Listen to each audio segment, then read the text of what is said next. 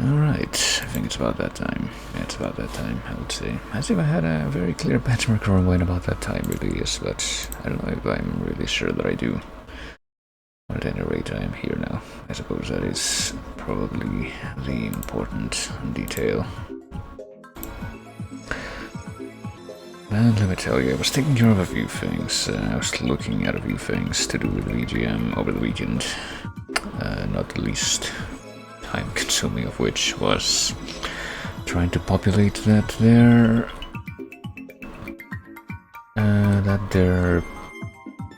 spreadsheet that was given out by the Chase recently. Actually, I'm gonna add one more track to it right away that I can think about it. That I can think of right away at the moment off the top of my head, like looking at the list of games I've used. But yeah, I'm not anywhere actually close to done with even just listing out all the potential tracks that I could consider for this.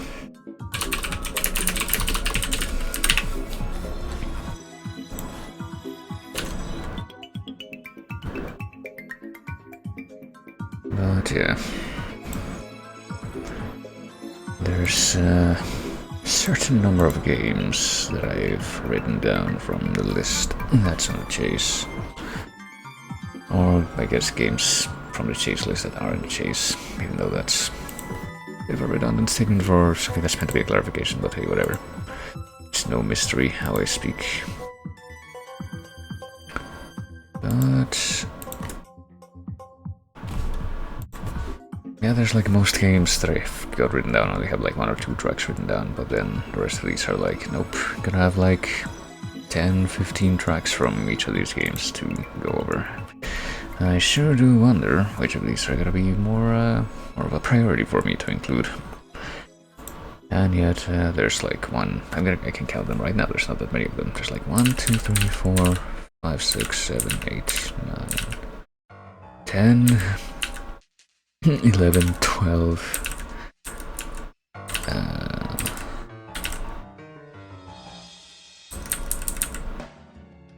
13, 14, at least 15 games I want to say that could potentially join that pile of games that I'm gonna have like 10 to 15 tracks for me to choose from. And I choose as my favorites from that game, and yet that I haven't actually got over yet. But yes, it's probably kind of confusing to at least some of the people that might be watching the stream at this very moment, since I'm pretty sure that I think the percentage of people who actually have a tendency to show up here, who actually are aware of what the Chase is probably a bit on the reduced side, but well, regardless. But yeah, I guess that's something that I'm gonna have to spend a little bit more time on at some point, probably this week, even though it's not really clear like when the cutoff date for that is gonna be yet. But yeah, anyway, that's my done saying all that, I guess. Hello Bern, hello Akadar, and hello to whosoever else may happen to stop by, as I probably begin by moving over to this scene. This one should be fine, and yeah, got another one of those bot follows at the start of the stream. That's apparently one of those notorious renegade bots that people have been complaining about, as if there hadn't been something to complain about for Twitch for like the better part of 8 years now. All of a sudden, this is the worst thing that has happened somehow. But in other news, but yeah, it's pretty confirmed that that was definitely a bot, given that that had like the exact same name structure as a bunch of those other bots that have propped up in the past. And also, I'm pretty sure that I actually got a different like bot follow with that exact same name variation literally like less than a day ago. So, you know, but yeah, I guess we might as well not. I was gonna say in other news, but it wouldn't really be news. It's just like, let's talk about something else, something that actually might be worth talking about, such as maybe we are gonna do a little bit of VGM guessing, as I always do at the beginning of these streams. And speaking of that, let me grab this thing. This phone that was supposed to wake me up earlier today by a considerable margin that it actually did. But, I mean, it kind of did, but it just didn't take. That's a problem.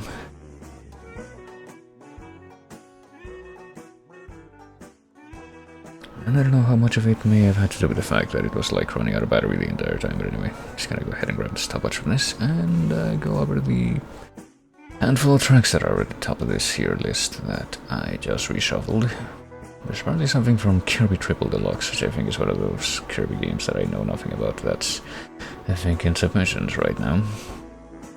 And there's a few other things. Is there anything that I would want to draw attention to of the stuff that I'm gonna have to skip? I guess I might as well fade this out now.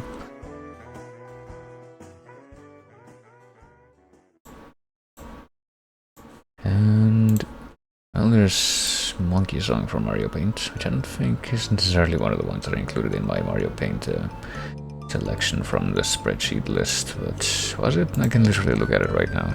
It's like 2 clicks away. No, it wasn't. I included a few more in my consideration list, but you might have gathered from the sheer number of candidates that I have for that, it's not really guaranteed that it might make it in, the ones that I did pick. And there's Ratchet & Clank 2, which I think has been stuck in a rather unfortunate position in submissions for quite a while now. Maybe I'll actually try to play the Ratchet & Clank games at some point in the near future to see if I can maybe make a difference for that, but what else is there? There's Suikoden Distant Mountain. I mean, I barely know anything about Suikoden, but I think that I've liked what I've heard about it. There's Bejeweled 2. I mean, I remember only one Suikoden track very clearly, and that's Black Forest, which apparently doesn't even play in a forest, from what I've read about it. Let's see, there's number 13, which is Michael Jackson's Moonwalker Bad. I was actually trying to remember like what all the tracks were in Moonwalker so that I could record like a couple of token ones to toss on the considerations list.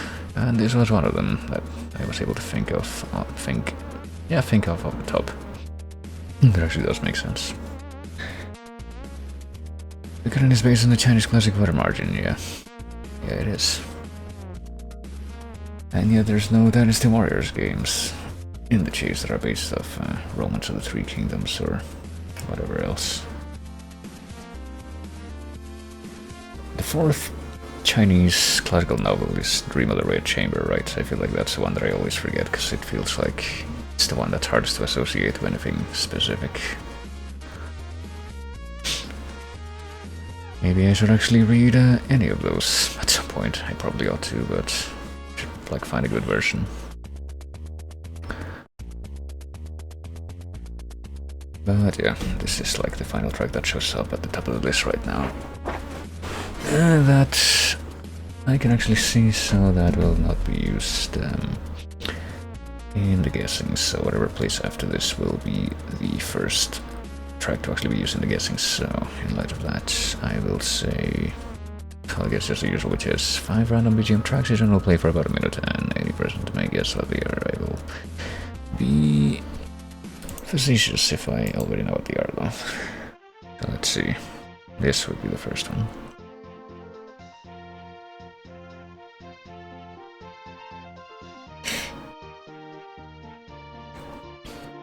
I want to say that the sound quality sounds like Game Boy Advance, but it doesn't really sound like Golden Sun, which is the first thing that I would think of when I hear this kind of style and this kind of quality. No, it doesn't really sound like the Golden Sun instrumentation. Could be something that I am guaranteed not to know, like fucking... I was gonna say Pokemon, but no, it's probably something now that I think about it more, it's probably something else that I'm guaranteed not to know, namely Fire Emblem. There's 7 or 8, I think those were both put in, or maybe it was only one of them, or maybe one of them got in and the other one was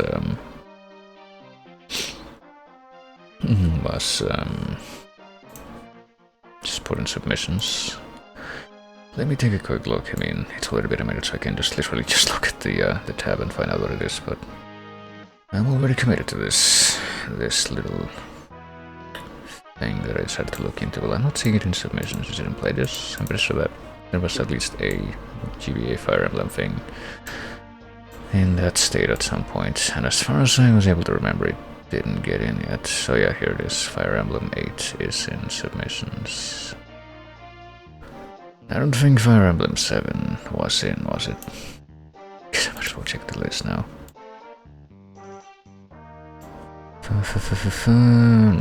No, it wasn't. Okay.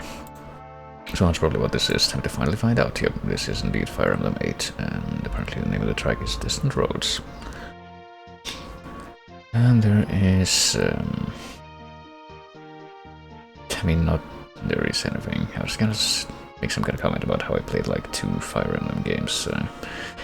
At all, they were Fire Emblem 7 and Awakening, and both of those, both times I played those games, I pretty much played them for like an hour each, and then I just kind of didn't feel like continuing. I don't know if I would ever have any kind of a greater incentive than I already have attempted to play them with, to actually keep going. I mean, I guess there is technically one Fire Emblem game that I quote-unquote finished, and that's Fire Emblem Warriors, but that's like a whole different thing altogether. But yeah, let's go ahead and skip to the next one now.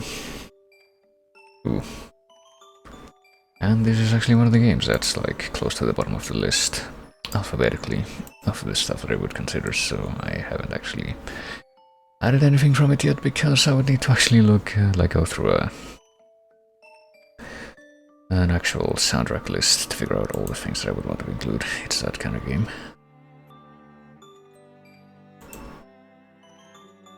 And this is pretty much my favorite game in this style from this series.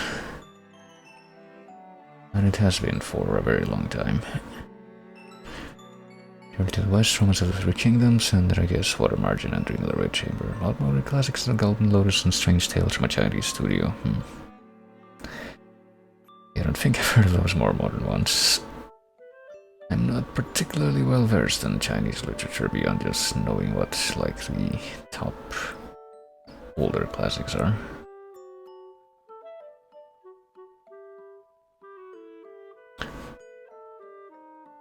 I feel like...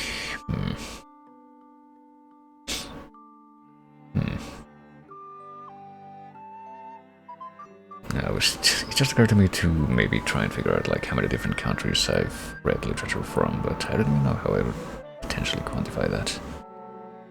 But anyway, it's been a minute, so... This is rather evidently, at least to me, this is Link's Awakening 2019, and it is Mabe Village, or however you want to pronounce that. I'm fairly sure it's supposed to be pronounced Mabe, but anyway. Pretty much just however, yeah, but this probably wouldn't be one of the tracks that I would include from this game. It's a nice track, I mean, like the entire soundtrack to this is nice, but probably a few more that would stand out to me a little bit more. But anyway, let's carry on. Really, no?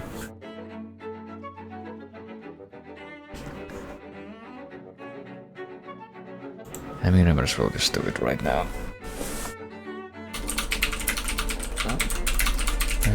There's like actually a couple of things that come to mind that I can just put on here right away.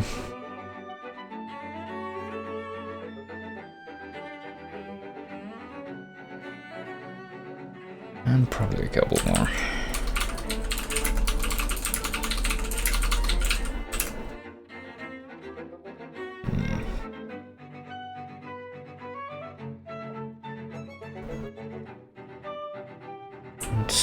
There was one more thing that was coming to mind, but I don't remember what it is anymore. My memory is very well equipped. I guess I'll do a couple of these. Let's do that one. That one.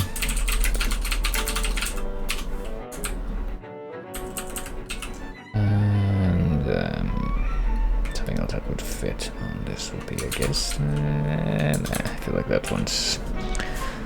I was about right, Face Shrine, but I feel like that's one that like everyone but me likes a lot. But I do like this one, which is Sword Search, also from Link's Awakening 2019. Enough to put it on there. And I would dare say that I even like the original of this considerably, even when comparing it to other tracks in the original soundtrack.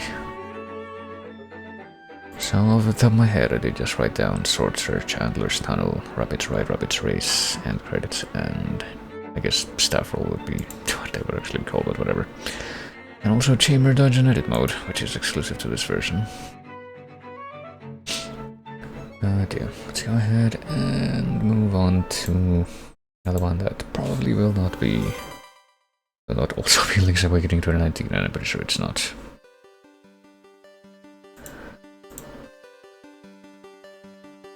I'm pretty sure I know what this game is, but this is yet another game that I've never played, even though apparently it was quite popular in certain circles. An update for Play Night is available. I was just going over to the Play Night window to see if I own this game, but apparently I don't. Or I might. I guess I'll update Play Night now, though, if I can do it without downloading everything else, without having to use the browser directly for that, see if the client just does it by itself. There we go. Also not too sure if I even remember the name for this track, though, even though I can definitely tell what game it's from. I can think of two potential names for it, but yeah, I looked this up on my Play Night client and apparently I don't have it. Even though I could have sworn that maybe I did. Has it been a minute yet? Yeah, it has. I just wasn't paying attention properly, but yeah, this is Fez. And I want to say this is either Beacon or Adventure. Let's find out which one. It is Adventure. Okay. I don't remember what Beacon sounds like, but I guess it must sound differently to this. And yeah, this is yet another one. Another case of maybe one day I'll actually play this game for real and actually have context for any of these tracks that I've heard through the chase that I am now faintly familiar with, but only faintly so as a result of that. But yeah, that should be track number 4 if I'm not mistaken, and yes it is, so let's go ahead and skip ahead to what would be the final track here.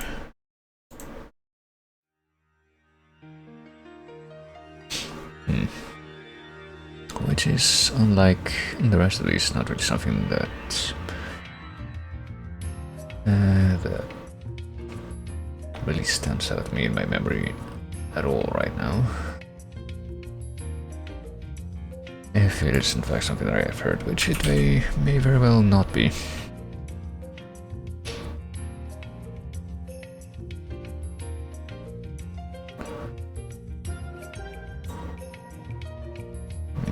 I could have sworn that maybe I had Fez on like Amazon Games or Epic or something like that, but apparently I don't. Well, not like it matters. I mean, I literally got a couple of different adventure games earlier today for like less than $1 total for both of them. Perhaps I guess I'll put Fez on my wish list here. Maybe at some point this thing will get in a state where I will be able to get it to or something comparably that cheap. But yeah, I don't really know what this is, but it's also been a minute. Would be really funny, wouldn't it, if this turned out to be from a game that I'm going to be playing real soon, but that I haven't actually played it and I'm not able to recognize what it is. But no, never mind. This was from something that was at least somewhat similarly along those lines, though, which is Final Fantasy X-2. And apparently the name of the track is Kilika. I don't know when I'm ever, if ever, I'm gonna get around to playing 10-2, to be honest with you. I mean, I played 10, I would say a couple times, but I didn't finish it the second time. I only got like as far as the, like after the Albert City gets destroyed, and then I just kind of stopped when I was playing the HD version.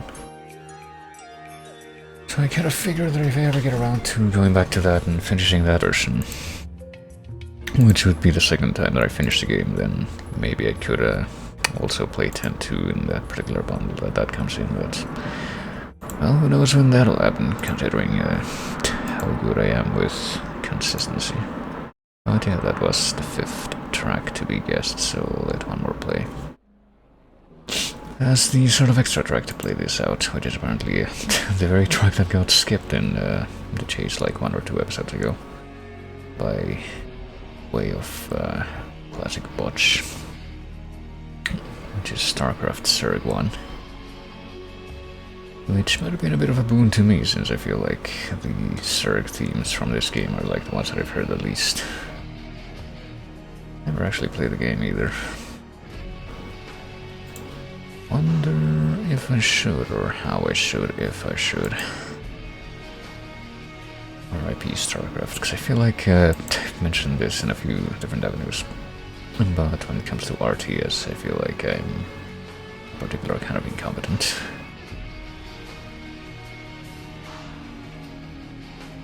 But hey, who knows?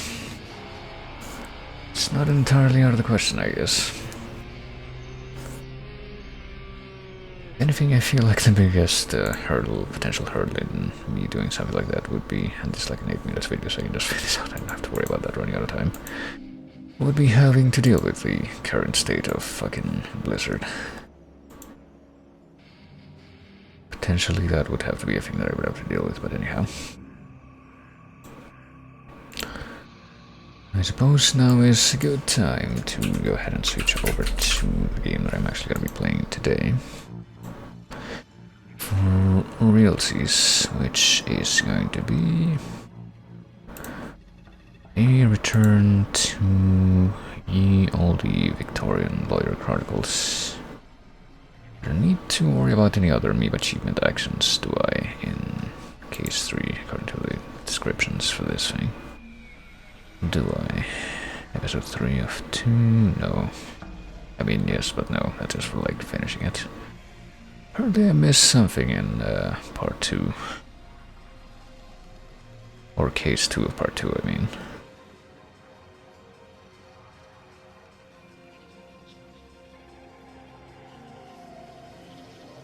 Apparently I missed one that says, for erroneously answering Mr. Schultz's question about who might have something that belongs to the convict in episode 2, so I guess I must have missed that one, so I'm gonna have to like... I'm gonna have to replay a few cases of this later, I guess, if I want those MeeP achievements, such as that one, and also... I guess I'm gonna go ahead and figure this out since I'm gonna start the game now. There's apparently one achievement, one MeeP achievement that's tied to the final case of part 1, or so I was led to believe by the image forts. But yeah, let's go ahead and see if I can do the software capture on this thing. Should be real simple, and so it was. It should be quite straightforward. And so it appears that it has been. Now if I can just go ahead and click on the other things that I want to click on, such as this and this, there we go. I can actually get started. But yeah, here we are. One more time, coming back to Great Esoteric Chronicles, Part 2, Case 3. Subsection 1, I guess, investigation before. We go somewhere else. I guess the somewhere else that we need to go to before we finish up the investigation section, though. At least it would be the scene of the crime, but yeah. Previously on Esoteric Chronicles 2. Well, I guess the whole lead up to this case that we have so far is that there was some kind of great exhibition thing. Follow up. Not the Great Exhibition, or at least not as it was during its first historical iteration, because I would have been like back in the 19, or not 19 or anything, but like 1840s, 1860s. I think 1860s sounds closer to what it actually would have been, or maybe I'm wrong. Maybe it would have actually been before that. I mean, I think I literally have a thing open right now in a different window that could probably tell me. Let me see. 1851, that's when it was. Thanks, past me. That's when the first Great Exhibition was. And this is supposed to be like the 1880s, 1890s though, so definitely wouldn't be that one, but yeah. Some kind of demonstration blew up and some guy died. That was like some kind of high-profile organized crime lord, and this guy is getting blamed for it, but what we want to prove, I guess, during the trial is that it was an accident and wasn't like intentional sabotage, or at least something like that. And also the vampire prosecutor dude is somehow involved with that scientist guy. As having known him when they were younger, and also is kind of getting suspected for what happened during that incident, since I guess he was also prosecuting the high-profile crime lord guy before or something, but well, let's see what we got here in the actual exhibition grounds, which we haven't been to yet.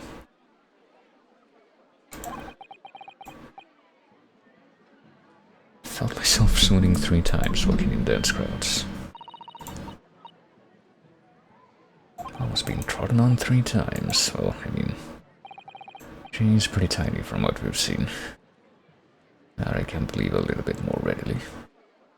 We've made it through the throngs, though, by the looks of it. That's some alliteration right there. And apparently this is where the stuff blew up.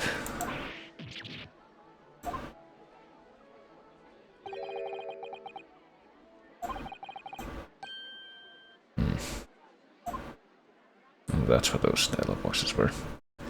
Distant arguing.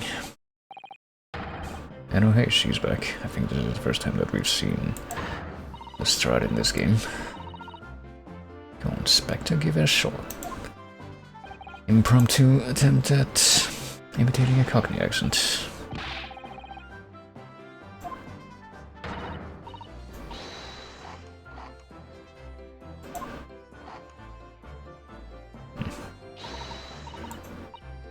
Would you really call a newspaper a bag of chips, though?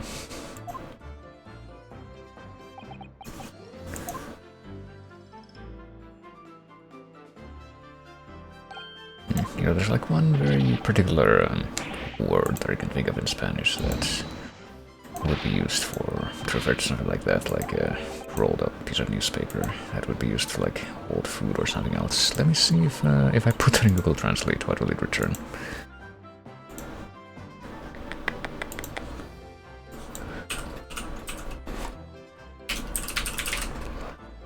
Cornet, okay. Cornet, cone, or twist, apparently. But apparently the word cornet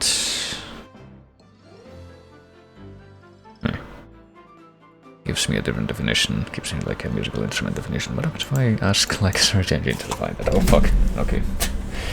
Well, my mouse fell off, but at least the fact that it's cornet kept it from colliding with the floor. Cornet is a wind instrument of the trumpet class having 3 valves operated by pistons, or a piece of paper twisted into a cone and used to hold small wares such as candy or nuts, there you go. Or a headdress often cone-shaped, worn by women in the 12th and 13th centuries. Well, I think I've seen those actually. But yeah, I guess cornet would be probably a more appropriate word for this kind of thing than bag.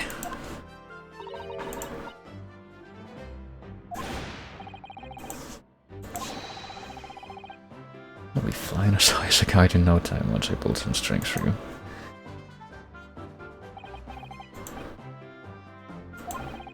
Statements to be taken out of context.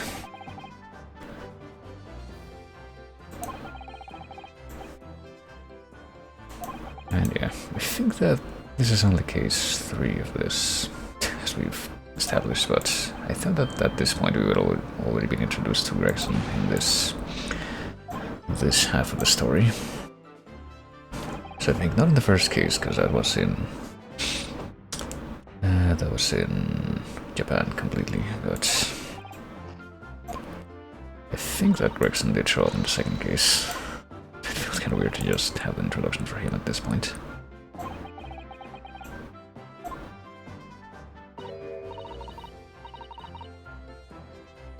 Is the 5 Bob style you got, says. Oh.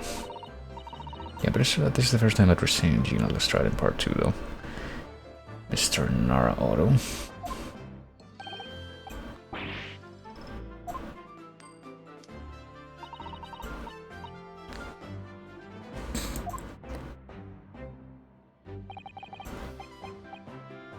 Pickpocket or diver born and bred in the East End of London. Not even the first game that I played and streamed recently that involved a character that was a diver, that was also a young girl. Well, the definition for that term in the respective context was considerably different.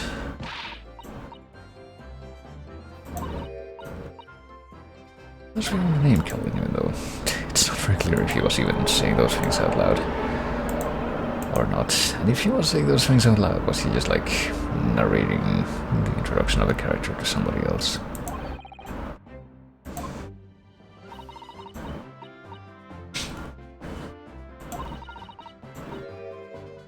An apprentice now learned to be a Scotland Yard detective. Oh, there you go. Strad now. That badge is homemade, surely. That's 997 design.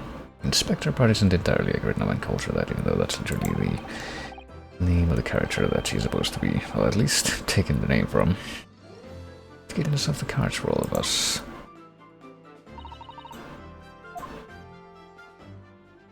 Yeah, what does that mean at this point? I guess he's not going to clarify that, never mind.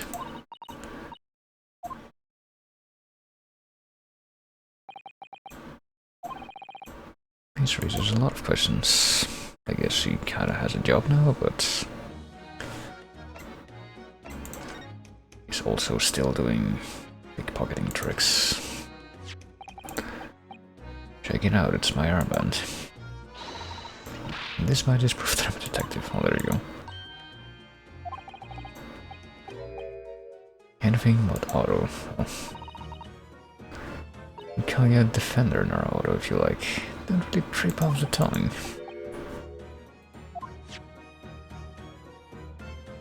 I mean, does it fail to trip off the tongue any more than what Sasaki called him? It was like locum, lawyer, squire, Naruhodo, something like that.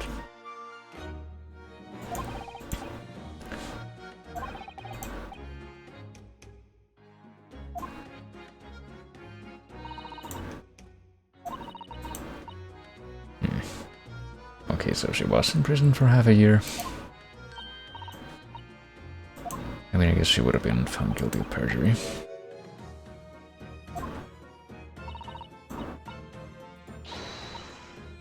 It's like something out of a book, eh? Link. I mean, just like pretty much every other name in this that's been lifted from Holmes books.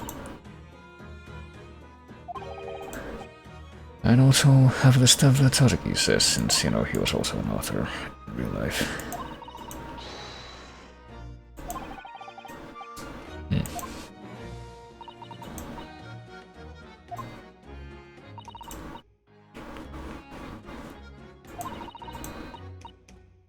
I don't read so well, do I? Well, I guess that does make sense.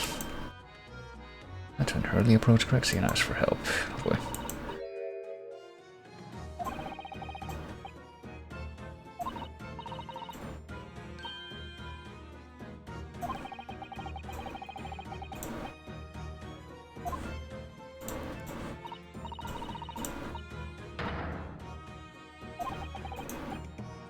Alright.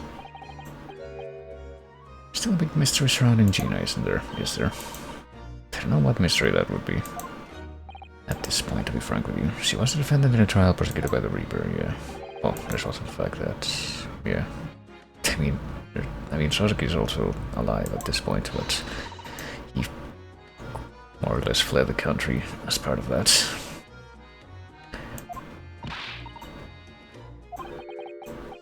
In that far, there probably won't be a whole lot of you left.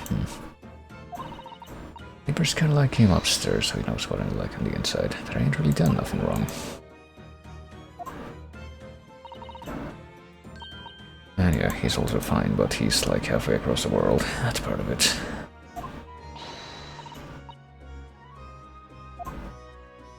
And you know, there is like the one other person who actually got defended by Ryunosuke in the first part. And who was found not guilty, but really was guilty, as they found out later, but did get killed, but it wasn't by the Reaper, it was by somebody else. And it happened immediately after the trial, so I don't know what that implies. It's part of that legend. Brady Block pulled a bunch of levers in his machine and suddenly it started billowing smoke. Then it just went pop. Just pop. No better onomatopoeia to describe what happened.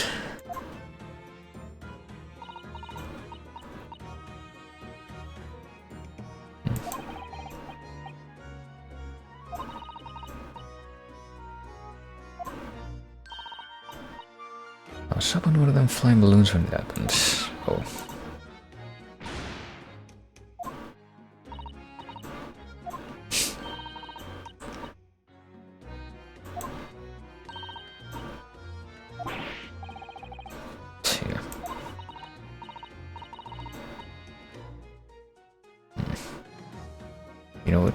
would make some kind of joke about child labor, but I guess if she's already doing shit like publishing stuff, then what does that mean? Would that not technically also be defined as child labor of a sort, if it includes a salary? Or at least some form of official remuneration.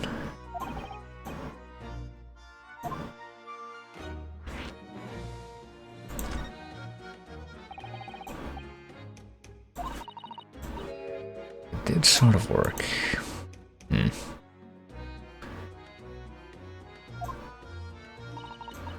What do you think they have found the victim's body in the Crystal Tower over there? Oh boy. You know, this might be, maybe, possibly, since I'm pretty sure that all of these 3DS Ace Attorney games came out after Layton vs. Right. This might possibly be a bit of a kind of meta callback to Professor Layton 3, where there's like a plot point about a time machine experiment that just blew up, and you to assume that it didn't work, but you learn, you know, spoilers for that game, and at the end of the story it turns out that it did work. And the person did travel in time, but got, like, doomed to eventually go back in time to the moment of the explosion.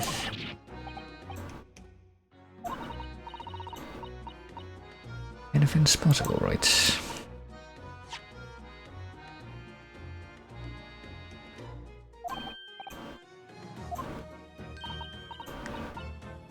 I had 3 bob off here before, so fair's fair.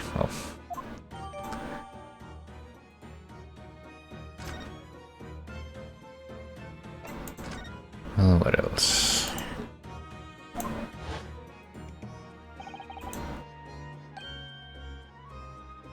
Investigating the off the cards for all of us. He did say that, and then he just completely changed the subject to the next thing that he said. But I guess we actually can get clarification for that now. No one's allowed to investigate that weird machine that blew up.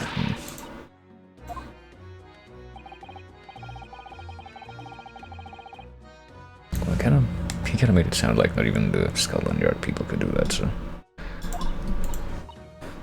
We ain't allowed to investigate neither, yeah. What did the boss call them again? The Forensic Investigation Team. Oh boy.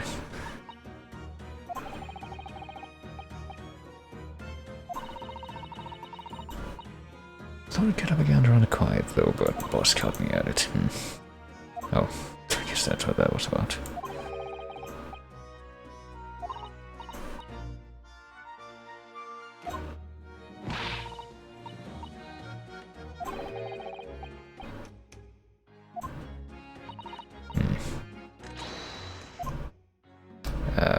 Was the platform where the machine actually blew up? I wasn't sure if I actually was able to figure that from the...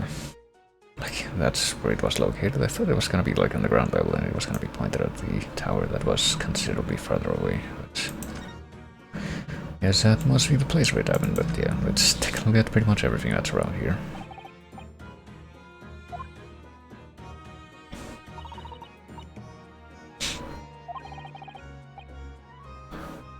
Yeah, me neither. We don't use them here or in most of the world either, for that matter. And they wouldn't be using them in Britain for much longer. It's about 9 meters. There you go.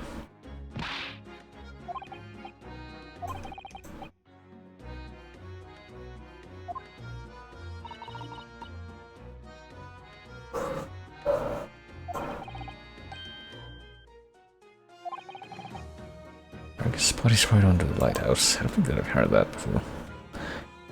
I heard something like that in Kingdom Hearts. That's worth anything. Oh, so we do actually just go up now.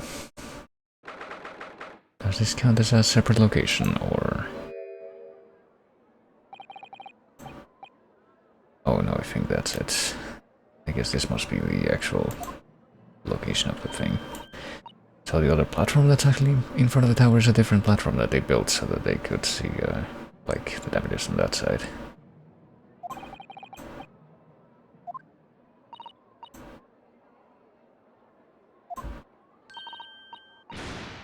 Explosions are the very essence of chemistry, even though I don't think that the kind of experiments that Holmes would have done in the canon would have involved explosions for the most part. Need something that exploded with such force it took the roof off the building. Well.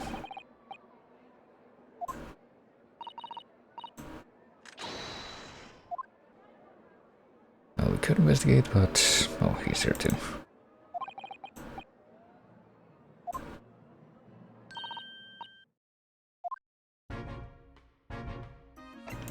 Could also go to the other floor of this, maybe. Experiment station stage. Prison. Computer's office stage. Wait, can we not just travel that way by going here? We have to, like, examine something else in this screen to go back down, if that's even possible at this point.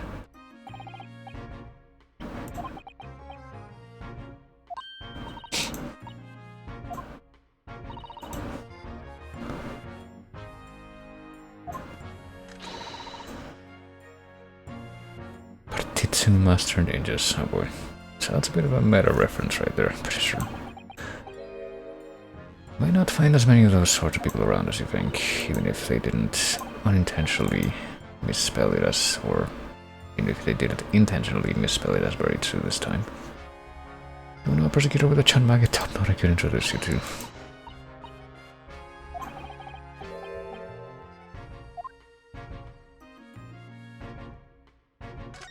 Oh, do you want to say the same thing about the wheel?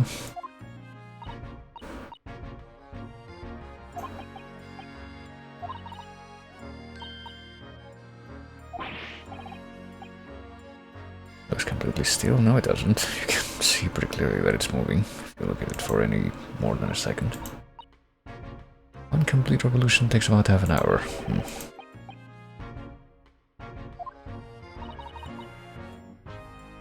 Just invented a new sort of rider. Well, one that I guess will not be prominent in a facility like this for probably another few decades. I might as well look around here since I can try to figure out how to get back to the lower part of this place right away.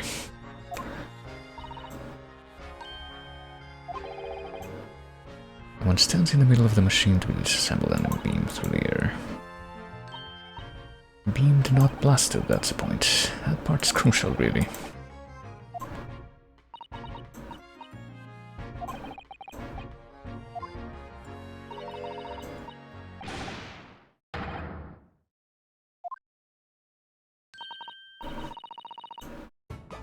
Instantaneous kinesis the way you flew over just now. Oh.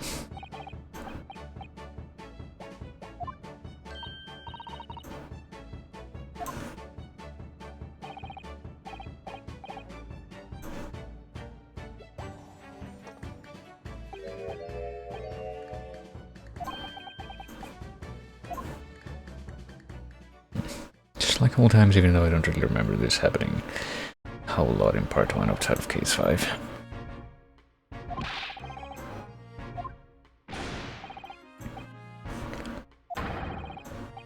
Said blasted special dispensation for scientific equipment to blame.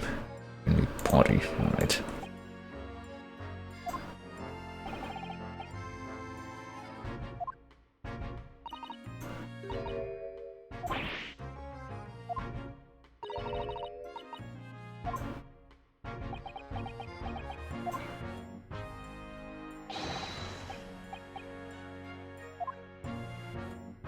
Alright.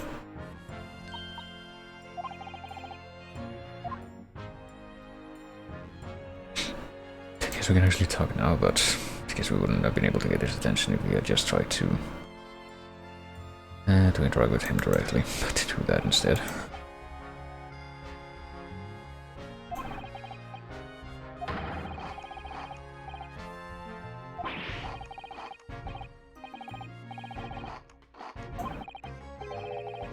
I really think this machine could actually disassemble people. Well,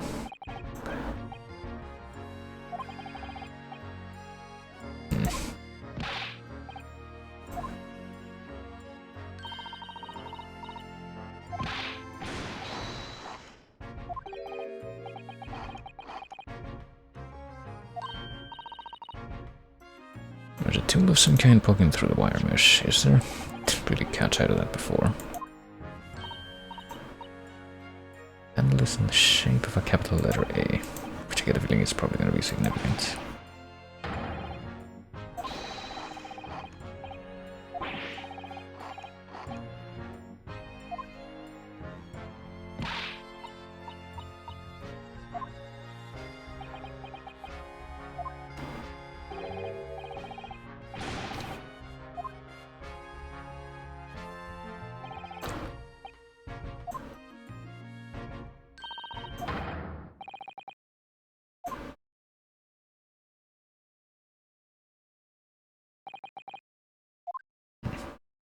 So he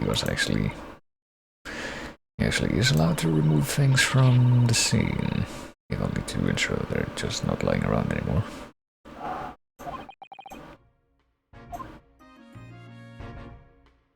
And now he's also removed himself from the scene.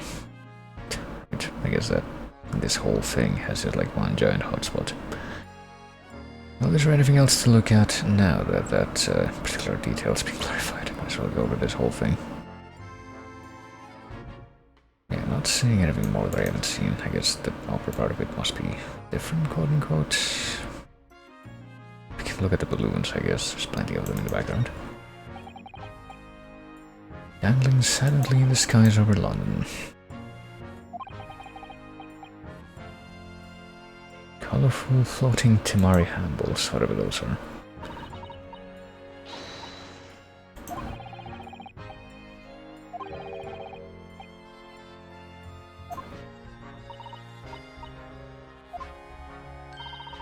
It's physically impossible for a flying balloon to plummet to the ground as long as it doesn't explode. Well, I suppose that part is true. I mean, have you seen any of them explode? It's QED, you might say. If that's even what that means. Amazing horn-shaped device is pointing towards Crystal Tower.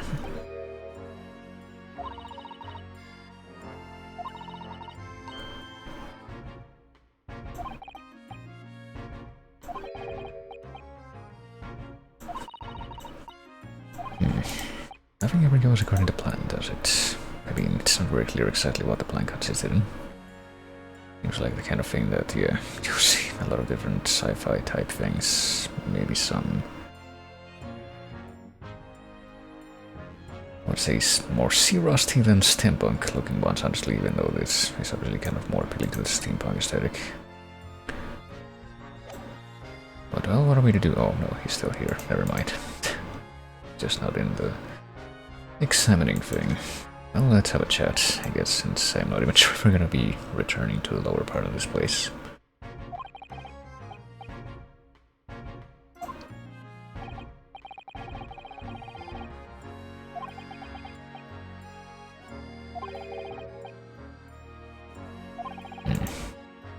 I mean, you would think that if they were gonna try something like that, then they would have already tested it to some capacity. I'm more worried about being ahead of the game than the odd spot of public safety infringements.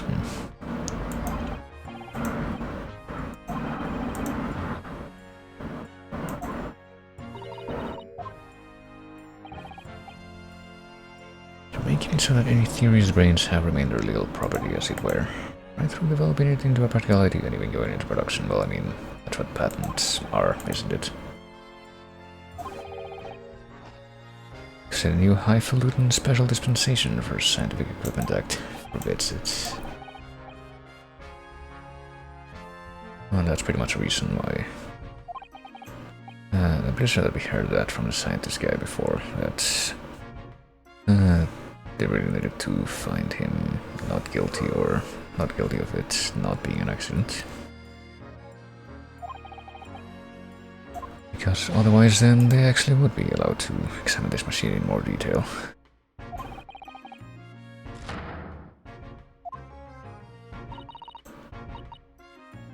He's very head up, isn't he?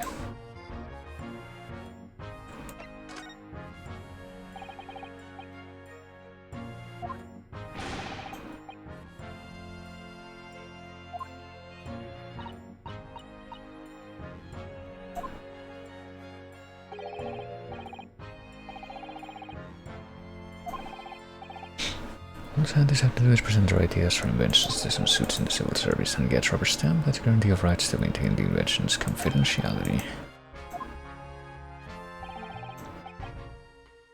If all the world-changing new inventions on display every day. Good half of them are a lot of cobbler, if you ask me. Well,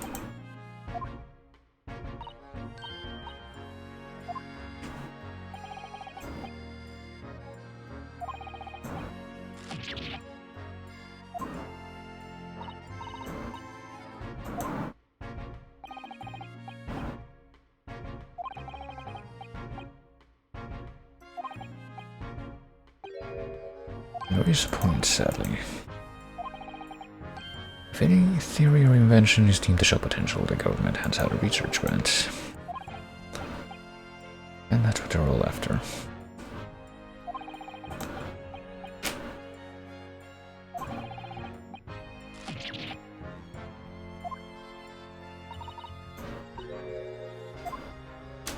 I mean, if anything, that would just be a bit of a preview of the future. These trends being introduced.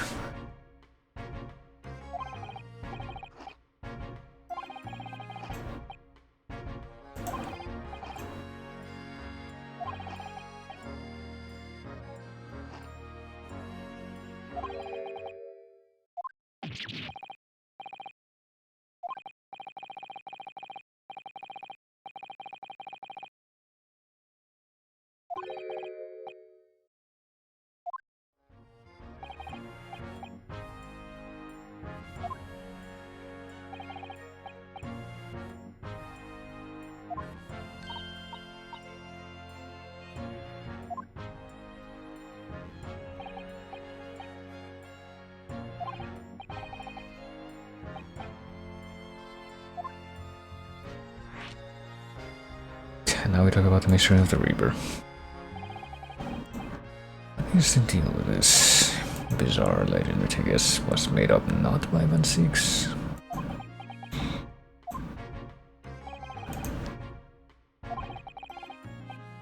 Vinny can't always push a right verdict through. Sometimes justice can't win.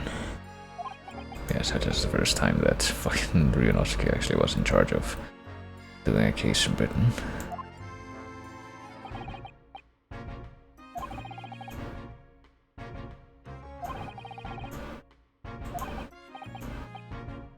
A very thorough investigation, and the conclusion we reached is that Lord Van Six is in no way related to the deaths of those people outside the courtroom. I mean, we know that he wasn't in the one case that we saw where that actually did happen.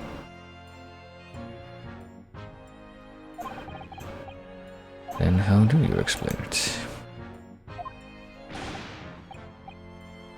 I guess it's just being hand-waved away. Conveniently, that's the whole point of the Reaper. Well, it's probably more conveniently a mystery if some people try to keep it a mystery. At a university, Lord Van Six was a totally different person, easygoing and kind. But after they both graduated, that something happened to change the man.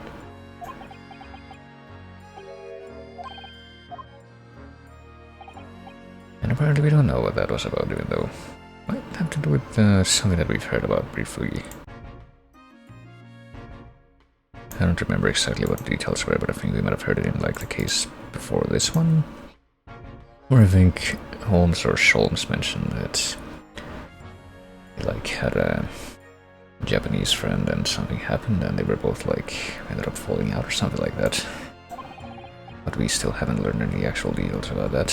And I think that we're probably not gonna get most of the most important details of like all the unanswered things regarding stuff like that in this until like the very last case, but just a hunch. So we can't move back to the... Can we not go there? Hold on. I mean, it shows that we're there, I guess. That's a problem. But we're not actually there, at least not on the lower part of it. And she says, like to tinker around this place some more. I don't think that... Yeah, I don't think that... Anything that she says about the other places implies that there's more to do there, but... Oh yeah, we haven't looked at this yet, have we? Okay, so there's a platform, and yeah, it's being aimed up at the tower that way. I guess I just had a couple of balloons in the background for flavor.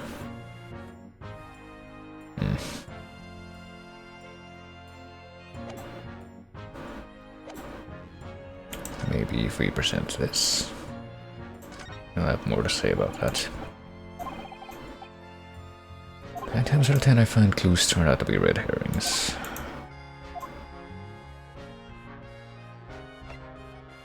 Not even any kind of disagreement there. 2 unwelcome blasts back to back. This one of the exhibition and the Reaper getting attacked.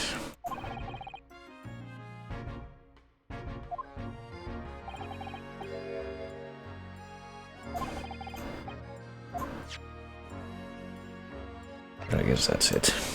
Hey, check out my armband.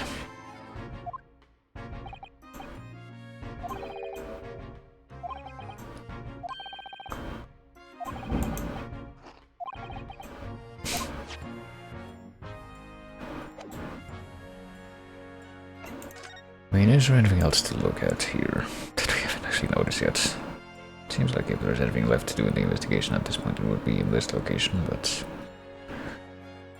can't say that I'm noticing anything different. It's like the giant one hotspot that this whole machine has. There's the stuff in the background that we already saw.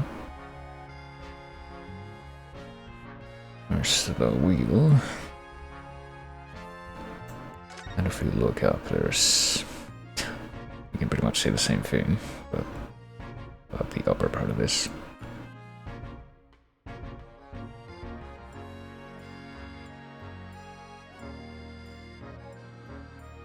What happens if I use the look around button that's there or not? Okay. I mean, can we go back after this? Doesn't seem like we can go back after this, no. I guess this would be the levers that you have to manipulate. Let me try something. What happens if I move to any different location, like, I don't know, prison? Does anything change, first of all? I guess there's the fact that that guy's not there anymore. And then move back here. Okay, I guess that's how you get back down here. I wonder if she has anything different to say now. I guess not. Okay, so we go up to the exhibition if we interact with this, I guess. What about this thing? Will this also take us back up? Lead to a stage above, we should go up there. Even though once we go up there, there's apparently no way for us to go back down without leaving this place completely, I guess. I would think that there would be a way for us to do that, but it's not. Just gonna show me the building in the background? Yeah, it is.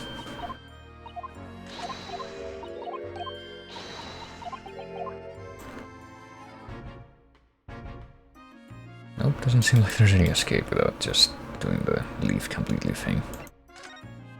It's weird. Let's go to the prosecutor's office this time. Yep, he's still there. Let me see that we're just able to talk to him again if we do this.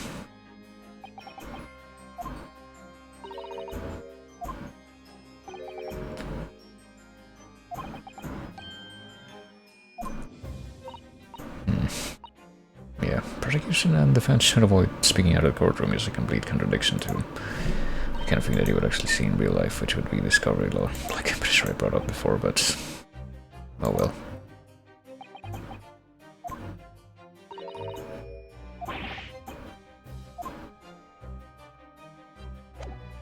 Well, there you go, a little bit of extra flavor text by coming back here. Okay, let's not go up the stairs this time. Surely there's more to see. Such as this scorched thing in the ground here, ripped piece of cloth. It's very thick and stiff and looks extremely durable. Canvas, I think, with some sort of rubber backing. And maybe it had something to do with the explosion. Well, there you go, we found a new thing. What about this thing in the background? Dropped or hid? Oh, is this like a bizarre kind of steampunky crossbow looking thing? Or like an actual part? What's going on here indeed?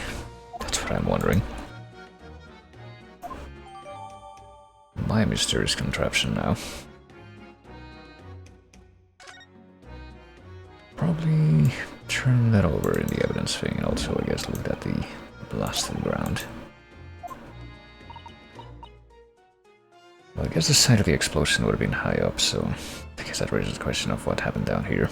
What kind of scattered ash and burned embers too? Is there like some kind of sabotage going on from down here with some kind of bizarre cannon-looking thing?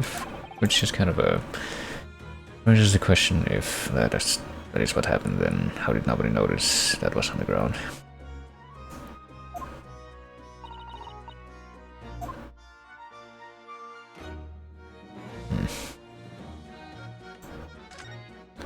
Well, how about this?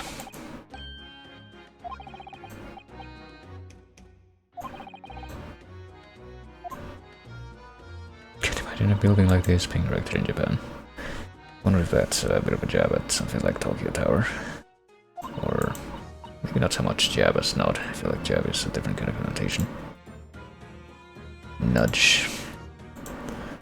There's also an art gallery in a tower and a museum.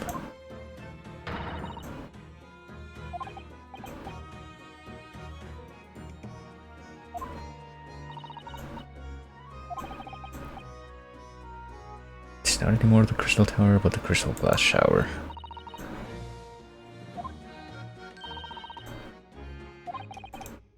I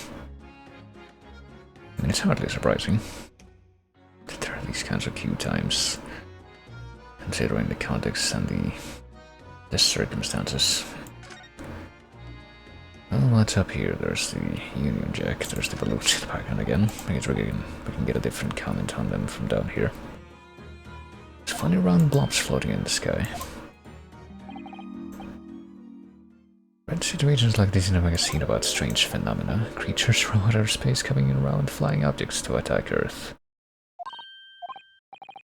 Supposed inhabitants of other planets are bound to be interested in the Great Exhibition. It's happening. I wonder if that's supposed to be a nod at like War of the Worlds or something, which I don't think it would really make sense, considering that even if I'm not sure, but if the timelines would even line up, but even assuming that they did, I'm pretty sure the description of how the Martians would have traveled in that would be pretty different than anything to do with hot air balloons. Not sure the cove ended up after his instant kinesis or whatever they called it.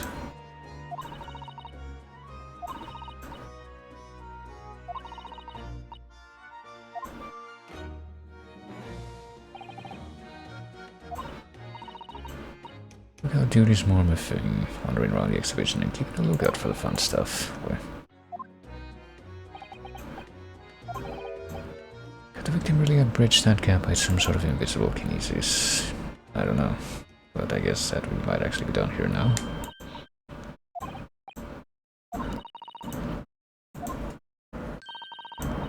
Early might know something, mightn't he? Yeah, about what? About Mr. Reaper. I mean, he did make a comment about that to us in the past, so maybe. He's in the middle of some big case, isn't he? Or maybe not. This is what you need, oh boy. Some kind of entrance ticket. Madame Tuss Spells. The most popular attraction in London at the moment.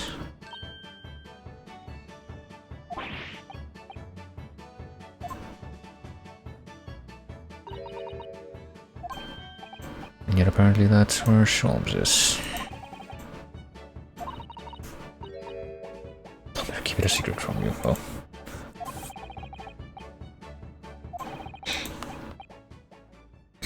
Stranger things have happened, and when they happen, Mr. Sholmes is usually at the heart of them. Alright, I guess we might as well try to go there. Alright, this might be like a museum of interesting waxwork exhibits not far from Baker Streets. Oh yeah, that is actually where that is in real life, actually. You go to London, the fucking Madame Tussauds thing is actually not very far from where the Baker Street place is. Now that I think about that, but yeah.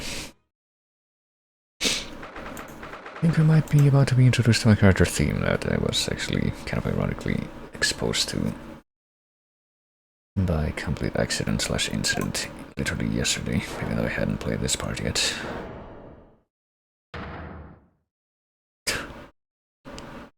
You know, I'm pretty sure that if you go to, well, I'm pretty sure because I've been there myself, but if you go to the actual Sherlock Holmes Museum in Baker Street, they have like little exhibits like these of wax figures from like the stories.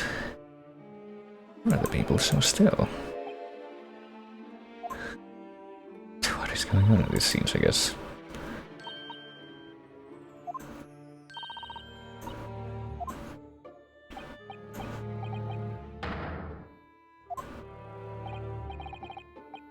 I read about dead bodies and wax moths in a magazine about strange phenomena. Depending on how corpses are kept after death, parts of them can turn to wax apparently. Well, it's called adipocere here. And speaking of adipocere, I'm trying to remember if that was like a plot point in... there's a plot point in something. Was it a plot point in something, or am I thinking of... Hold on, I need to look this up now, because this is gonna bother me if I don't figure it out.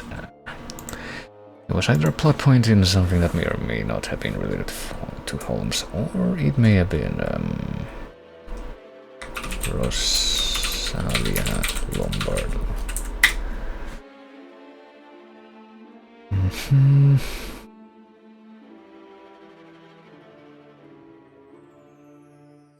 No, I don't think it was this either. Hold on. Where did I hear this? Because I'm positive that I've heard that before. I can't remember the context for it right now.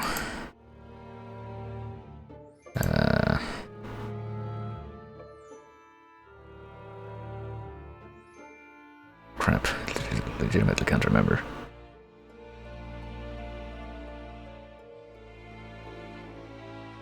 Yeah, there's apparently historical cases, but how do I look it up here? No, hold on.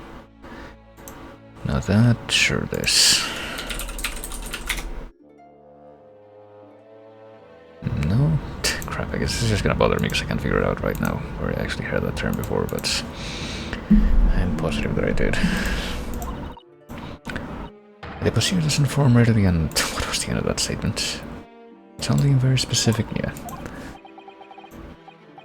Just remember something else I read in another magazine about strange phenomena. There was an old lady, maybe a witch, who used to pour molten wax over corpses and put them on display.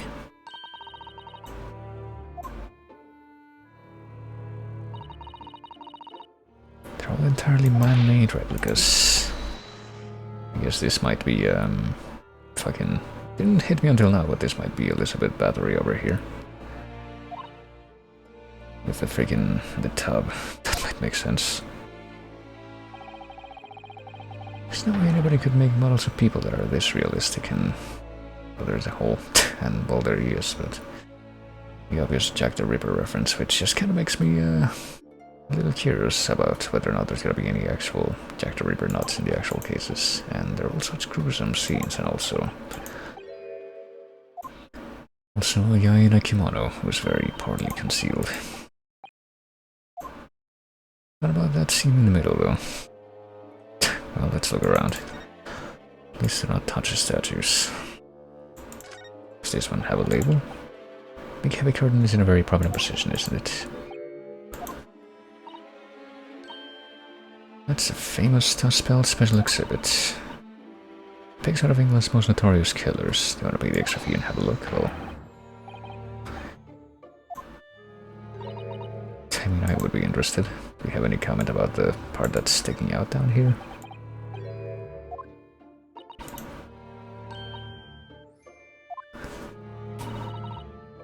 Maybe one of the waxwork models has fallen over. Don't think it could be the work of one of the mass murderers in here. Well, I don't think we're gonna go gravity falls, so probably not.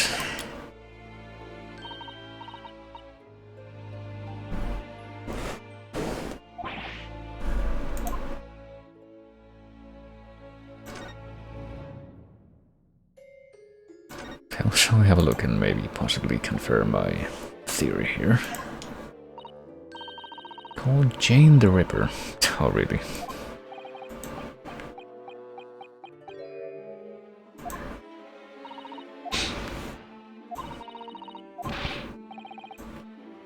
You know what she's doing? She's trying to fill that bathtub with blood so she can have a soak in her victim's gore, and yet... Not according to the information about the exhibit on the little board here. Doesn't mention anything about the bathtub. Really.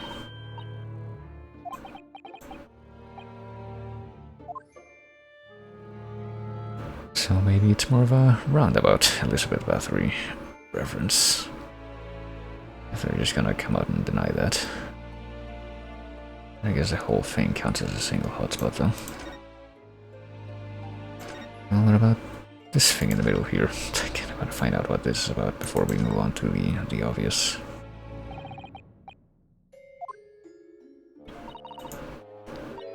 Maybe all the exhibits are real people. When it's closing time and all the visitors have gone home, they suddenly start moving about.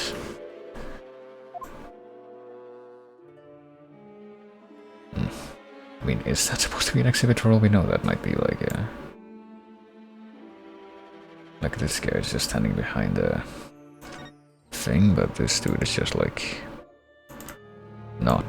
So that might actually be like a sleeping guard or something.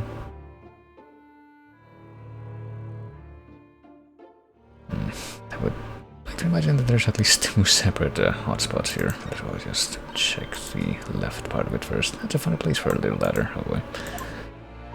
Didn't even think about that coming up, but... We have a totally different word for a ladder that folds in half like that. It's a step ladder, or just steps. So be careful about making assumptions about other cultures, that's how wars start. The writer makes an astute point. Okay, well, how about this now? This is an example of Western sujigiri, whatever that is. Yeah, it's echoing my sentiment. When an unscrupulous samurai randomly attacks a passerby to test his sword. Waxwork of a samurai would probably be hugely popular.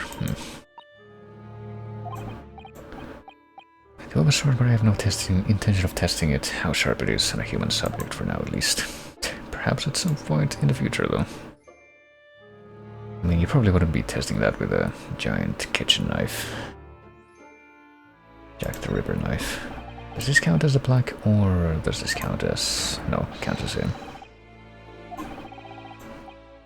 Some wax statue in here, that must be what that is, especially considering that the head just moved.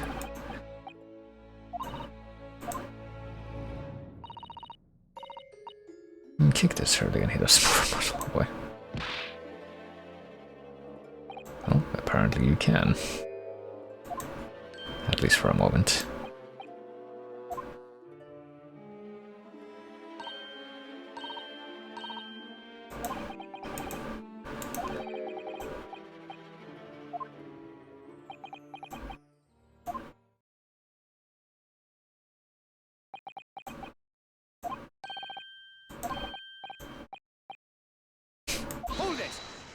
Great murder scene to enjoy.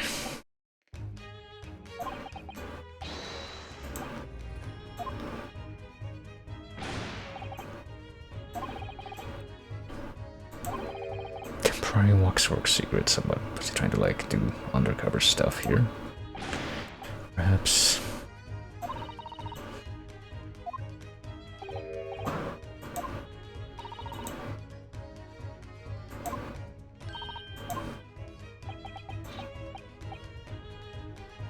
There are 2 minutes more being stationary like that in my great brain, upon which all my success has been built would have turned to wax.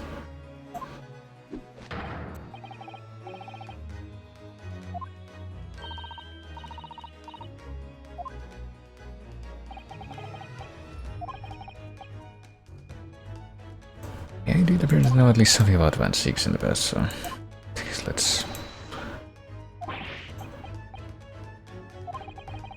try to get to the point. I think it's a foot within the walls of this very museum. I guess we still haven't heard why he came here to begin with. Strong suspicion that it is related to the matter about which you've come to me now.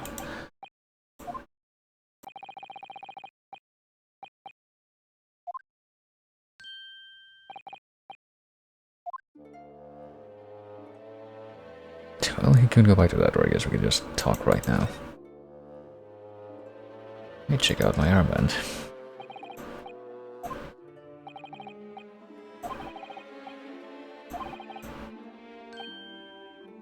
£4 per item as a consultation fee. Well, it's 2 hours of gas. Oh yeah, I guess it is, based on what we heard in the previous cases trial.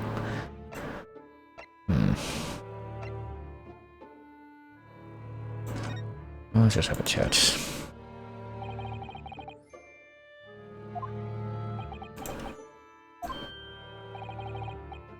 Madame Tussauds came to London from France 3 years ago, I understand. I think the real Madame Tussauds would have been active in France about 100 years before this happened, I think.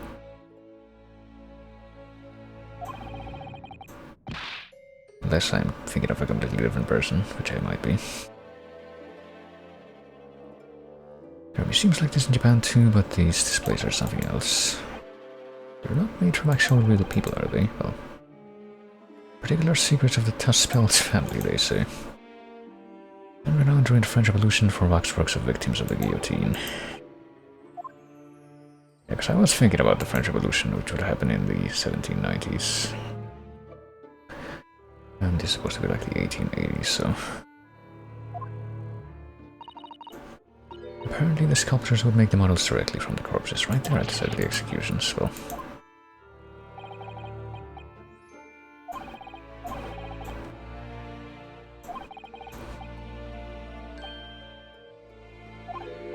And yeah... Art of Horrors does seem to be the most popular part of most wax museums. I can confirm of the one wax museum I've been to in my life.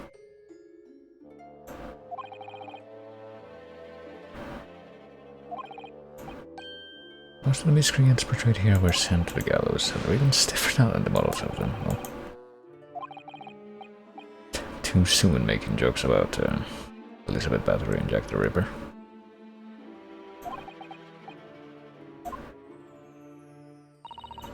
They're all portrayals of real events that actually took place.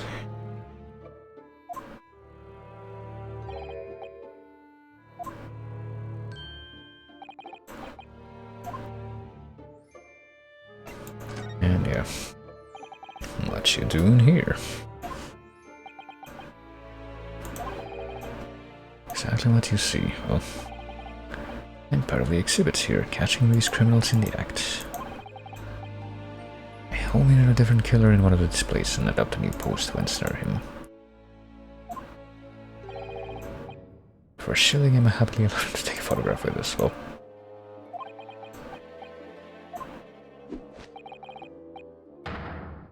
for the money. Oh, well. I may struggle to pay this month's rent, and I have the ravenous iris to consider.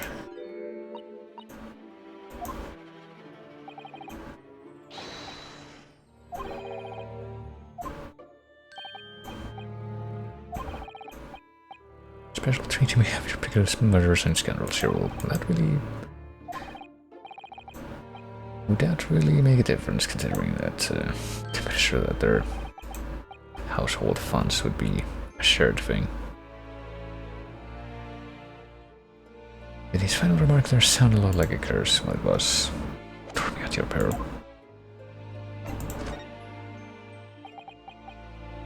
Well, let's talk about murders that I guess are still happening to this day. It's about Lord Van Seeks, our friend Mr. Reaper.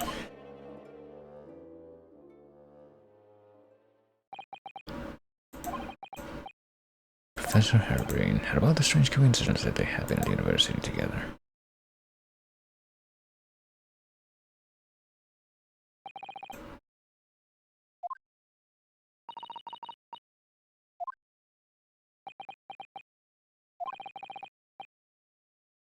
There was something going on here in this exhibit hall before that something was afoot. I believe it was related to what I wanted to ask you about. And now we're just gonna clam out completely about that.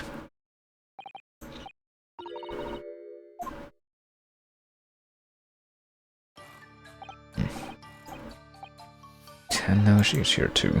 What's she wearing? Could she look any more mysterious? Well, that might be debatable, but...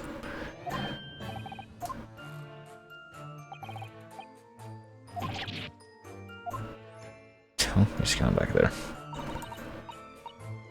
Esmeralda Tuss Spells is my museum of waxwork. The Madame Tuss Spells, apparently. But not the same one that would have actually originated that title. Go by, at least my attempt at the history. Only 26 years young, I might add. Bien sûr. And my Madame in name only. It adds a certain je ne sais quoi.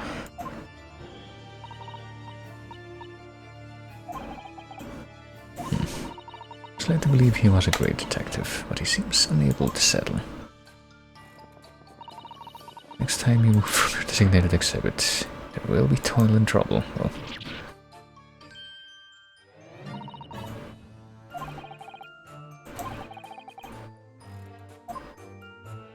okay, I guess we're not gonna get to ask that question this time.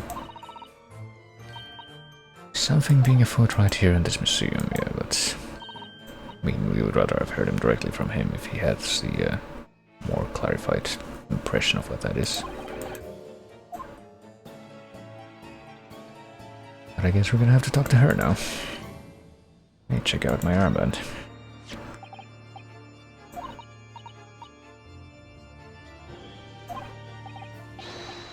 It's the mark of a defense lawyer in the Empire of Japan.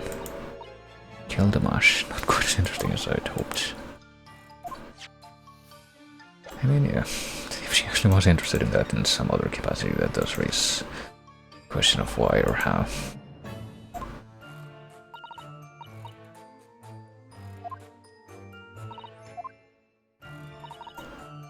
Does my grandmother have begun the tradition in my family? Her functions were checkered, living through the turbulent times of the French Revolution as she did. It's when she acquired the savoir-faire that leads to the astonishing lifelikeness.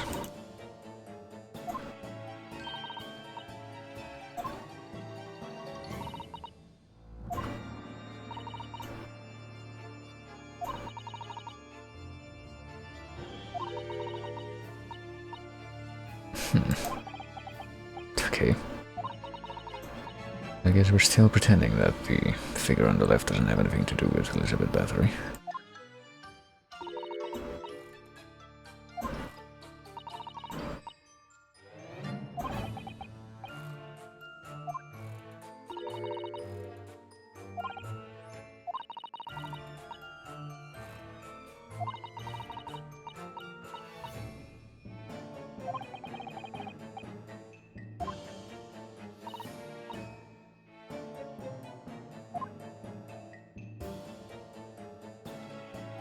Alright, but yeah.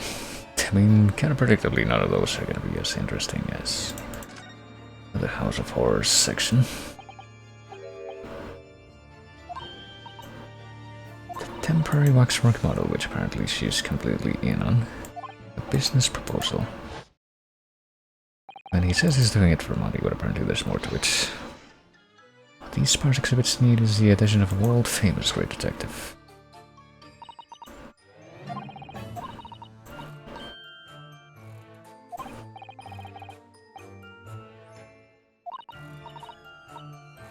De la Crime, so I was keen to come to some arrangement with him. Well, sadly we were unable to agree terms. For a mere £500, I will dive into your cauldron of wax this very moment.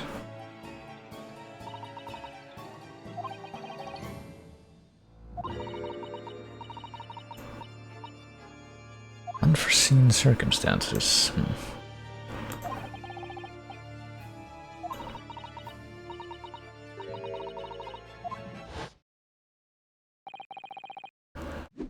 I have a 50-shilling problem that must be resolved by the morning. Well, that's also a bit of a modification of a more typical Holmes phrase, which is three-pipe problem, but it's a pawnbroker, that's what it is. Must have something to redeem, oh boy.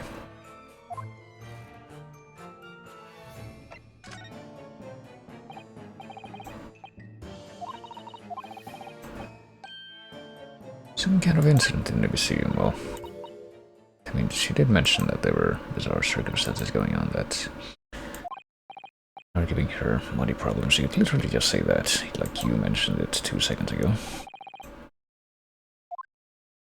And now he's also gone.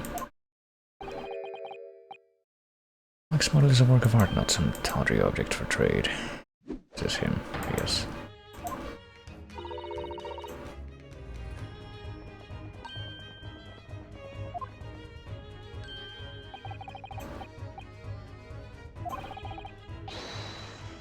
Our ideas about your current problem is we must throw into the melting pot instead. I guess he's just gonna bring out the whole thing regardless of what she says. I would invite you not to involve the police. Apparently something happened that might involve considering that. Mere 50 shillings. I mean, wouldn't the police be obligated to investigate without private funding? I insist upon payment in advance, but I guess this would give her the benefit of it not being public.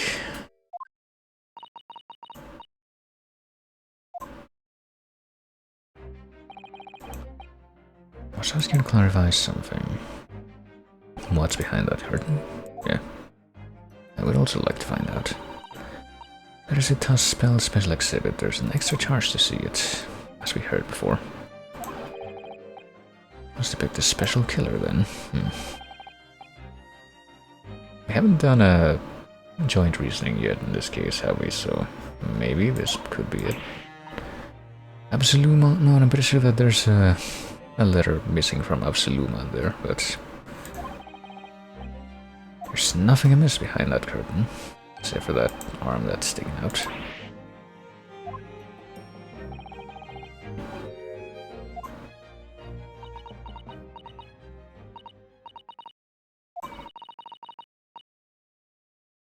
Only a soupçon.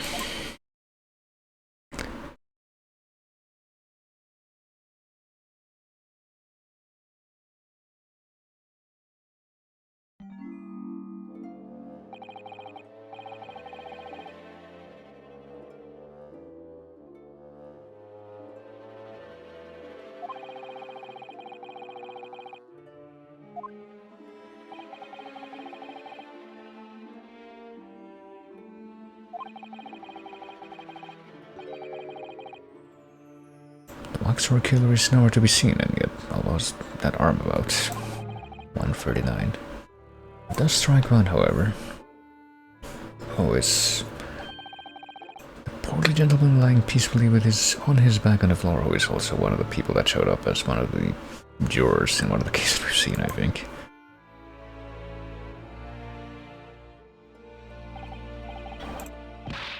Well, then perhaps that man on the floor is the ruthless killer himself. He's a perfectly ordinary London gentleman, not even a waxwork, in fact. Well, is he dead?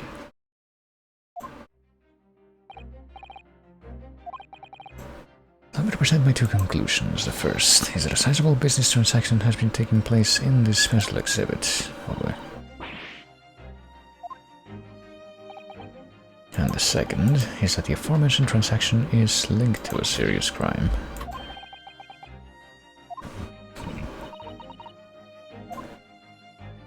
So are we actually going to do the joint reasoning now? Oh boy. As you agree to my fee, you shall now have the pleasure of seeing this famously great detective and temporary exhibit at work. Oh goodness. Yep, here we go.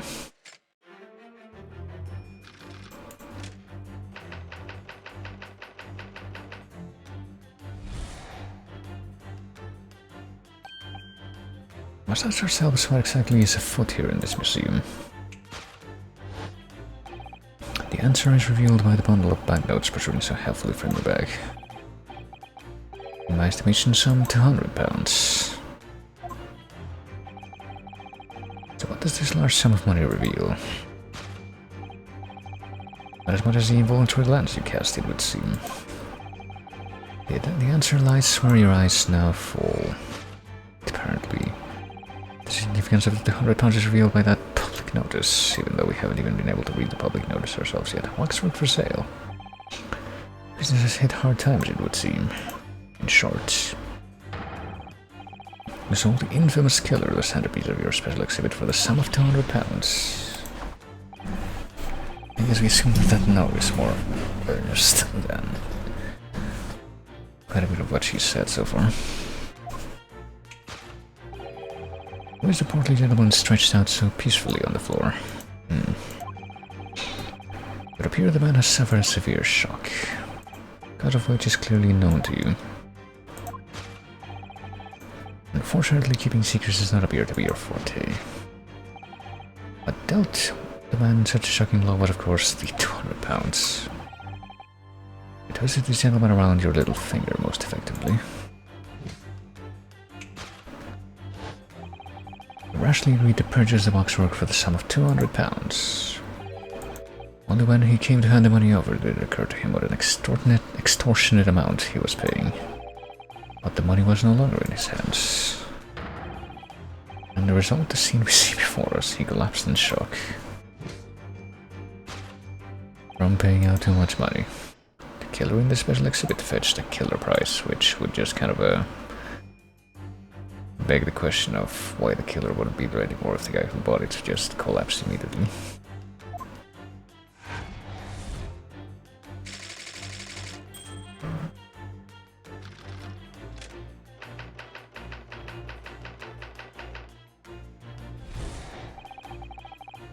Question that arises then is what has become of the waxwork that changed hands. Okay, I guess that is going to be addressed. Let's consider that problem for a moment. What immediately strikes me about this conundrum is the young man standing over there. Well, who is this fellow? To find the answer, we need only observe his neckerchief. Okay. It is worn by policemen as a secret sign to fellow members of the force that a crime is being perpetrated. I mean, are we supposed to know that by this point? This young man is an undercover policeman currently investigating this museum. Only well, in fact. It's Sergeant John Clay. Oh, they even bring up the name John Clay, even though the part that was like a reference to Red-Headed League wasn't even this one. It was the final case of part 1. The man's quite a celebrity. He received triple accolades at last year's Policing Awards. That's not at all what kind of character he was in the original stories. Next, we turn our attention to the old man that sat before him, with a particularly unsightly visage. Well, he hasn't moved a muscle, almost in fact as if he were a waxwork. Well, he's got like a tag on his... I can tell if that's attached to his face or to his scarf there. The obvious price tag, even though, yeah, that might not be attached to his body particularly. Threepence, tragically low price, you might say. Or perhaps the going rate for aging waxwork riddled with cracks. It's not the same scarf that Beppo, the cab driver, was wearing in part 1. I think it might be. I'm pretty sure that we've seen that scarf model before, didn't we? Yet you sold it to the portly gentleman for an exorbitant £200. Sort of plucky behavior that is sure to attract the attention of Scotland Yard. Well, but she's also got that same design on her headband. Waxwork you sold has already been seized by the police and remains in their custody as we speak. Well,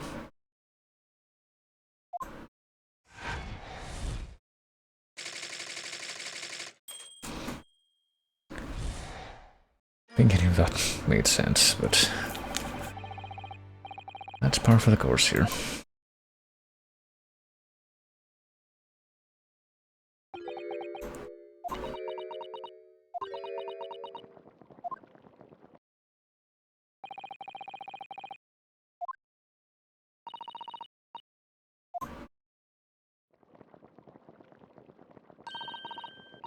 You obviously upset this young lady in the process. Her cauldron looks awfully hot.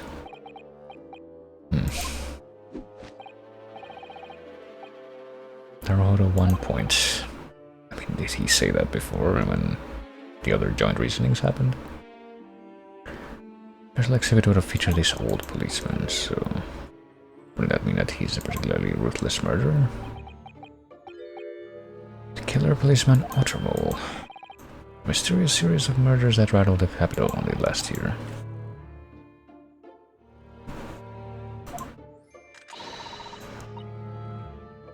senior officer by the name of Ottermole, which doesn't really ring a bell for me, I don't think.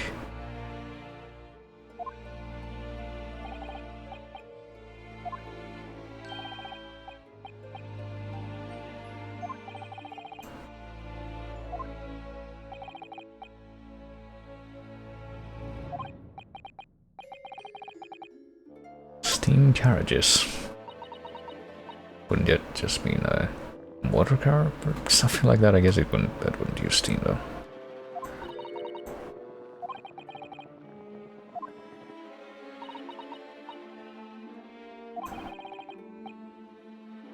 It more or less just accused her to her face, so might have to call in your assistance here, oh boy. Minor corrections to the great detective's great deductions, even though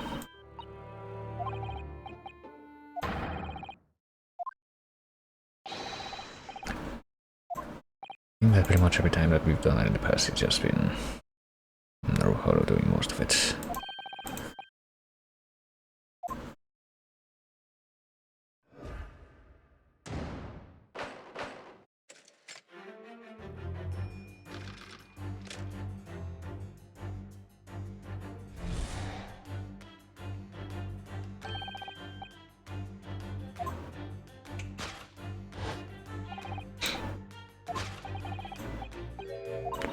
Banknotes. It apparently reveals something that she's looking at here.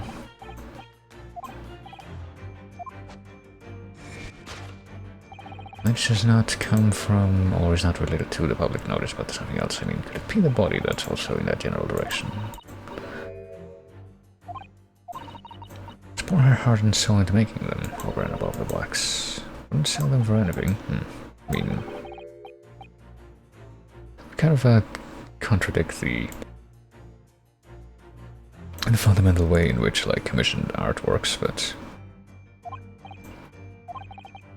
I wonder if £200 could have some other significance.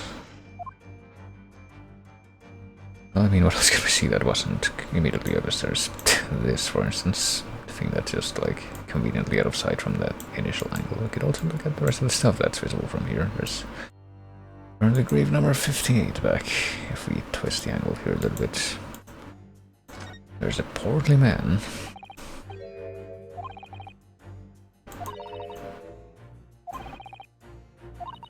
And apparently he's just passed out.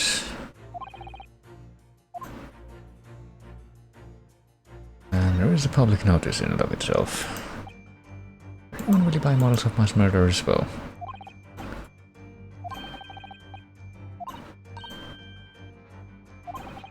I mean, have you heard of whales? Maybe they were given some kind of incentive to order as many wax models as possible. Alright, well, let's take a look at what's back here, though.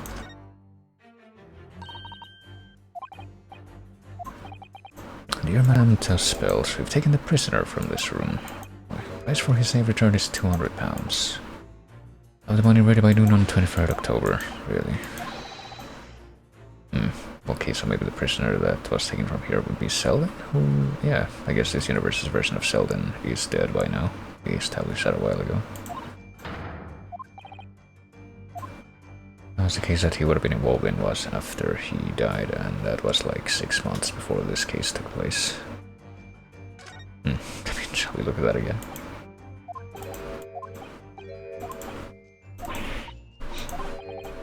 And the ransom note amount is £200, so I guess we don't have anything more to say about that though.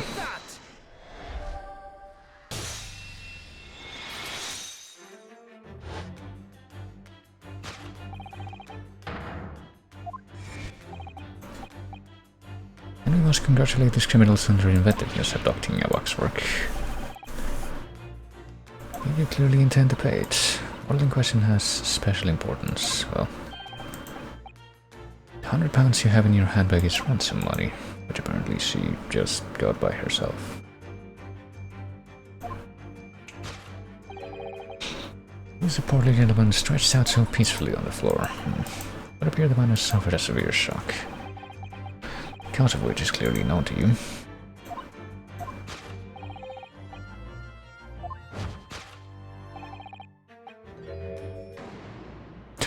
Such a shocking blow was the £200, so yeah, I guess in the previous version of events we assumed that he paid it. We just ask him when he comes round, or I guess we're trying to do that without... There's little doubt that he suffered a shock, that much seems clear, but what's she trying to hide? What's so conveniently out of sight from this angle? There is, you can just look at her. There's the £200. Is there something else on her person? I guess that would have to be.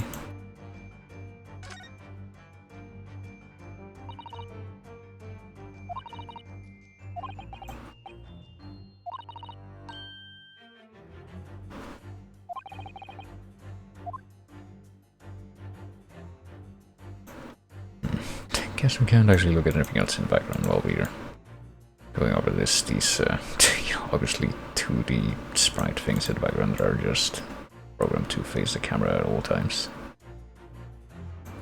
What else is on her person? I mean, there's her long hair braid, which clearly she could have used like a whip, like Shantae.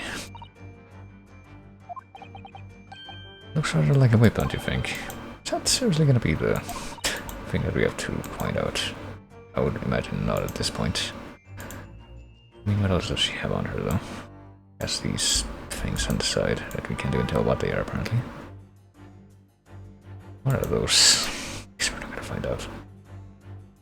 That's the same pouch that she has the money in.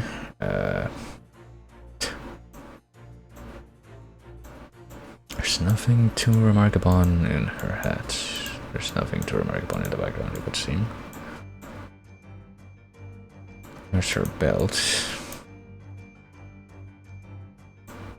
It really have to be the long hair braid, I mean.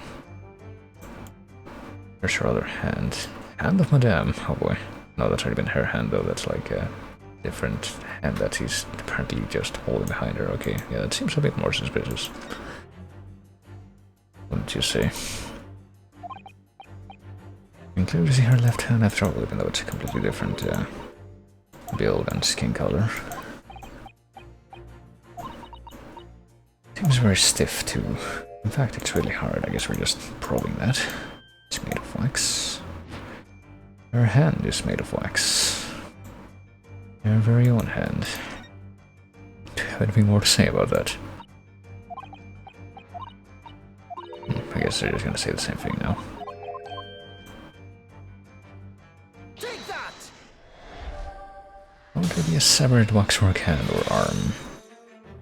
Actually just hiding from view here though. With a solid waxwork limb, one could deliver a very substantial blow. The hand protruding from the bottom of her cape is ought to be a right hand, but closer inspection reveals that it is in fact a left hand. And somewhat masculine as well. And you know you're way too pale for that to be your actual skin color, so...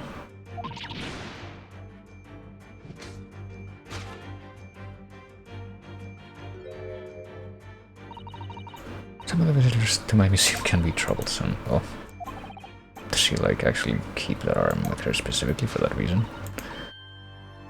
Gentleman saw fit to try to remove it as a souvenir. Okay, though, it's not. No small keepsake, like taking a whole branch of a cherry tree when you go to view the blossoms. Shall she resolve to address a situation with battery? I see.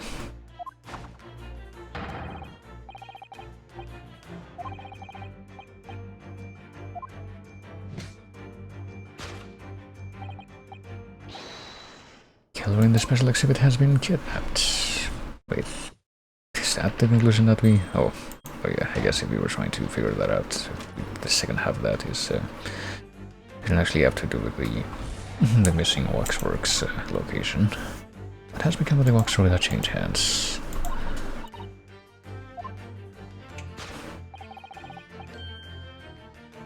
There is that guy standing over there, who I guess we also assume to be a Waxwork. I guess we assume that the two people that are in that part of the room are fake. But I don't know how sure we can be of that, and apparently there's the neckerchief that serves as a signal, even though I don't think we've heard about anything like that in this game so far. That Mr. Sholmes didn't hesitate to give away. Well, perhaps we may not have identified the man quite correctly. Oh, he's the one that had the arm taken from him, which would kind of stand to reason that whatever statue the arm was taken from would be in this room.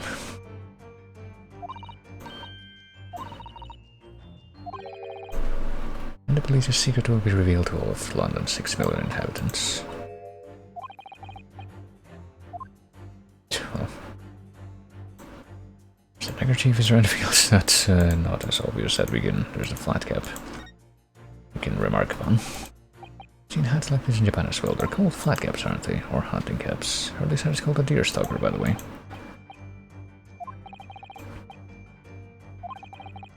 Flat cap makes me think of a Japanese country gentleman somehow. Well, he might be a bit alone in that. People from all walks of life wear all different types of hats. I guess we just assume that that has no actual intrinsic significance. And there's the shoulder stub.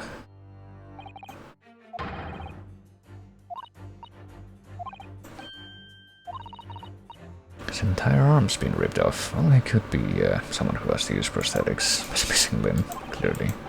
That would be a good way to get undercover. Take that!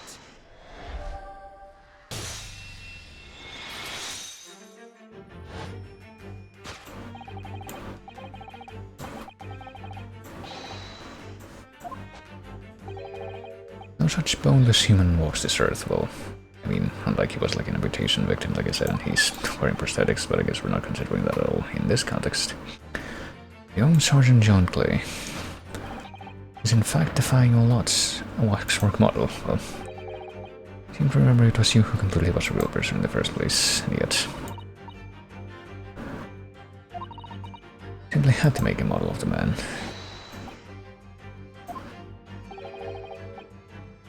And the detective's arm was pulled off by the man on the floor, which could raise the question of why that was. And then there is this guy.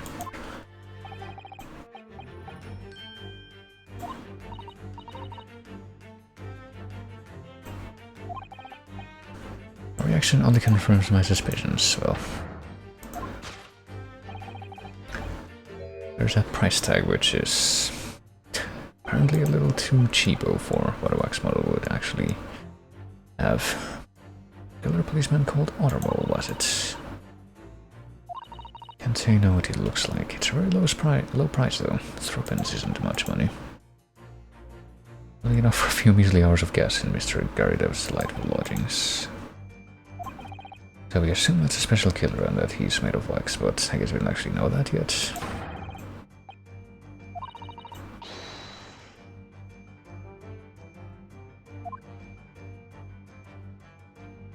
Well, we can look at the price tag some more.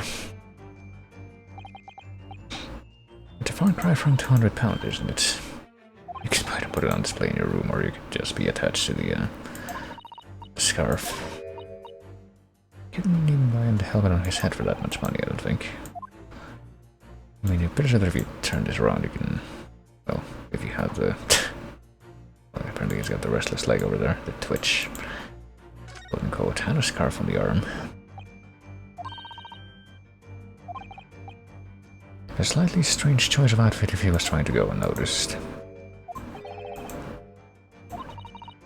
Doesn't look like he's clever enough to think of something like that. Well, he's got his gloves, scarf, and yeah, he's got twitch.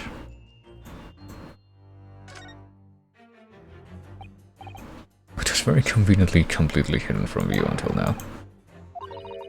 Seems to be fast asleep though. He's not tapping his foot consciously then, so you mean must be a twitch. Must be restless leg syndrome. I've seen a scarf like that somewhere else around here, well yeah, on the other exhibit, but I guess we better just point that out and see where that takes us. Oh, the final step forward would be where that takes us, but... With the most realistic waxwork do not exhibit a twitch, unless maybe if you rig them with some kind of a electrical mechanism. I mean, it is a very robotic twitch. But I guess we wouldn't consider that at this point. This man is in fact a genuine member of Scotland Yard. And there we have it, well. Probably just hanging out here, I guess. But then what's this tag about showing a price of 3 pence? What about the price tag of the muffler which the old Bobby purchased recently at a local market? And you observe the scarf tied around his arm. Well, good sign to show that some criminal activity is currently underway. But as you know, there has been just such criminal activity happening here, I guess, with the other figure being stolen.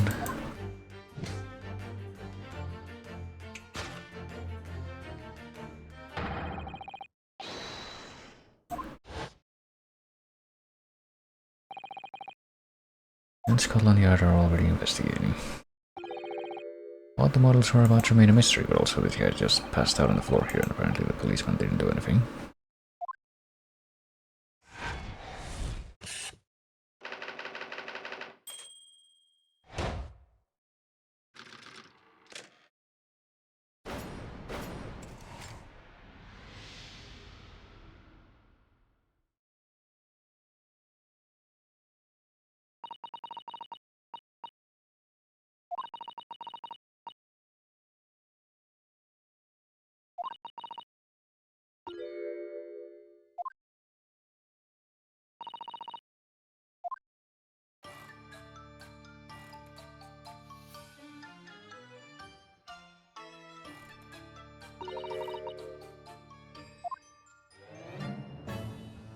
How does that mean that she's actually gonna pay him for that?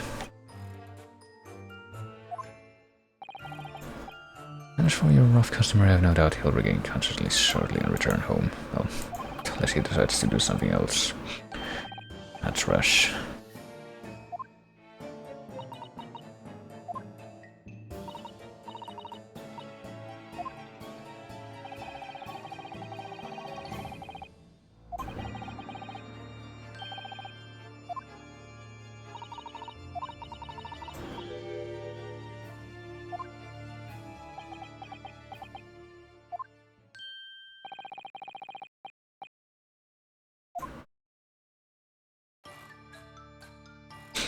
Well, let's hear about this now. Stolen waxwork. Was it of Selden? That's the thing that I was kind of wondering for a while now, but... I didn't notice that a waxwork was missing from the special exhibit here.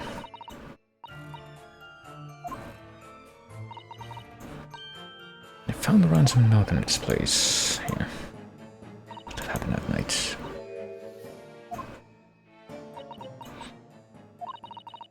A particularly horrible criminal, in fact. A killer who left a more profound scar on society than any other, I would say. The Professor. Oh. I don't think I've heard of him. I'm pretty sure that we did hear that. We hear that only word. We hear that word only once in part 1, though, but I mean, I feel like the implications of what that word brings to the table in this context are pretty obvious, but we heard it only during part 1 as the, like, keyword for the disc and the coat being redeemed at the pawnbroker. Presumably he might have been involved in that. Professor case happened around the time I was born, didn't it? So, 10 years ago. Series of murders that rocked the capital. At exactly the time that Baruch Van Zieks graduated from university, in fact. Oh boy. But the big event that changed Mr. Reaper's life would have been that. As you've surmised, it was the Professor case. Or so he assumes. And was that last statement there? Who was this Professor then? Yeah, I guess if that case actually was closed. A series of gruesome murders that had all of London gripped in terror a decade ago. After 5 victims were killed, the man was arrested and put to death. Or so we assume, and now he's immortalized in wax here. Except he isn't actually here anymore. He happens to be absent at present on account of the abduction. Was all this related to Lord Van Zieks, though? Why is that the Professor earned such infamy? As due to the victims he chose, some of Whitehall's finest, so maybe it's more of a Jack the Ripper analogy in this case. than anything else. Does murder by the professor were some of the highest members of the British aristocracy? Okay, maybe not. Members of the nobility, even royalty. It sent shockwaves to the country's administration. Nobility such as Lord Van Sieg's family, I guess.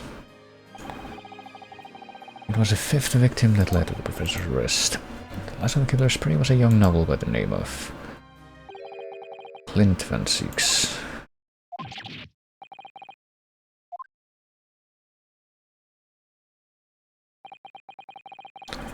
I'm sure you can piece together the rest for yourself. The wake of his older brother's murder, the young Baroque pursued a career as a protector, even though I thought that he had already quit university when that happened. Like before that happened, or well, maybe not quit, but like was done with it. And eventually became the Reaper we know today. I might have that a little crossed, but I think I got the right idea anyway. No idea Lord Van Sieks had such a tragic past.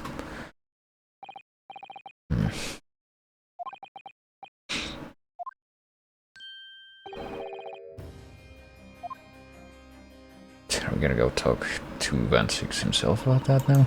I wonder.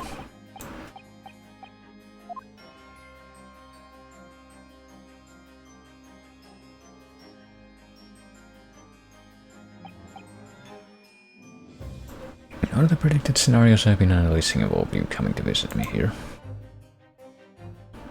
Oh. Guess we went back to the prison and that's where this exchange is happening. It's been 10 years and here we are meeting in a prison of all places.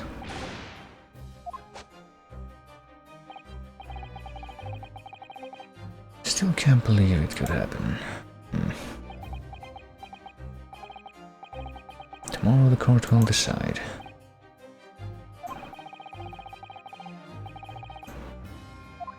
So I guess Naruhodo's not here to witness this. It's just happening like a weird kind of Shakespearean aside then.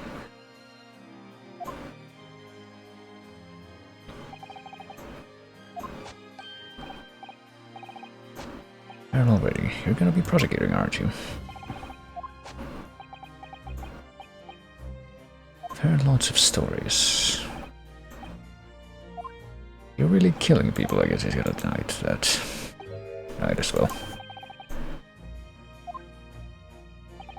You really decided that you're gonna bring the death sentence to anyone that you decided is guilty?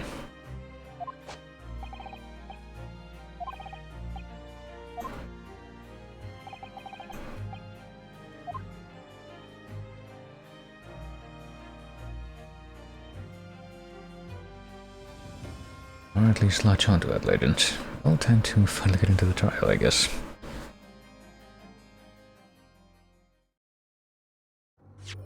See how far we can take things for today.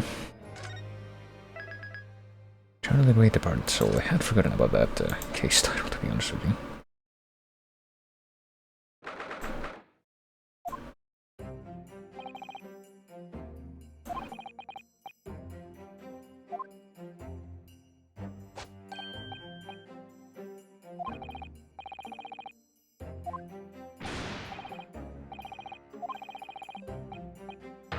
Atmospheric pressure in here is off the chart, so...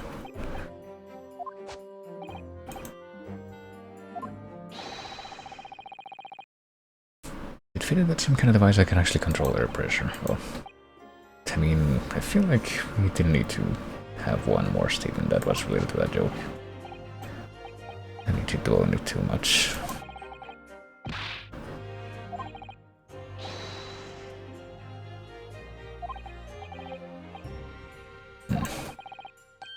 There's also more concern about that than about the confidentiality of his machine than about what happens to him. So it would seem.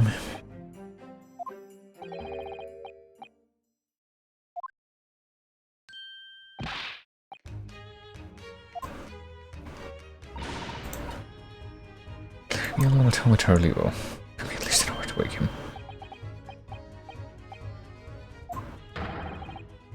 Sherlock Holmes.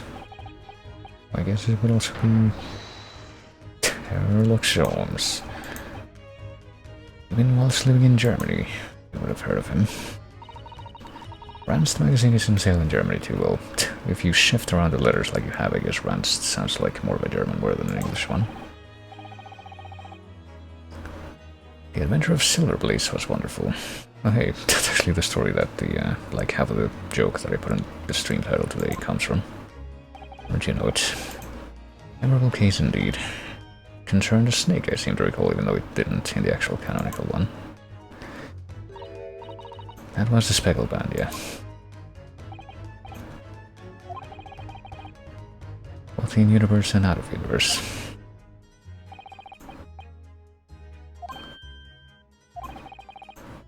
Urgent business at Madame Tussfeld. I guess he's gonna... he's standing as a Waxrock again. Yeah, Waxrock abduction as well. What else could he do in relation to that, I guess? Or I wonder. Well, we'll probably find out later on. Solving the matter will be as easy as proverbial pie. Shall return forthwith.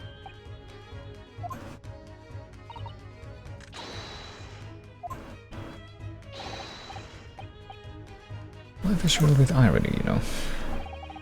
Whenever I give something my full attention, I have a quite insatiable desire for a pie. Well, one of the universe's intractable mysteries, you might say.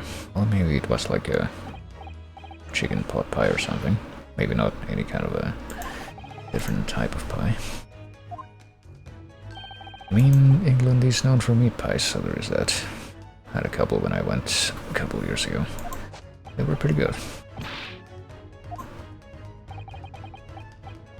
Or in your ear, if you please.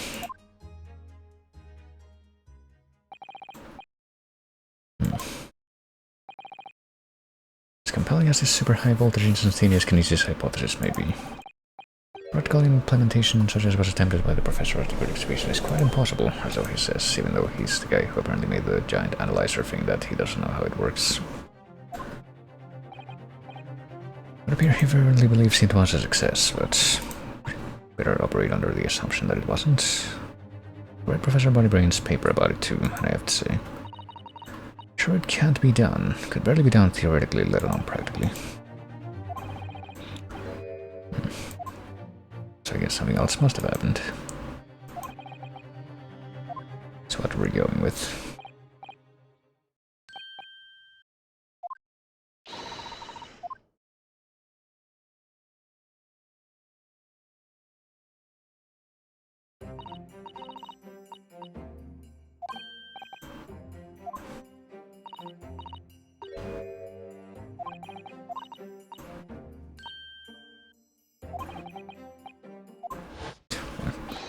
I guess she's not going to be around as an assistant this time.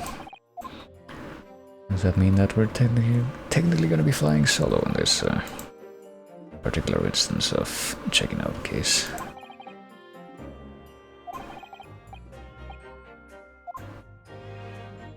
Let's take a look.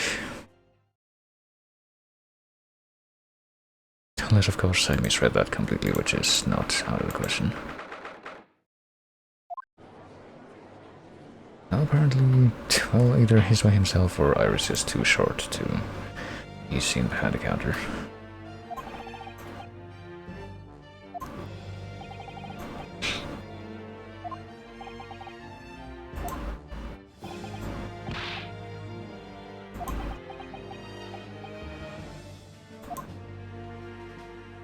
And what's more, still see after images of Susato in that bizarre outfit that she started wearing.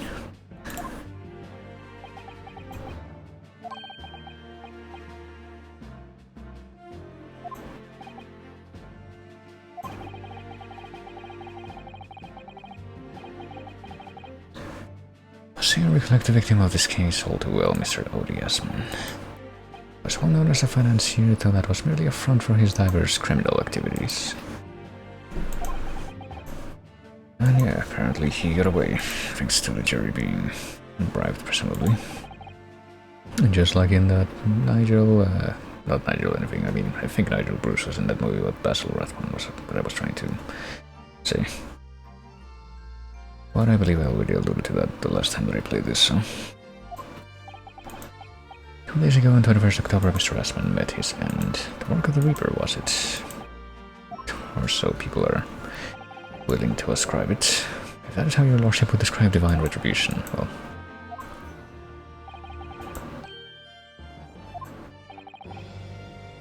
But now he's accusing her brain directly. Well, let's see who the jury members are. Have we seen any of them before? This guy looks like a... I don't know, a bit like William Hartnell, maybe. That shivers down my spine, oh boy. Science experiments, magic, conjuring tricks, courtroom trials, all are nothing more than performances. Any spurious scholar that defiles the reputation of science deserves to hang. I have to listen to what's said on both sides of the fence and settle on one. That's it, isn't it? I guess this is the guy that was sleeping on the Wax Museum, so... I think that we've seen any of these characters before. As jury members, at least. Wasn't like this in my day. Wasn't like this at all. Police killer Ottermole look-alike again. I still don't know what is with the Ottermole thing, if that's supposed to be a reference. Or what.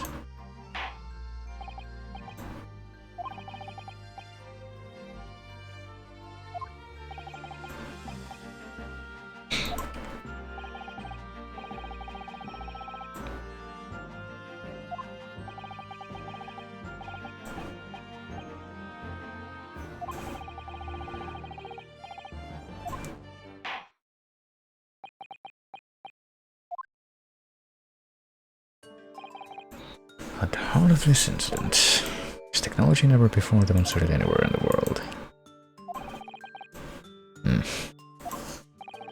Man here, I guess, currently operating under the assumption that it would never work in this particular instance.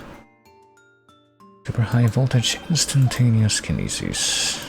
Can disassemble human subjects using extremely high voltage electricity and beam them instantly to another location where they are subsequently reassembled.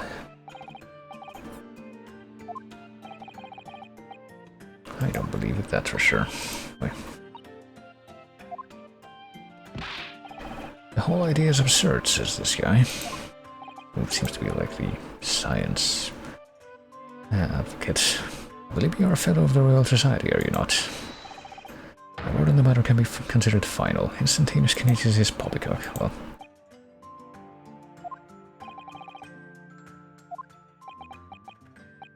The prosecution would assert that the accused instantaneous kinesis demonstration was a success. Well, the accused is apparently not present at the stand right now. Professor's hypothesis is currently under investigation by the British government.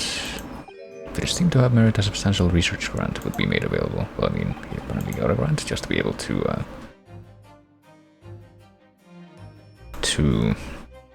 be able to present it at the exhibition, but I guess we may have mentioned before that possibly it came from the, like, Eagle Loan Shark or something.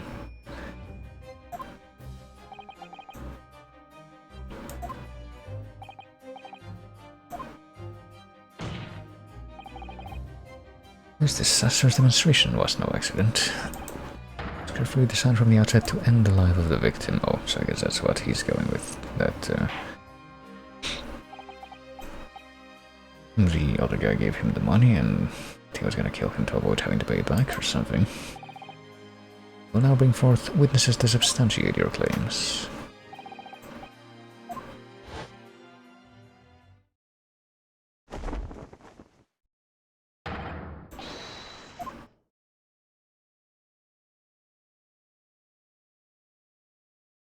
First of which I guess would be Gregson again.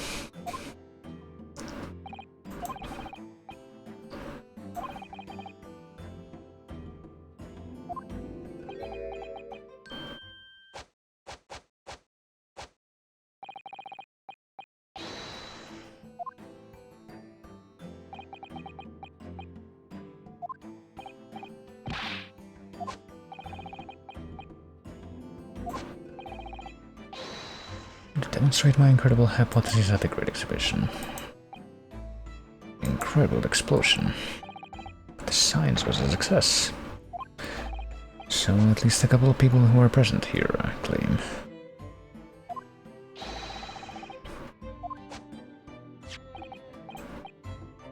Much is undeniable, as shown as this in this photograph taken by the forensic investigation team.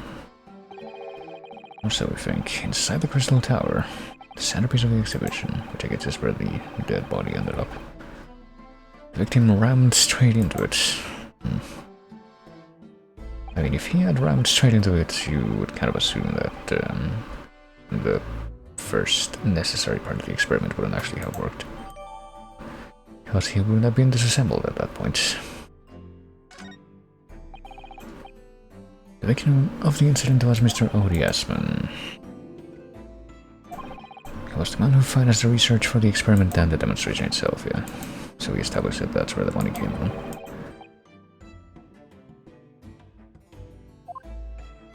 And I guess that is what the prosecution is going with for now, would be that he killed him to avoid having to pay him back.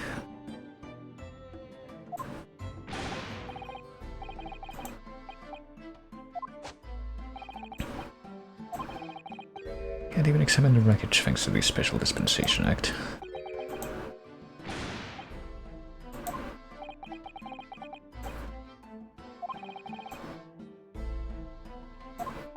And yeah, how can it be established? Let's see what this guy is going to try and assert.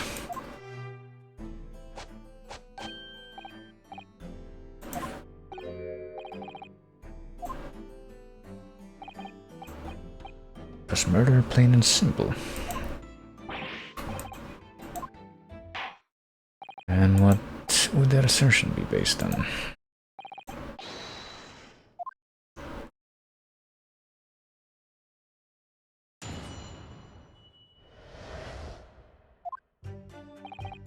Holmes that when crashing into the Crystal Tower had a broken neck. That was my mistake. His calculation in the angle into the beam projection, but post-mortem examination revealed another injury, a fatal wound. A lesion in his chest where he'd clearly been stabbed by something sharp right in the heart. So he was killed before he went anywhere. But if he was already, I get the feeling that he probably was shot from a distance or something, and that's related to what the crap that we found at the base of where the demonstration happened actually was related to, but we can also look at the pictures a little bit closer, I guess. I guess this would just be like a stab wound, but there's nothing protruding from it. Maybe it was like the fucking Lovely Bones meme where someone shot him with like an icicle or something. I don't know. What a garbage story that was, but anyway.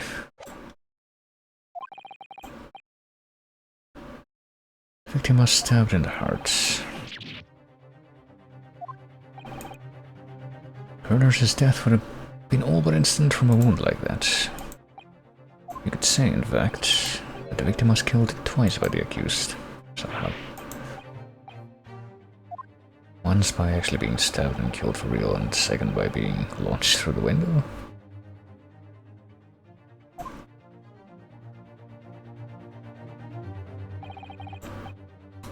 The birdcage were to be beamed instantly. To the second level of the Crystal Tower, about 25 yards away. The experiment did not go according to plan, however. Sure, exactly what we're going to be focusing on right now. As the machine was put into operation, there was a large explosion, which I guess affected the angle of the thing. Point higher than intended. The kinesis resulted in the bird's cage materializing in midair, from where it subsequently fell and apparently rotated 180 degrees as it fell, crashing through the glass of the Crystal Tower's large round window. Even though that seems like it would have hit, I don't know. I guess the platform that the police built wouldn't have been present at that point, so I'm not sure what that actually would have been. Like what that actually would have looked like without the platform in place. One assumes the victim's neck was broken up on impact with the tower, or so we imagine. The machine was just too powerful. Well, Alex use can't save you, or so it seems, considering the sharp murder weapon that pierced the victim's heart.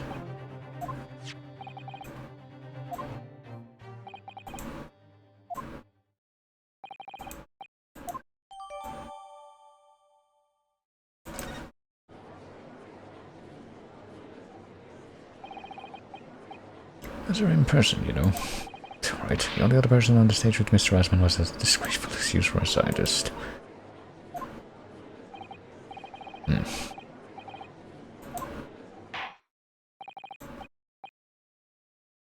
Well, before we proceed with the cross-examination, let's look at this, which is probably going to provide whatever the first contradiction is going to be. Around 2:20 p.m., the coroner was Courtney Sith. That's supposed to mean anything. Be a pun. Hemorrhage of a wound to the chest that pierced the heart, inflicted by a sharp implement, the broken vertebra most likely resulting from impact after a sudden fall from considerable height. Additional observations, so we assume that the cause of death at this point would have been the chest wound, and not the fall.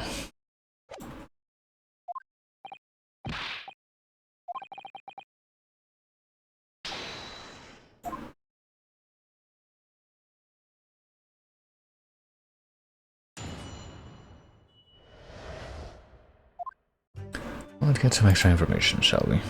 He had a broken neck, but according to what we've seen of the report so far, we attribute that to being after death had already occurred.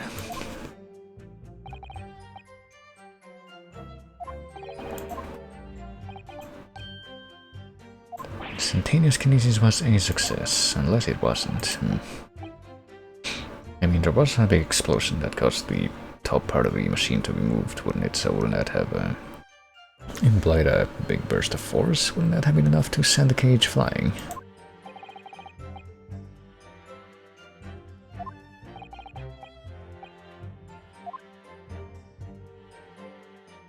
I get a feeling that's going to come up at some point or another, but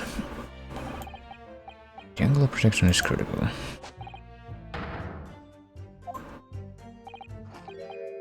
Although you got it wrong, didn't you? Well, that's the point.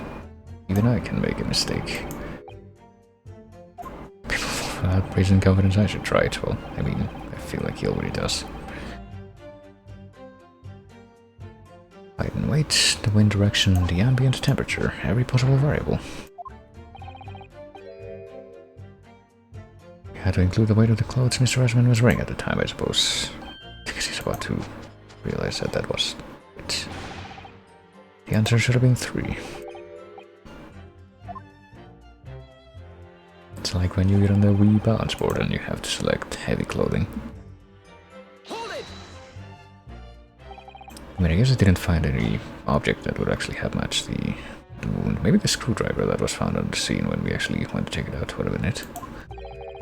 Or the screwdriver looking thing at any rate, which maybe that was like the thing that was supposed to go with the bizarre crossbow looking thing that we found somewhere else.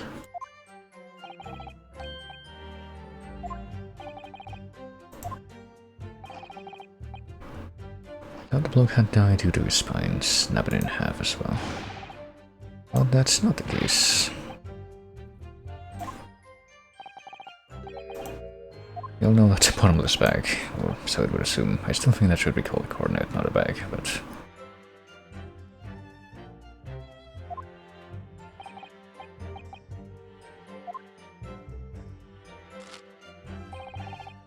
There was a lesion in his chest where he'd clearly been stabbed by something sharper in the heart, but I guess what we were about to bring up is that that object was never found.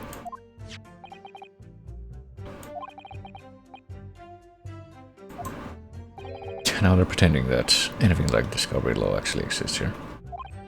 Sarcastic and insincere. One is of particular interest. Oh yeah, there it is. Oh yeah, I don't remember if that thing was actually stained when we found it though. There he is. What did the judge say though? Some kind of screwdriver. My trusted little companion, Andrew. Boy.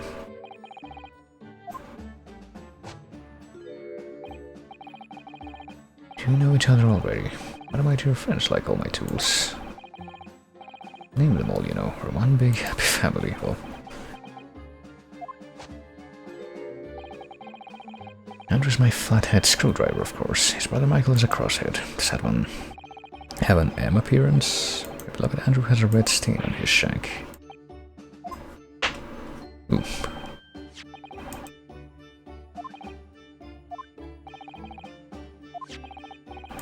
Long, sharp shape of this Andrew fellow is completely consistent with the victim's wound.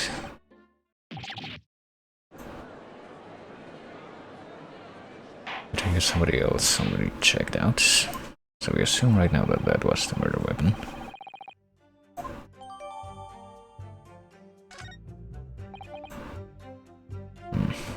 Guess we might as well take a look at it now.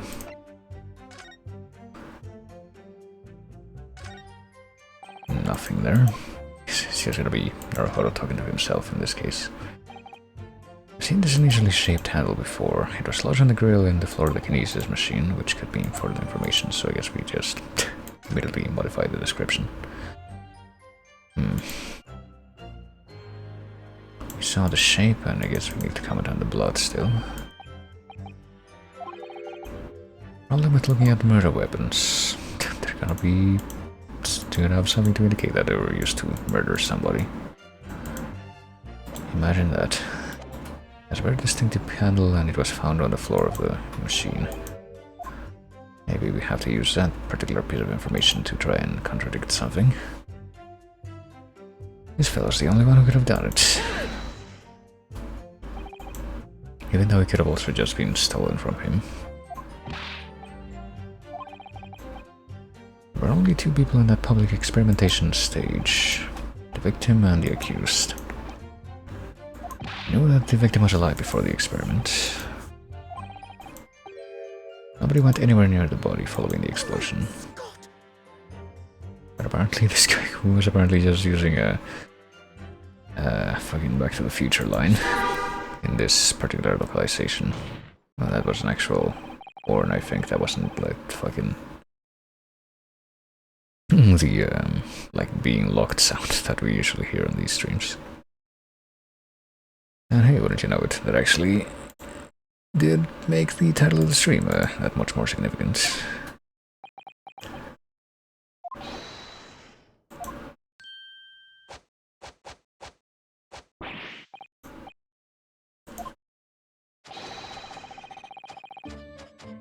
Just calculating the optimum coefficient of electrolysis to separate molecules in the human body. Well,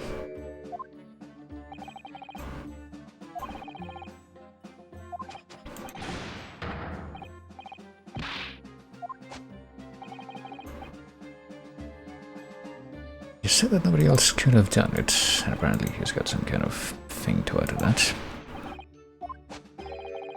There's no way that I could have possibly stabbed Mr. Asman, as you say, so that's what he's going to assert. Cold-hearted policemen may not be aware, I suppose, but humans are warm-blooded mammals with blood running continuously through their veins. Then surely you see, if I plunged something the size of Andrew into the man's chest, the whole stage would have been a bloodbath, a blood swimming pool. Well, I mean, I think that when somebody's stabbed, there might be some kind of spray depending on the situation, but the fact that, well, if they're if the actual object that was used to stab them remains within their body, that kind of serves to arrest the flow of blood that may pour out of the wound, but one of them claims to have seen a swimming pool of blood. Yeah, there was no bloodstain found at the scene, even though, so there is that.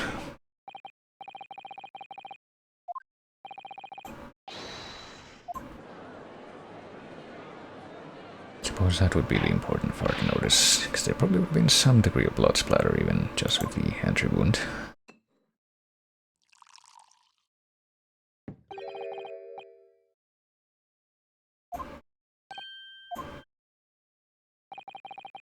Here's to you.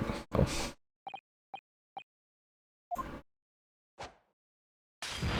And there's the engine lagging out and skipping the explosion particle.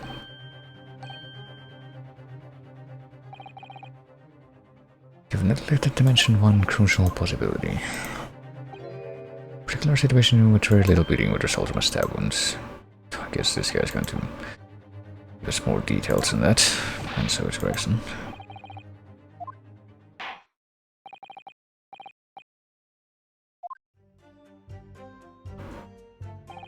The weapon the victim must have must have been left in his body while he was beamed through the air, and yet we... Well, no, it wasn't. It couldn't have been, even if we assume that he was beamed through the air. I think we can just bring out a immediately here, but even if we assume that the body did in fact go through the air as a result of the beam, the weapon itself was left at the machine side of things, so that's a contradiction right there. Is that unequivocal? Oh, there was no blood in the experimentation stage, even though that's where the fellow was stabbed. Only explanation for that is if the screwdriver was still in his body. Yeah, which is what I was talking about just a few minutes ago.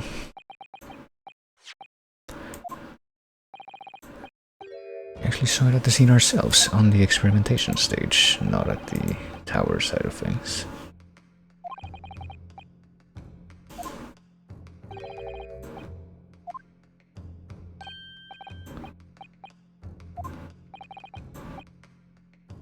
Do you understand the appropriate to the Defense Council to investigate? Well,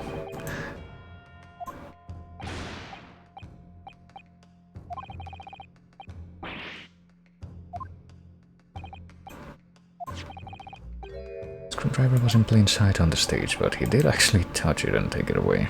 And it's not very clear if he was violating that act by doing so.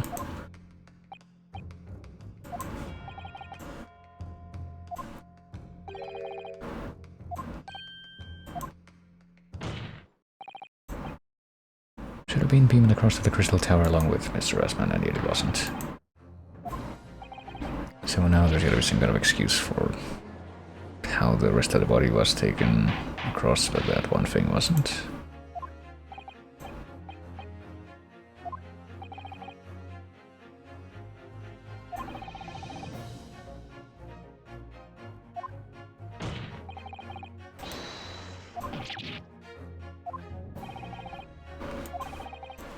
People are saying that this is a scientific impossibility. We're still basing arguments on the assumption that it did take place, yeah. If the prosecution is unable to explain this inconsistency in its argument, we can only conclude that the testimony given in support cannot be relied upon.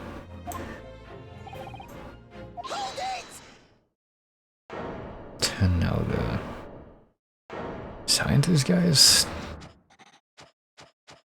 somehow opposing that. So he's gonna be the one to assert that it really was, like it really did work.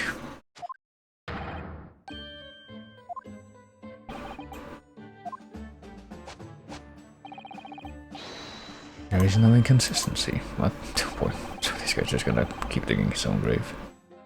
When Evander had been lodged in Mr. Rasman's chest, much as the tool wouldn't have moved.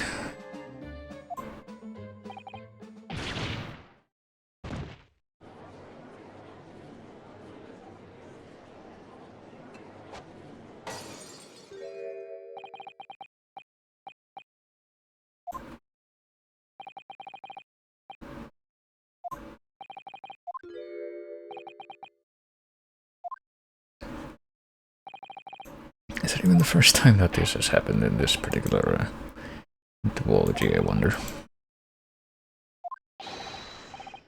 In the name of Apollo I will, my lord. Wink.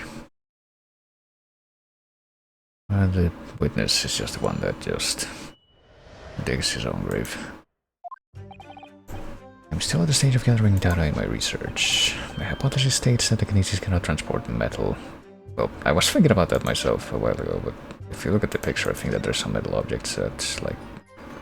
Actually, are there? Well, I guess this stuff would be gold, probably, and that would be a metal. I thought that these traps might be metal, but it looks like they're made of wood. So I guess the inconsistency here would be gold. And possibly any other metal objects that we would have been carrying around, like money, maybe. I don't know.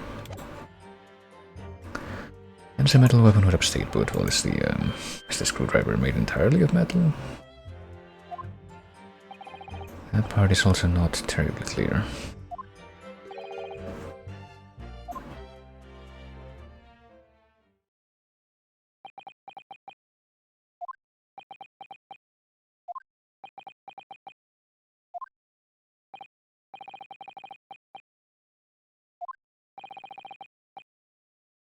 Based upon this hypothesis, metal objects cannot be moved by this method of instantaneous kinesis. In other words, that the screwdriver would upstate put, but I mean, if the screwdriver hadn't... that comes right, even if you don't consider what I'm about to point out, probably, that kind of comes right back, doesn't it? That if the screwdriver hadn't been accompanied by...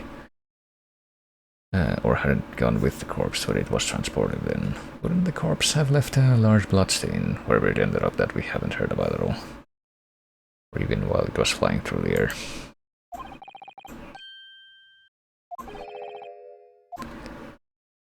I'm not ever going to talk about that.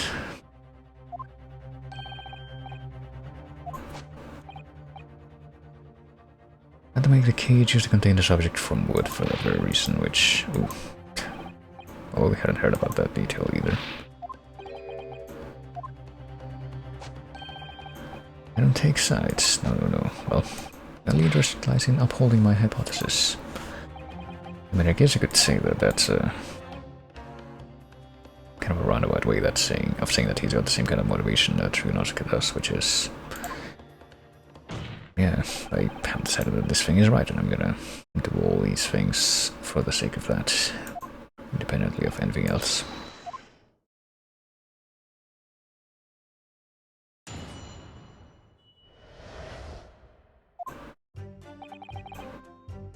I'm still at the stage of gathering data in my research, well, which would be the important one here. Can I transfer metal, though?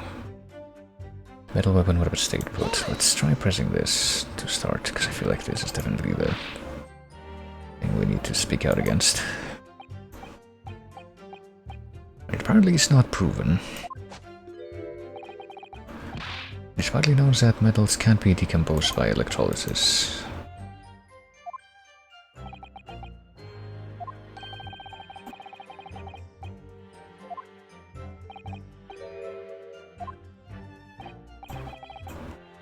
See obtuse a cage in which Mr. Adman was played for the kinesis. Huh?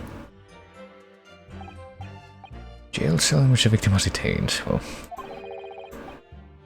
instrument of incarceration, but yeah, he's also very clearly wearing like golden eyeglasses, so, or at least with a golden frame.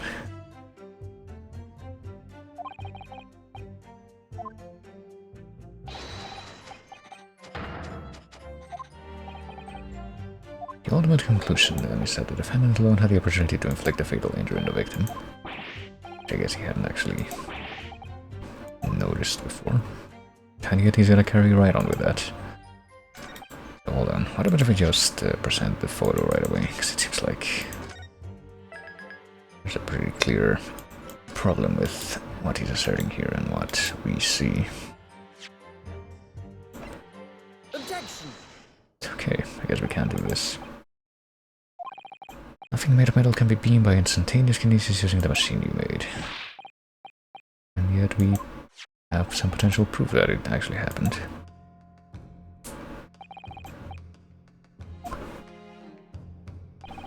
We can clearly see that Mr. Asman is wearing a pair of spectacles with a metal rim.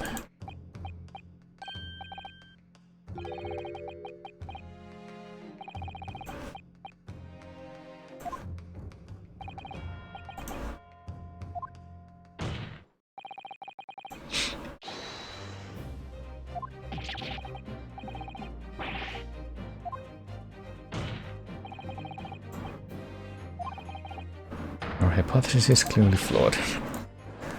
I guess he might actually shut up about that now. But Canwell leaves us at a standstill as to whether or not... well, maybe it doesn't. I guess we can readapt the things that we had said before about the blood splatter. If we disregard this part of the testimony. I guess testament and testimony aren't that really that far apart as far as what they mean.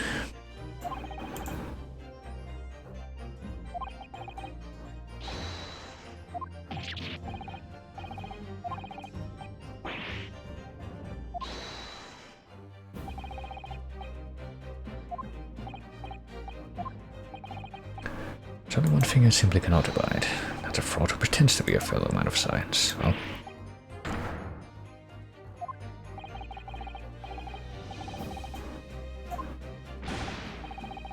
in other words, the whole demonstration was a complete nonsense from start to finish.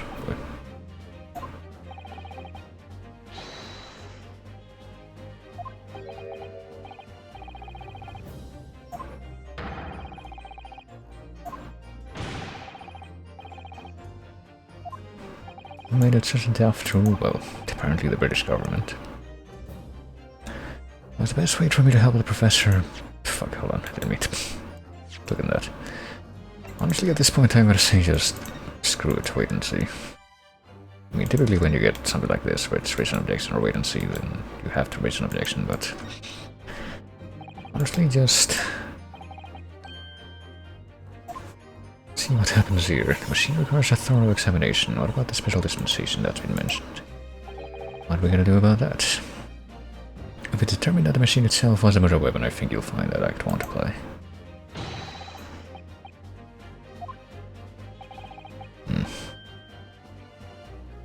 Okay, so if we do that, they're gonna try to find a deal to specifically sell that too.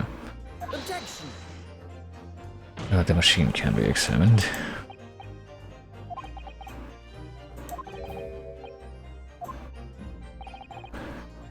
Under such trouble and expense to create a fake machine to display in public would have no reason to do such a thing.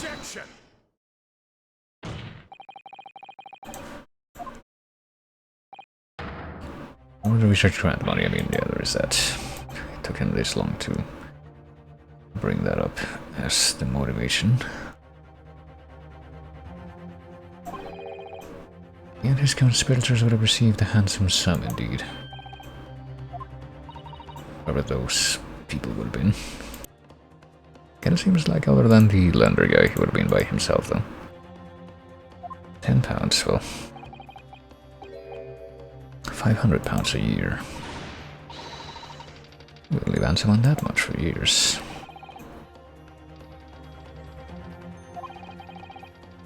Plenty of scientists arguing with each other to get the larger slice of the funding cake. Well, yeah, if you can find out wherever some people can grab for money. People's greed is plenty more of enough for murder, I assure you. Actually, pretty much found out in part 1, but Objection!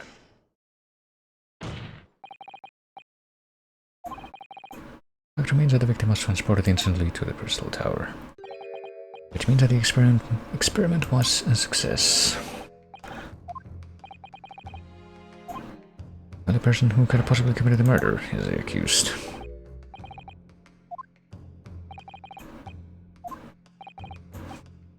I feel like if he just keeps bringing that up again, we're just gonna go around in circles with the arguments that we've presented so far, but like to summon new witnesses to the stand. Who else could the witnesses be, though? Spectators of the demonstration at the exhibition who were occupying special seats.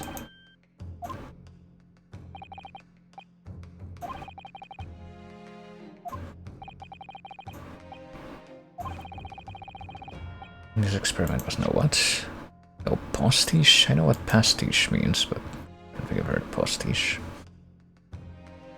Hughes killer, the financier victim there on the public stage. Killed the financier victim there on the public stage before the very eyes of the spectators. But who are the spectators? Time for you to make your own stance clear.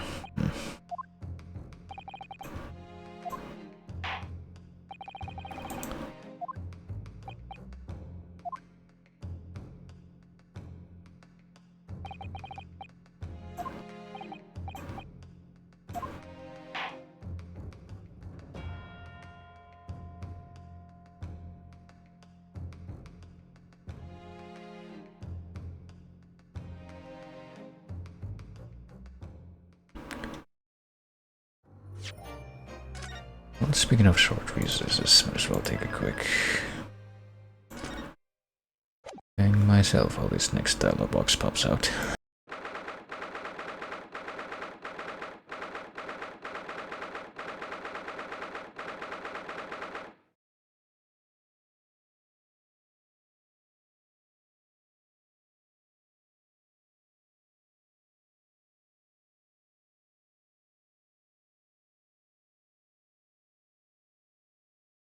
Alright.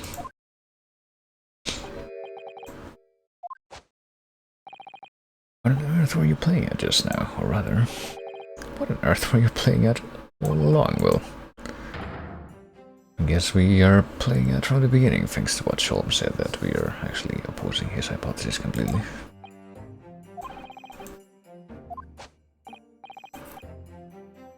prove that that explosion was an accident, not murder, and well, that might be a necessity to get to that goal.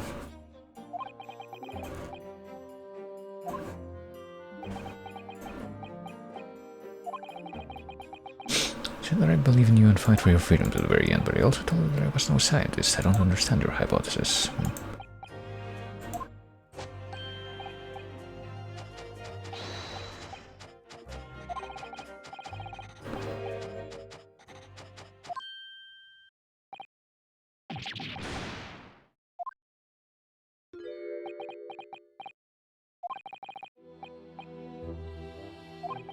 Oh, hey, this theme is new, I think.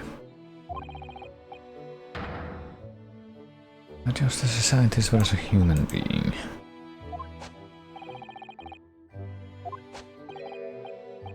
What about Baroque? He's being awful. Blaming his old university friend to be a murderer, you mean? Oh.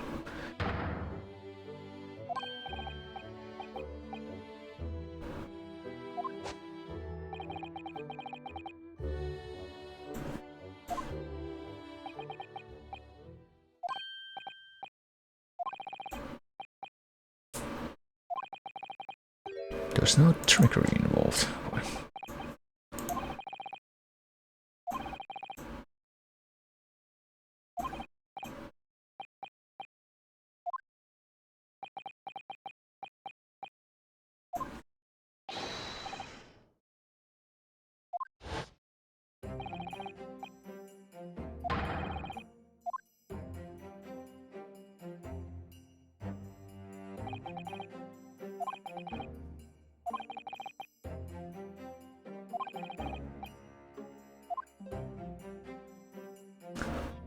So I guess we're still uncertain in which interpretation of the hypothesis we're actually gonna stick with.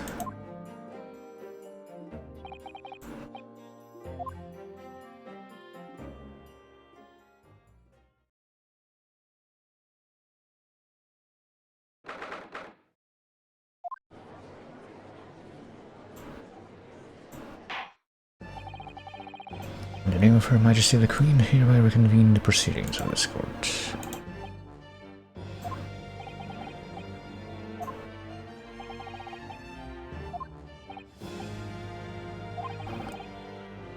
So who are the witnesses? Are still trying to learn that. One of them is a police detective, so the testimony we're about to hear can be considered highly reliable. Is one of them gonna be Lestrade?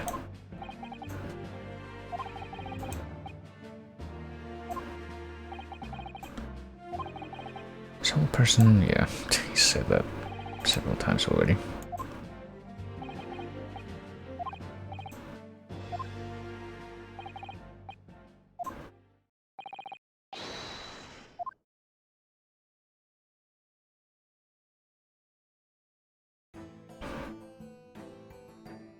And sure enough, she's there, but I don't know who the rest of these people are. Balthazar Loon. The impresario of all the hot air balloons in the vicinity of the Esperimento stage. He's gonna try to throw in fucking random Italian into the conversation, and my name is Wilhelm Gottreich Sigismund Ormstein. I think that in A Scandal in Bohemia that would have been von Ormstein, but I think the name would have been a little bit longer than that, but it seems like an interesting interpretation of the character. Come to see the great exhibition all the way from my home in Bohemia.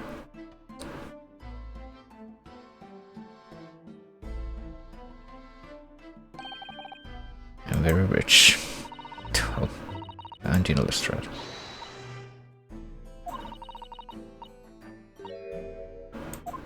Well, apparently, I guess they were all riding in the balloon, unless the guy who's like the owner there wasn't actually in the balloon at the time.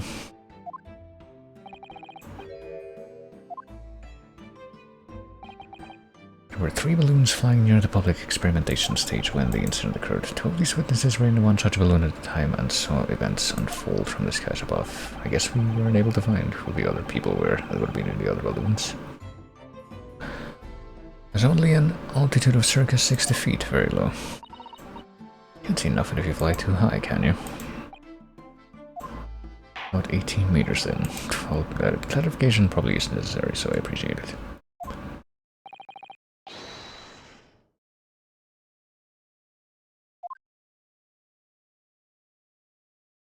Well, let's hear it.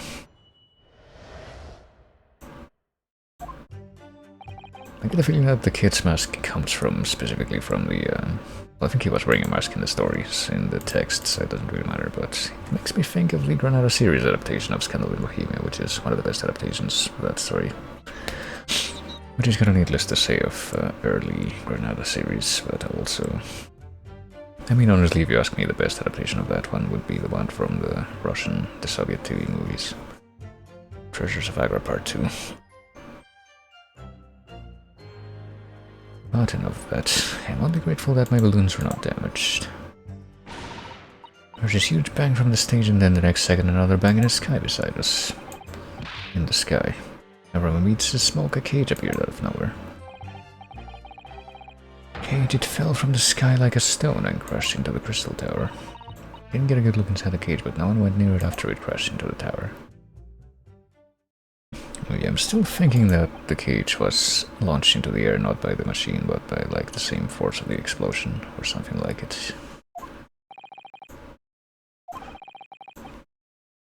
There's a detail in the witness's testimony that I've not heard any mention of until now. Specifically that there were 2 explosions.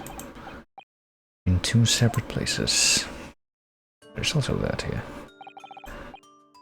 Balloon carrying the 2 witnesses was around here, okay, so there is reason for those background things to be in the sketch.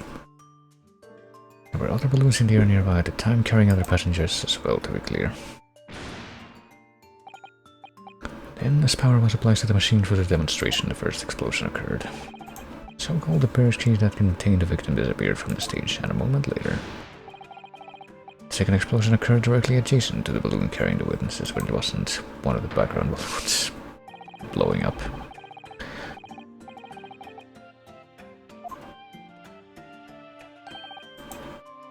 I was very surprised.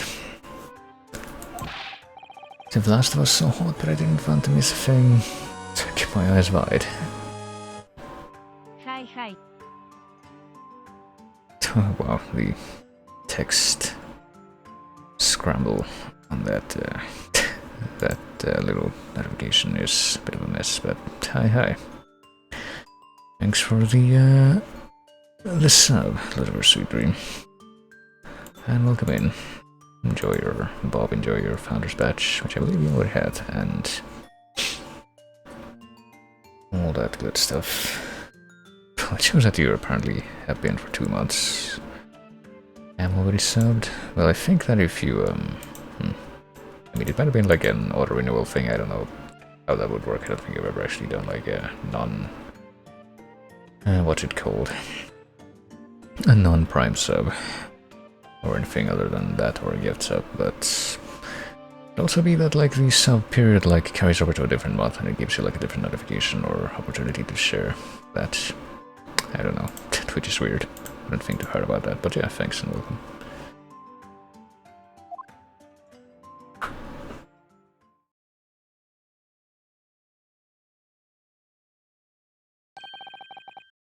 Still have lots of money. Well, where's this curious infant? Well, told he's a young noble of Bohemian royalty. Apparently he disguised himself in order to steal a notice into the exhibition, but if he would have been disguised or dressed like this, that wouldn't really be a disguise, would it? We will have the benefit of a child's point of view in the testimony. Oh, and he took off his mask. This is what I look like, completely different.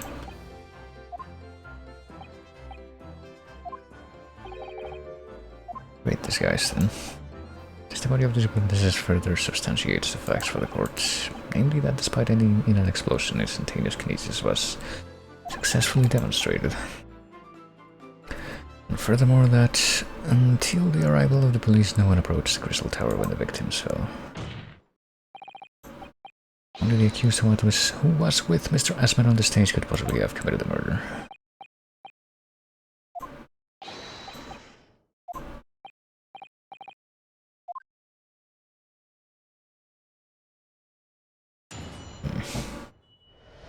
I'm curious about something now, though, actually. Let's see if I go to the court record and go to people.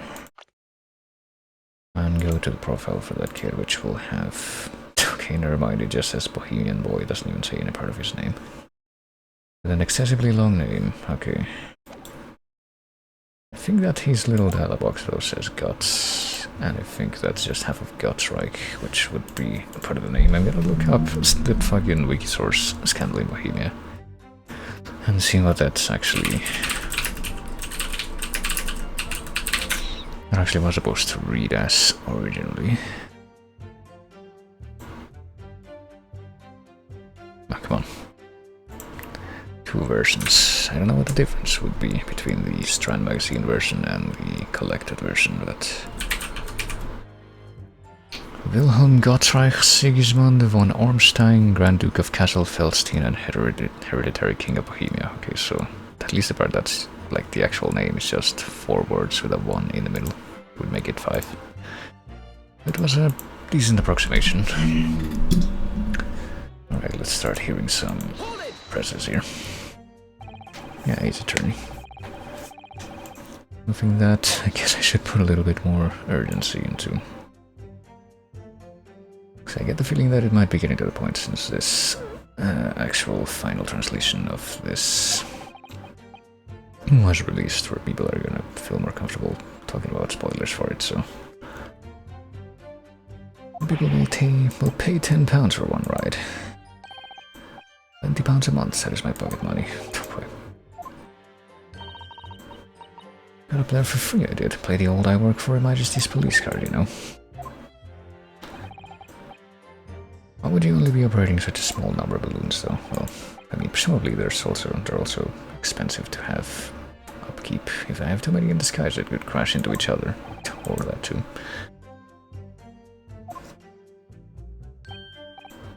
And the soda pop public experimentation stage is the most profitable. The other impresarios, they hate me. Well...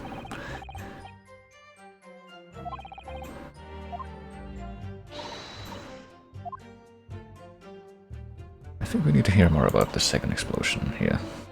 Each bang and then the next second another bang in the sky beside us. You need a mason what a detective gets to do, eh? A lawyer's mugs game. Join the force and we can go flying together. Well, I mean, you could also become a prosecutor. Might come with some more benefits, who knows.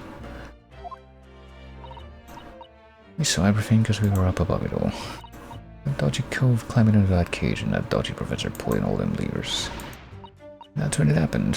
When there was that massive bang and the cage disappeared just like that.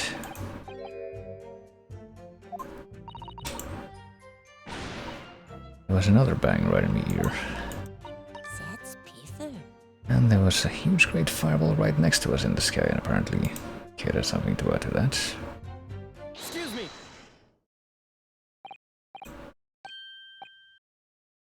Does your memory of the day differ? My teacher at elementary school said that when you meet someone for the first time, you should always use a full name. Well, I've already clarified what it was. Wilhelm Gottreich Sigismund von Ormstein, but I wonder if they specifically omitted the von for some reason. I mean, that wouldn't really make any sense. I mean, there's the whole fucking thing about the Holmes and Watson names being changed, but at the same time, they left John Garrideb completely intact, and this would have to be nothing compared to that, since this was literally from the first Sherlock Holmes short story to be published, so...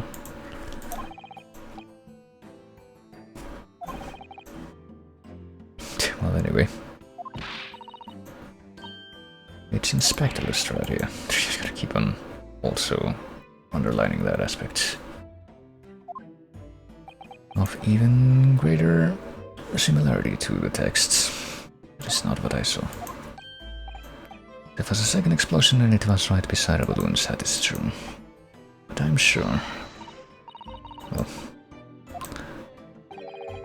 My teacher at elementary school said that when someone else is speaking, if you are rude enough to interrupt, you will have the most awful life imaginable.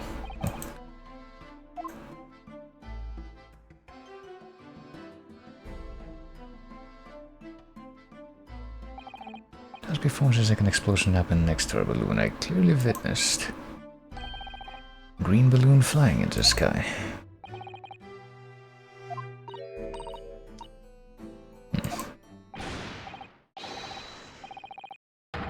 Never complete this console, I will cry and scream. Oh.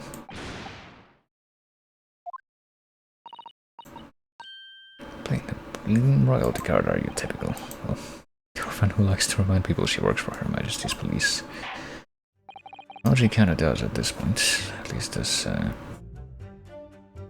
in a low-level capacity.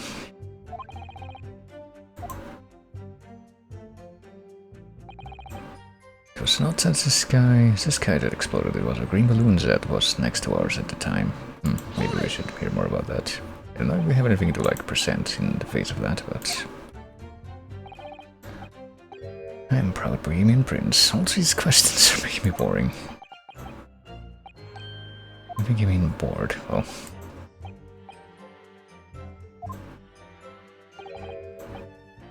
It is very wrong to lie. Flying balloons never explode. For the same reason the planets never explode. It is logical. I mean, I think that a planet could explode if certain goings-on occurred.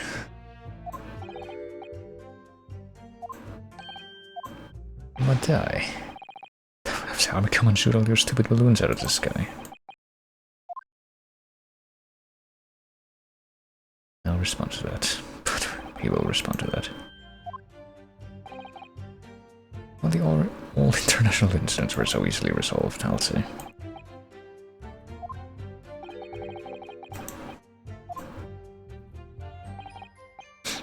I did not see the explosion myself, however. So you're gonna continue on here, I guess. Cage, it fell from the sky like a stone. I might as well get all the presses here, because I'm not entirely sure how to proceed, but I guess the important statement right now would be the one with the green balloon exploding. I saw after it hit the tower, there was a grande confusione around the stage. Run to see what had happened, or at least these characters only mix one language into their speech at a time, like a certain other character. That was in a game that I streamed recently. Terrorized by the idea that one of my balloons had crashed. And I looked up to the sky, all my precious balloons were still there.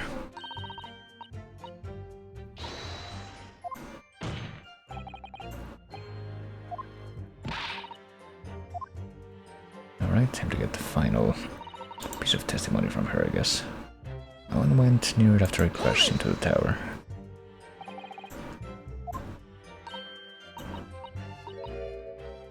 I was sipping a balloon, weren't I? Well, because I weren't available, it was the boss who had to leg it over there. I was getting shoved and kicked all over by the panicking spectators. It was a real sight to behold, I can tell you.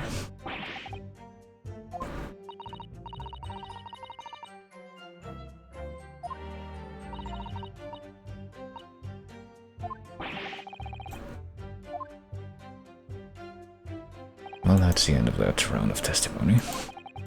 Maybe it was actually some kind of switch around trick instead, yeah. I feel that's what we're gonna somehow end up going with. The victim was never actually on the stage in the first place, so there was like an imposter on the stage, and the real victim was actually in that balloon that exploded somehow. Yeah, but how can we relate that statement about the other balloon exploding to anything in the evidence? The green balloon that was next to ours at the time. Oh, maybe that's what this green cloth relates to. I guess, well, we only have one page of evidence right now. I don't think there's any other parts of the... like anything else that we can bring up for this, so I might as well try it. Hold on, I guess we can click on the options thing first. And create a safety net. Like you would probably want to have when flying in a balloon. Objection. It looked like this. Okay, I guess that's not it. That was instant.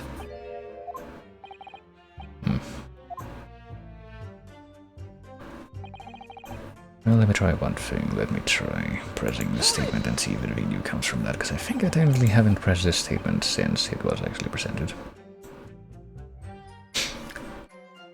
Hadn't you already played this before the official international release? Hey, Chokeki. I haven't seen you for a while. Welcome in. But yeah, when I played part 1 of this, because that's the one that actually got fan translation completed before the official release was out, but didn't really get around to, well, not me, but the people who did the translation didn't actually get around to doing one for part 2 before the official release of this was announced, so now I'm doing part 2 because I hadn't really been able to do that before.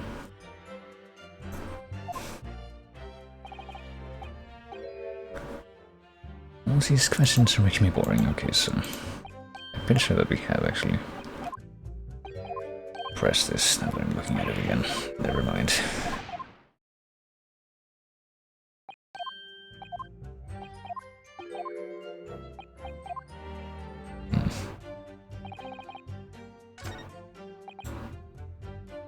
And I feel that, yeah, we probably have to fixate on that statement. I don't know if we have to like press earlier statements after that one is revealed, and that might reveal something.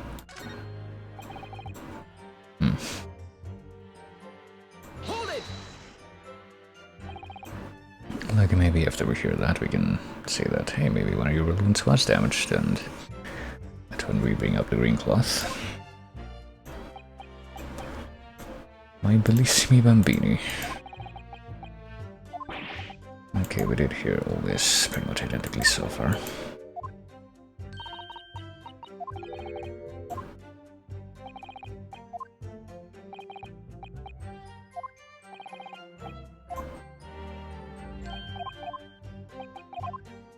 Okay, I'm pretty sure that was identical. Hold it! Can I try this?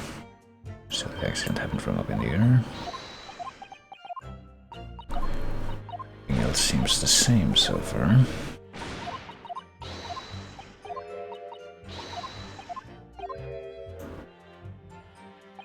So that didn't really bring anything new. Well, what happens if I go back to this one again, and we know I can present this piece of green cloth, canvas-like material backed with rubber. Objection! Okay, I guess that was it. Hold on. I was wondering if it was going to turn out to be something like that. Okay, let's step back in time for a moment. And now that we have all this information available, we can actually bring this up. Objection! You said that all 3 of the balloons you had operating at the time were undamaged.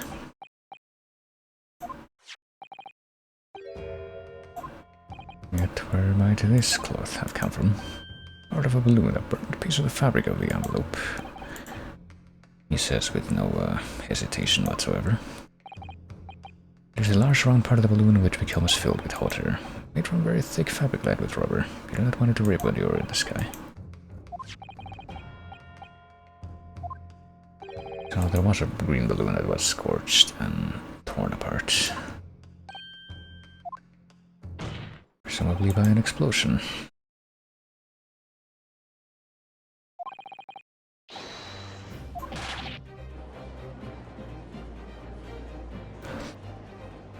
I guess we assume that he had to have known something about that.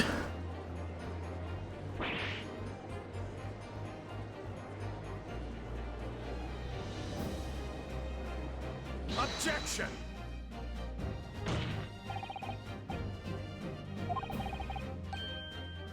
The point of materialization shifted to a location occupied by a balloon. I guess he still really wants to keep up this this version of events, causing the balloon to explode if, well, I mean, in theory, I'm pretty sure that's what would happen if, like...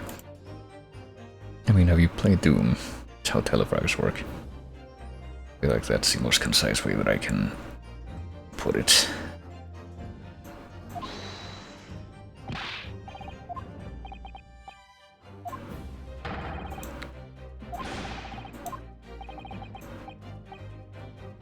It was a sole fatality that day. Wait, what did he say right before that? Did he like actually bring up a specific amount? That person died in a balloon incident. Okay, I thought that he had said like a number of people. All this are loon, I guess. That is supposed to mean balloon. There's no such balloon in the sky.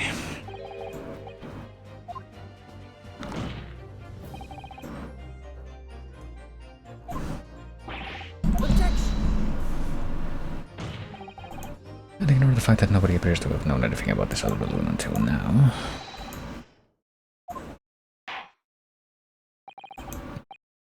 So let's see if he's gonna like slip up and say anything that might lead us to prove that there were more balloons present than we knew about. This phantom balloon. He will give supplementary testimony about the balloons he were operating at the exhibition.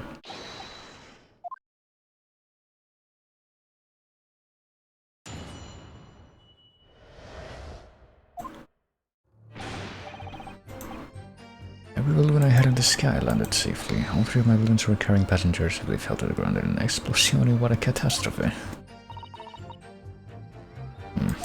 But yeah, but then where did that cloth come from? Coppers at the yard reckoning was probably some debris thrown from the explosion on the stage, but a stupid old ragazzo is mistaken.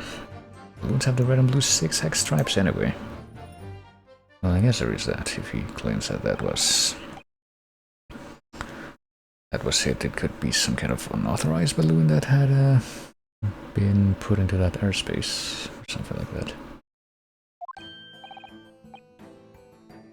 If he even saw a balloon in the first place.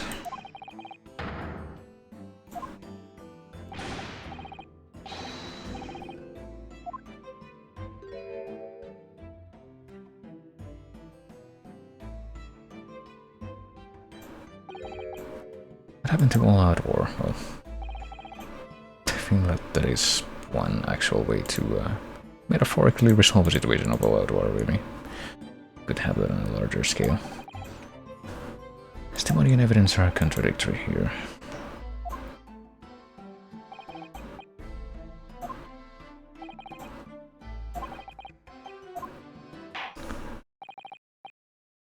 I mean, I guess the main thing we're trying to figure out is if this testimony can help us learn where the green piece of cloth came from, maybe. Hold it! I just have forgotten one, maybe. Well, if there were only 3 balloons in the air, then that seems like a pretty tall order. I'd not notice if I was given 100 lentils and one was missing, but yeah, we're talking about 3 enormous balloons.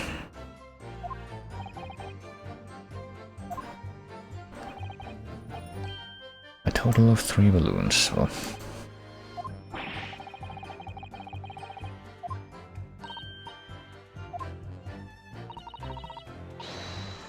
these 10 kids like me can only count up to 2. Well, obviously that ain't true, but the boss bought it and said he'd have to go himself in that case. Well, I mean, if that works, if somebody's willing to buy that.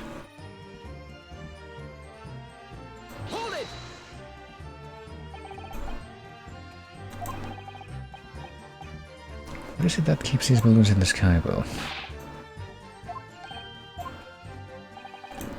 it's like asking why does a candle burn bright? It burns bright because it burns bright, and a balloon flies because it flies. Well, it also has to do with hot air. If you don't regulate that, then it's not gonna stay in the sky. Hot air balloons work on the principle of hot air being less dense than cold air, whereas gas balloons derive their lift by using a gas that is lighter than air. And my balloons are filled with magic gas, I believe. Well, hydrogen. Hydrogen, yeah.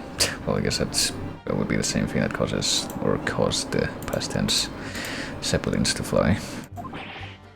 But yeah, that also would make them highly explosive. Even a small spark of static electricity could cause the entire balloon to explode. I mean, if people were aware of this at this point in history, then oh, perfectly safe.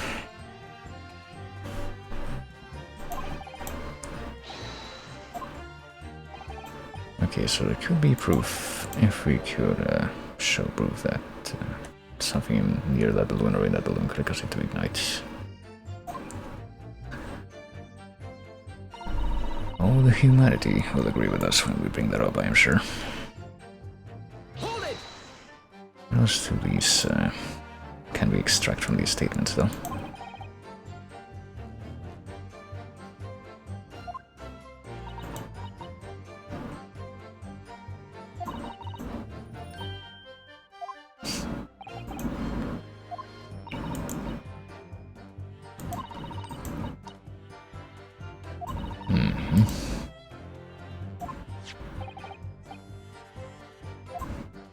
Yeah, nobody picked that up. It was just lying on the floor. Damn it turned out to be important, didn't it? Having got a match like this one.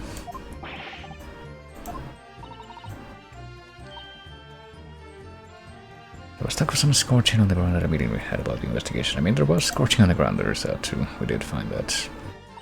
In the general vicinity where we find both this thing and the weird crossbow looking thing. Probably some debris thrown from the explosion on the stage, and yet there weren't any objects on the stage that actually could have come from. That would have been fairly simple to determine.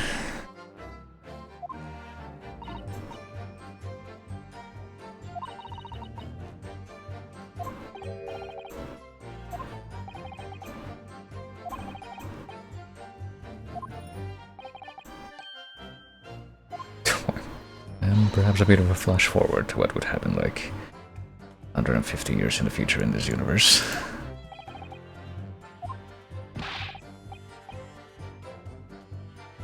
Fish and chip cutting noises.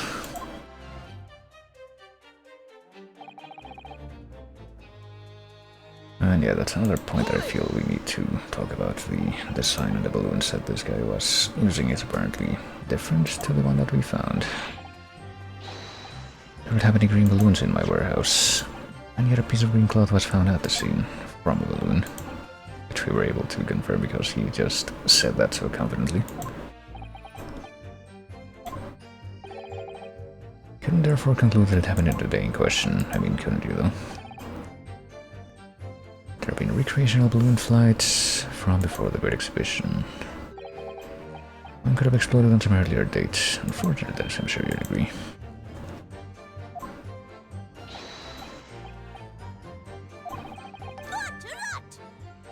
Okay, apparently he has something else to say about that. Excuse me. He really feels he saw that green balloon blow up on that particular moment.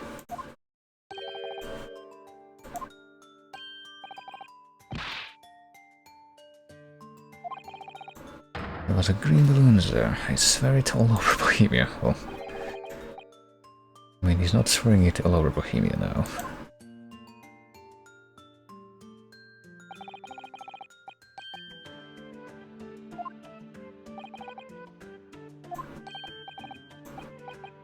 What is this evidence, though?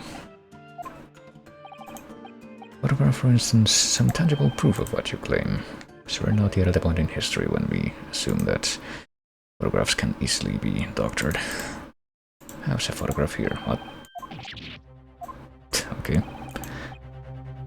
I had not been in a balloon for a little while, so I was very excited. But lots of photograph with this giant box that's just perfectly concealed on my person. Of the Crystal Tower, of the Bohemian exhibit, of the Street of London, of the Hot Eel Cellar. The Hot Eel Cellar.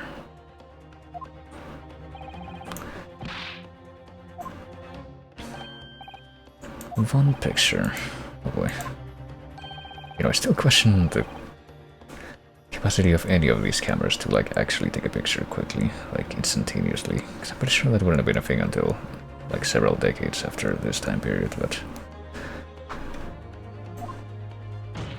it's for the sake of so many of these cases having good evidence, we're just going to ignore that.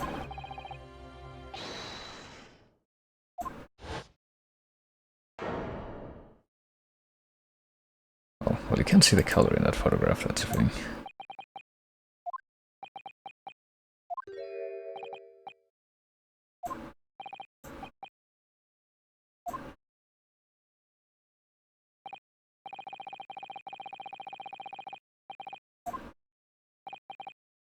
I mean, you would probably still be able to see that it doesn't have the stripes, right? It's the fault of the stupid person who made the camera. Well, oh god, it's fucking the one with the umlauts. There you go. There's one very Bohemian sounding cry. How do you even pronounce it? Like there. There.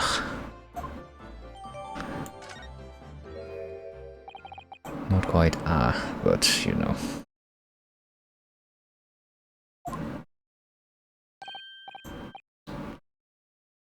Plenty of wonderful sepia memories to take home with you, except I guess this photograph which will be seized by the court. It was on the day of the big explosion. Well, when I pressed the shutter release there was this very loud bang. Oh. Did he accidentally blow up the balloon himself with like the... I guess it really makes sense for him to have like any kind of like a flash device, because that would have been like even more bulky. But I'm pretty sure that would be the kind of thing, like if it was an old-timey one, that would have had the capacity to ignite one of those balloons. It was taken a split second before the explosion occurred. Could not give the flying fig. Oh. I mean, that's incredibly tame compared to like visually something that I saw last night. Whereas a friend of mine went onto like a Japanese server in VR chat, and apparently somebody had been teaching some of the people there some very interesting English words. I hope that person deleted the bot like they said they were going to. Anyway, we need to look at some new evidence that we just got. It's this thing. We have this. It looks like if it was like a split second before the explosion, we can see that like top part of the gun looking thing here is not actually out of position, I don't think, so... But I guess we assume that if it was before the explosion, it also would have been... whatchamacallit... Like the explanation that was given so far is that that thing got put out of position because of the explosion, so I guess that would make sense. There's also like a person standing all by herself, I guess, all the way back here. I wonder if any of these people in the background are supposed to be suspicious. And look, it's a kid running off with a fucking Donald Duck sailor hat. And others in this spooky Where's Waldo faceless people crowd. I don't think any of them are gonna be important though, probably. I'm just like quickly scanning that whole thing, but no. I get the feeling that what we're supposed to focus on here is like this bizarre projectile that's flying up towards a balloon, which is apparently completely unmanned too. There's that to take into consideration. But what do we do with this information? Every balloon I had landed in the sky safely.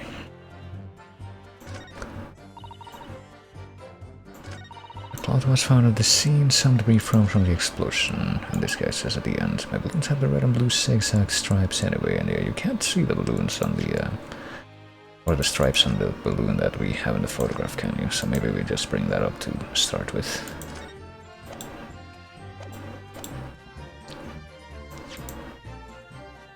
Let's see. I mean, I could probably argue that you can't see enough of the balloon to figure out whether or not there are stripes on it, but... Oh wait, what am I doing? Let's at least try it. No, I guess not.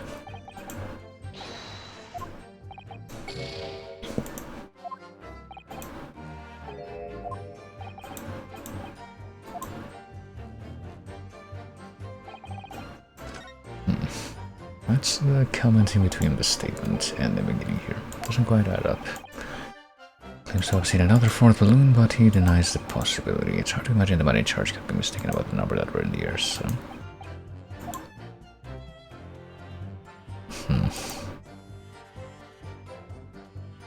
And we can't really get any more details about this photograph just by examining it, it looks like, so...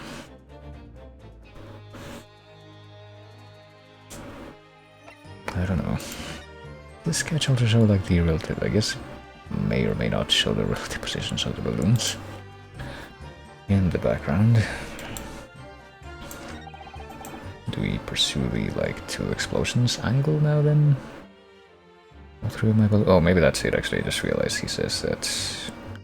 Let me assume that that's gonna be the correct thing. He says that all the balloons were carrying passengers, but we saw in the photograph that that balloon was, didn't have anyone inside. Whoop, hold on. It's not the right statement for that one. That we loaded into. Objection!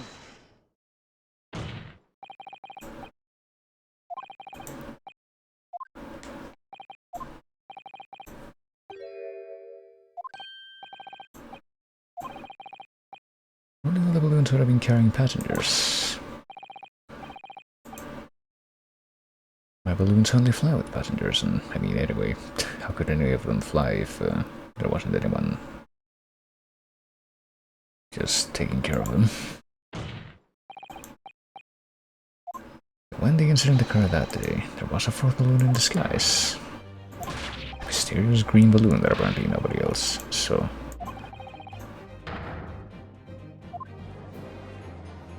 I mean, it does make sense to assume that it wasn't actually one of the ones that belonged to him. There are illegal tradesmen everywhere you care to look. One such entrepreneur decided to capitalize on the opportunity presented by the Great Exhibition and managed to operate balloon flights on Mr. Loon's patch without him realizing.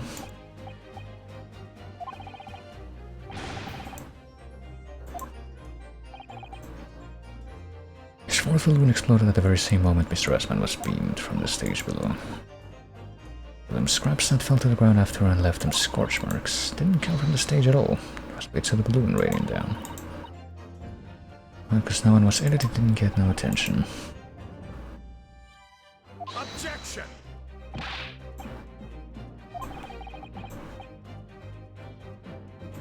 I mean, if it was just being operated by somebody else that was trying to make money, then why wouldn't there have been anyone in it?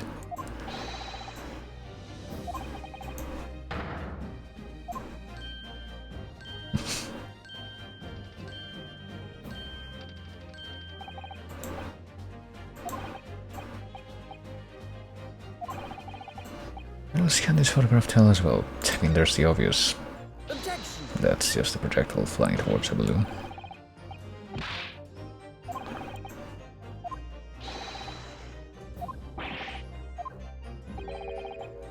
Objection!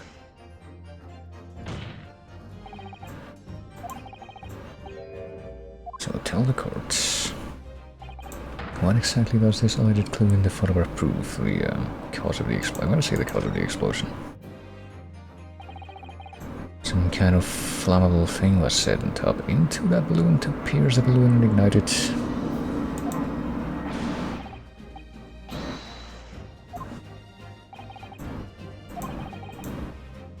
The barricade from the kinesis machine materialized in the sky where it had been flying, and he's still going with that assertion that the kinesis experiment worked and the cage telefragged the balloon, and that's what caused it to explode.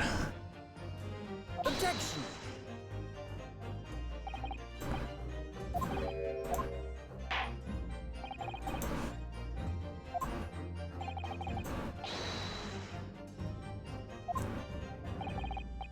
But I guess we now have to point out the other thing that caused that to occur instead.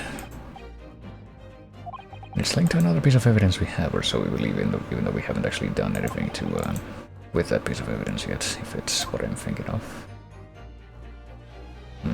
Okay, so none of this lights up. I was wondering, because it kind of looked like it maybe did light up when we first saw the thing. The reticle in the photograph. If you look, you'll notice there's a bright white line that appears to point directly at the balloon. A ray of light here, that's what that would look like. If you look with a magnifying glass, it becomes clear what the nature of this bright line really is, even though we could magnify it and we couldn't really see very clearly what it was supposed to be. I mean, it doesn't really change in appearance all that much. Undeniably some flash of light, yes. I think it might be lightning from the ground, I mean. Lightning from the ground feels like something that I might have heard about being an actual thing at some point, but I don't think that's what we're pursuing at the moment. But it couldn't have been a finer day, there is also that.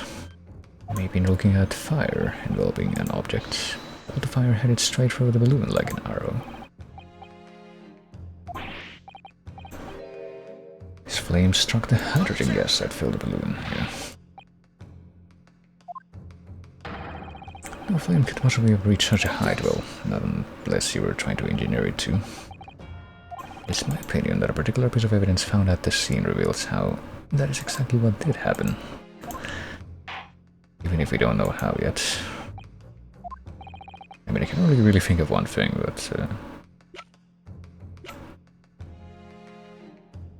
I mean, sure, let's go for it. Mysterious contraption. We didn't examine it yet, actually, did we? I feel like we never actually did that. Maybe we should do that before we present it. Maybe that'll actually be a necessity. But yeah, I'm pretty sure this is supposed to be some kind of crossbow thing.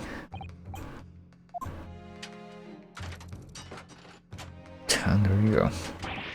It actually just unfolds into a crossbow.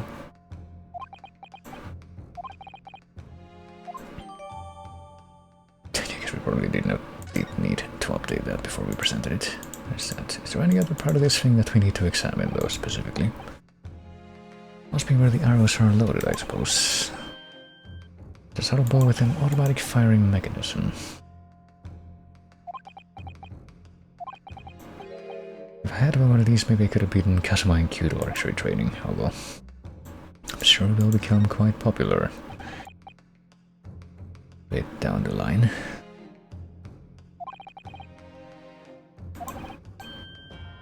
It's far more accurate and powerful than a Japanese longbow. Well, maybe some people would take offense to that, but I wouldn't know. Any other parts of this to remark upon beyond those two things? Maybe not. I mean, there's the string, there's the firing thing, the trigger, the winding thing. I guess that's it though, but yeah, now that we know for sure. Take that! We can take that. A small ornamental tree. I don't think we really were looking at the tree though when we picked it up. An arrow dipped in oil and satellite could have been shot from this weapon, sending a flaming arrow straight into the hydrogen-filled balloon to blot out the sun.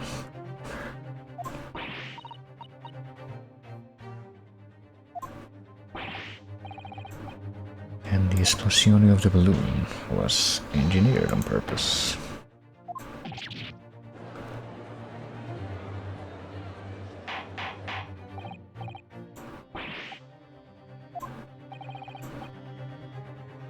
Sure, I could have used the gun, but I guess I would have just it would have created an additional explosion sound and also drawn attention to, yeah. I mean, it's not really clear how much noise a crossbow would make. Conversely, I don't think. Silently, I don't think it would be quite silent with the tension string release involved, but would be a lot quieter than a gun, probably.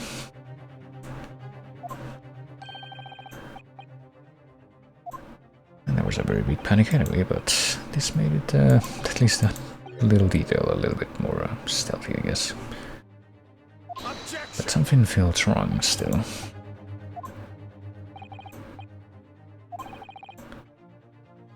If the birdcage appeared from the cloud of smoke that ensued, that would have meant that it was either in the balloon, like the big part of the balloon, or in the little basket.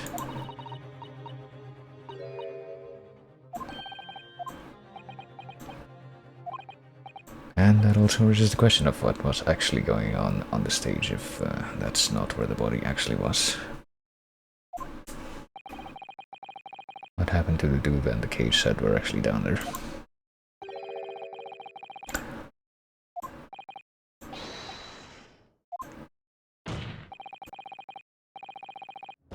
The horse has bolted.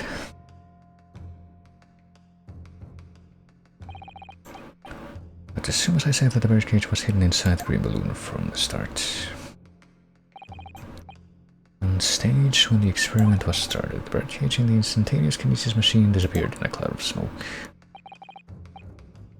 At that moment, the flaming arrow was fired from the ground. So where did it actually go, though, the one that was on the stage before, causing the green balloon to explode and drawing the attention of the spectators to the sky above their heads? amid the smoke, the hidden barricades then appeared to fall down and crash into the crystal tower. It's entirely possible. Well, you know, except for the fact that what happened to the cage and the person that were on the stage, but I'm sure that's about to get brought up right now by the prosecutor. Objection!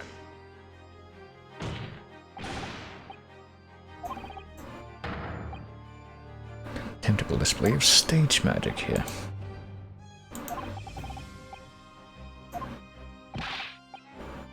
The victim's body was found inside the birdcage in the crystal tower. And yeah, there it is. Kind of magic myself. Boy, such apparent discrepancies can easily be explained by some simple deception. Well, there you go. All you would need is a doppelganger, someone who looked very similar to the victim, Mr. Asman, and having this other man appear on stage to front the show as a body double. Because that does raise the question of who that was and why it would have, why the demonstration would have had to be done that way, and whether or not the scientist was in on it. Objection! I guess that would definitely explain why the chest wound that Asman had didn't bleed out all over the stage or the any part of this crime scene, though. He had to have been killed beforehand, and that would have either closed up or dried up. I don't know. Well, if he was dead, it probably wouldn't have closed up. Anything hidden inside it, it would have been scattered to the four winds when it exploded. No one would ever have embarked on such a risky venture, well. All that I made it, I feel like I blinked and missed something here. Balloon would have been filled with hydrogen. I mean, apparently all the balloons that were flying around that day were filled with hydrogen, and yet that's the only one that exploded. Explosive gas would depend upon the mixture ratio. Flying balloons are rarely filled with pure hydrogen, but a mixture of other gases such as helium as well.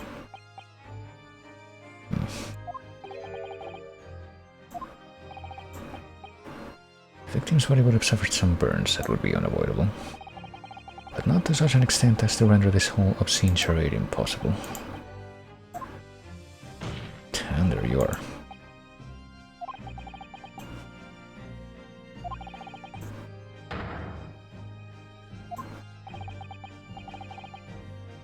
So we're establishing all this, but at the same time pretty much calling our client a fraud. The victim, Mr. Asman, was never present on the public experimentation stage to begin with, because I guess he was already dead by that point.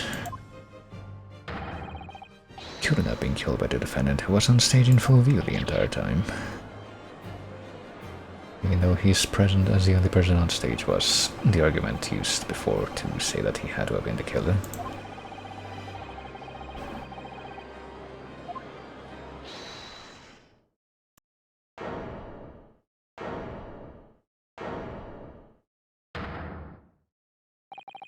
I bet he's very offended by everything that we just said.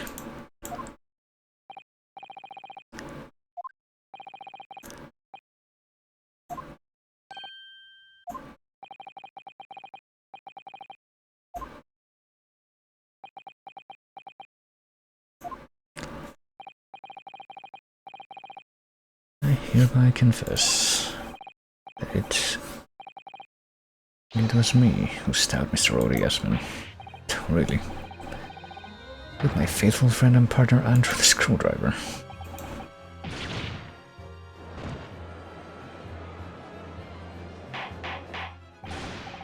Where is this coming from, though?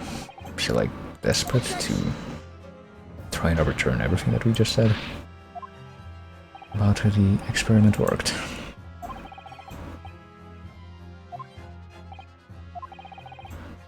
Stand there and claim it was all a trick. An elaborate prank, but apparently the only way to disprove that is by pretending that I was the murderer.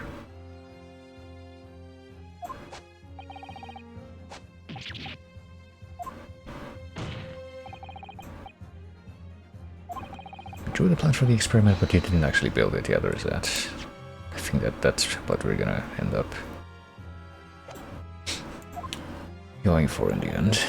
But the machine was not actually made to his specifications, but for some kind of deception to frame him, I guess.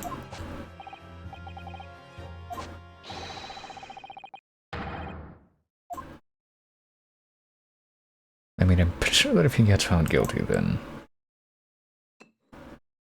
And then that whole dispensation thing is moot, so what he's doing here doesn't matter. Doesn't make sense.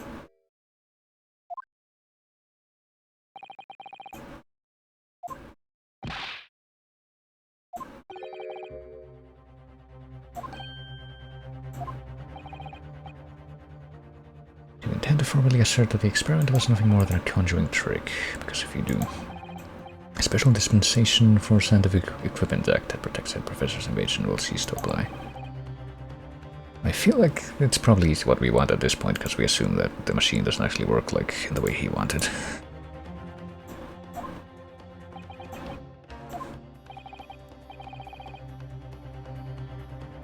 If you acknowledge that the machine is genuine and instrumental in the victim's murder, then you'll get found guilty, I guess. Confidentiality of the professor's hypothesis will be preserved, but, I mean... at this point, we are going to gamble the fact that that hypothesis is not reflected in the building of the machine itself. I feel like that's what we need to go for.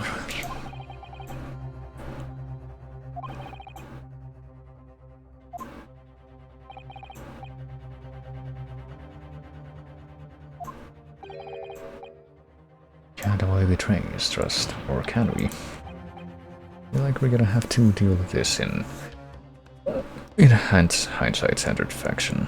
Come on. But we need to make something a bit more... God, what's the word I'm looking for? Need to be a bit more forthright here.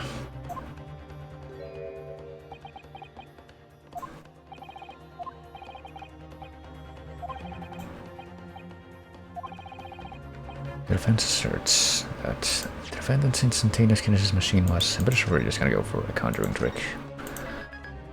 It'd be easier if you could actually, you know, clarify everything to the guy before saying this, but...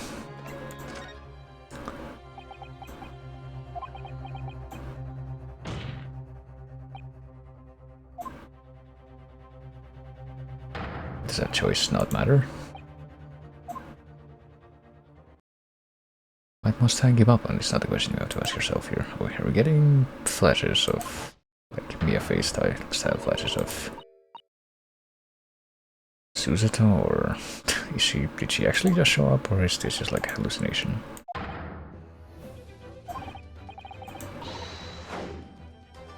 I get the feeling that maybe she did just show up, just completely out of nowhere.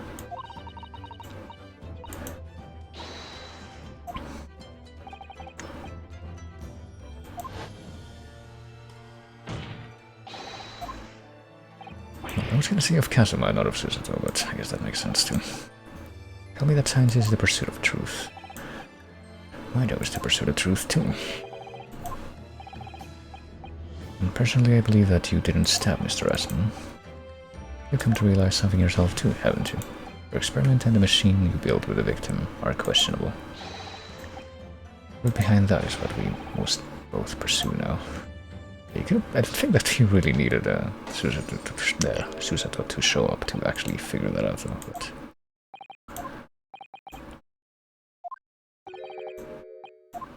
can't ignore this any longer. What do you have something to say? Oh.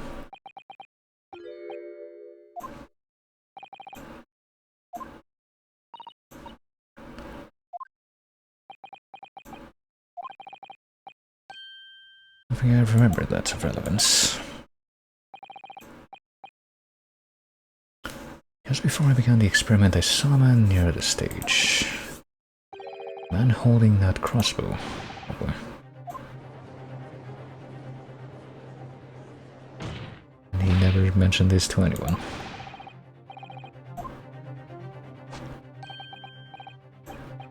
Taller than me, and thinner than me, with straight white hair, straighter and whiter than mine.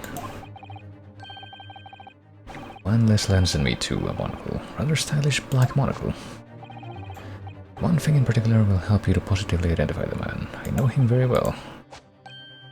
He's the engineer who built my invention. Yet that's the last thing that he mentioned. Strasman introduced him to me a year ago. He's a man by the name of Enoch Drebber. Enoch Drebber, who is apparently recognized by a couple people in the jury. Not a name any scientist wishes to hear. The man's an abomination. Not a name any conjurer wishes to hear either, for some reason. This isn't the first tale of this nature that I've heard in scientific circles in connection with that name. There's talk of other flamboyant experiments that turn out to be nothing but stage trickery in the end.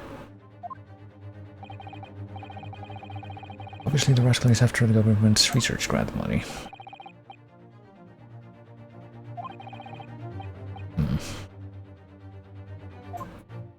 So he's like a con artist, both an engineer and a magician. We're dealing with an unparalleled confidence trickster here.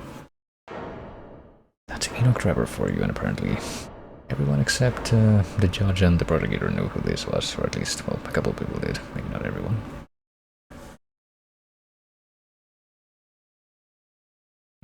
So I guess he went from like an evil Mormon assassin in the original Holmes story to some kind of Victorian Mysterio in this story.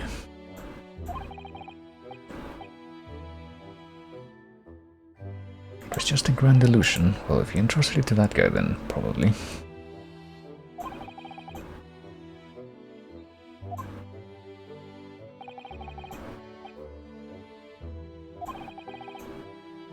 I to believe that machine would function exactly as my hypothesis predicted.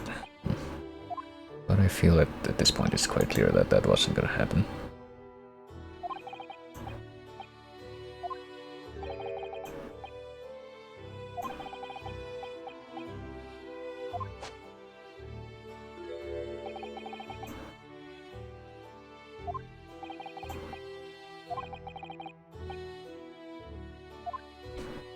So he didn't know. Never questioned anything, didn't want to question it. And I guess it's possible, yeah, that's probably the whole reason that happened in the first place, that last man got Drebber involved. We're working together to use you as a means of fraudulently acquiring the research grant money, and I guess framing you. But if that was the case, then why did the real Assman end up dead? Or because of a deception by Drebber, I guess. And I mean, if they were planning for this whole thing to go out like that, then if it didn't end up with Assman's body being discovered, then what was the original plan, I would say, but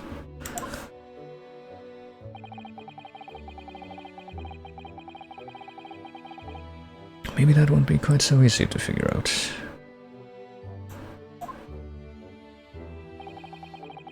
The smoke suddenly started billowing out. I panicked, didn't know what was happening.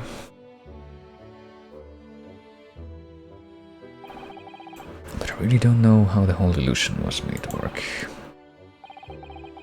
Don't know anything anymore. Maybe I should have supervised that guy or something if that was so important to me, but didn't want to offend my notorious loan shark patron, I guess.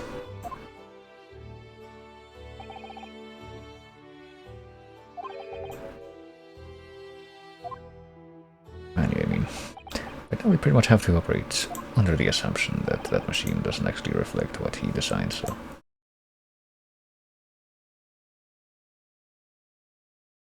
Hope he at least remembers to specify that much. You should examine the machine and how it was built, but not the plans that it was presumably supposed to be based on.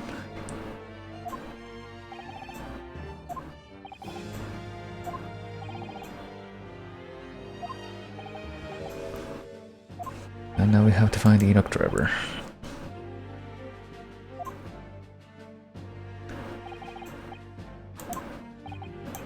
And even though apparently we have an Enoch Drebber involved, I get the feeling that Joseph Stangerson and Jefferson Hope will not be involved. It is kind of fitting though, because Enoch Drebber was like one of the two secret background villains who was also a victim in the first Sherlock Holmes story ever created. Which which was a scandal in Bohemia, which was also, incidentally, one of the very few stories in the actual Sherlock Holmes canon where Tobias Gregson makes an appearance.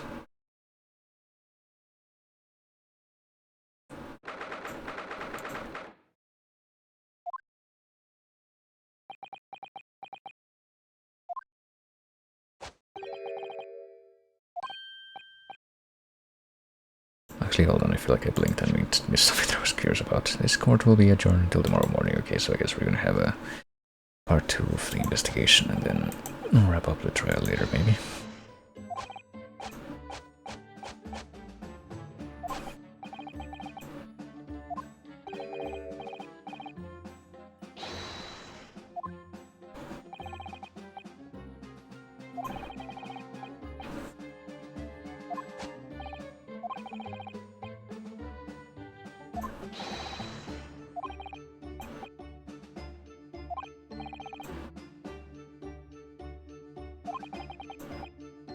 Let's do as much investigation as we can before the trial resumes tomorrow. Who are we gonna go talk to this time, though? I guess we're gonna probably meet... Well, I wonder if we're gonna be meeting Trevor during the investigation or what we're gonna be doing, actually, but yeah. Mysterious sudden return of Susato, who was apparently also just allowed into the court silently and with no questions during the trial.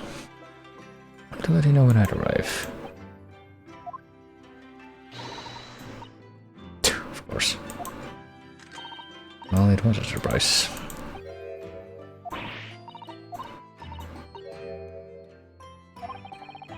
It just sort of slipped out as it does when you're happy to see somebody.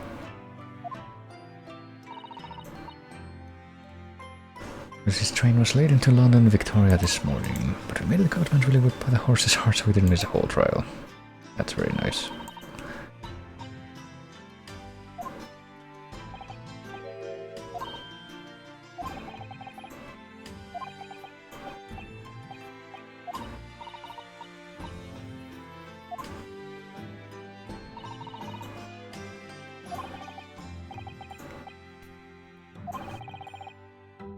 What's brought you back? Well, apparently my father wasn't dying after all.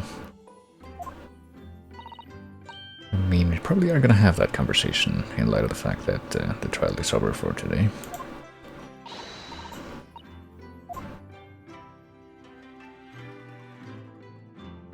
And I do have some more time.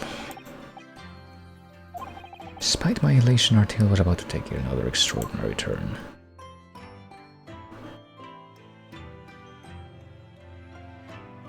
But first, let's go through another chapter division.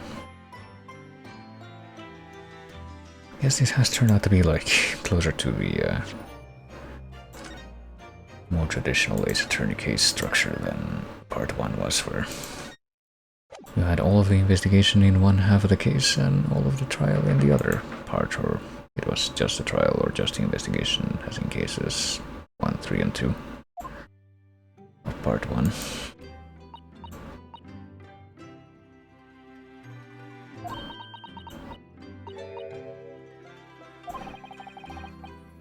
And you notice that the Daruma's other eye is still not colored in.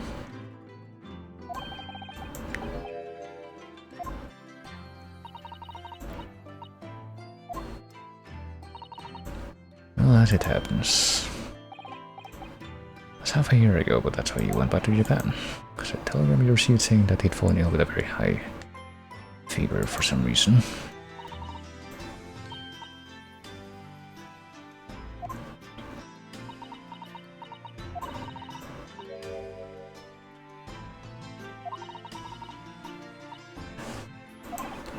Okay, I was just faking it all along to have her back for a reason that I don't think was entirely clarified before.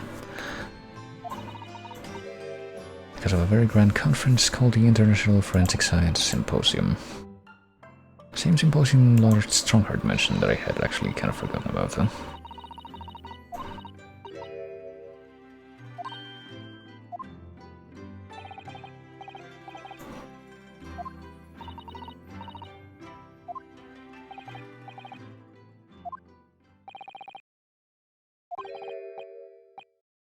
Something about you know who about Cassava.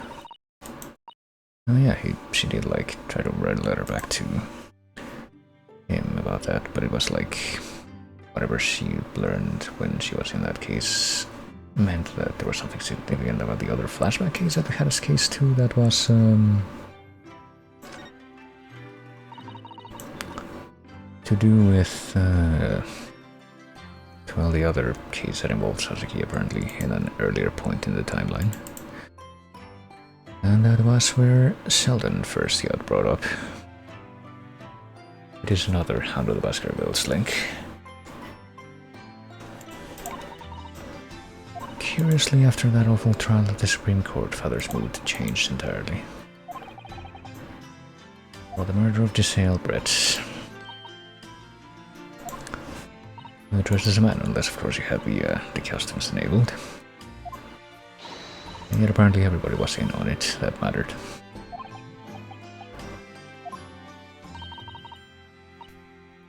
I could wear a false mustache maybe, well.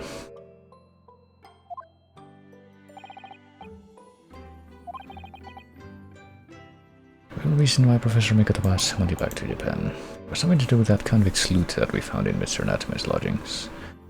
And that bracelet that apparently got immediately taken away by Holmes to the police, or Sholmes. A very large dog collar we found with a bee emblem on it. Mr. Natame included a drawing of the collar in the report he submitted about his time in Britain. When Father saw the report, he turned as white as a sheet. So for some reason that involved not only some kind of bizarre case that Sholmes refuses to talk about, but also people in Japan. Something must have happened during that time. He refuses to tell me what it was that I intend to find the answers for myself. Well, I guess he does refuse. I have to actually interrogate Sholmes about that at some point. And get some more answers. It's a very meaningful look at the Sam's giving Iris there. Well, let's go through all these as per usual.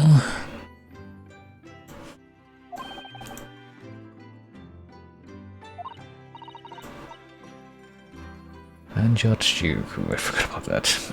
That's apparently his name. Something of an honor, I believe. Maybe we'll talk to them here in this part of the world.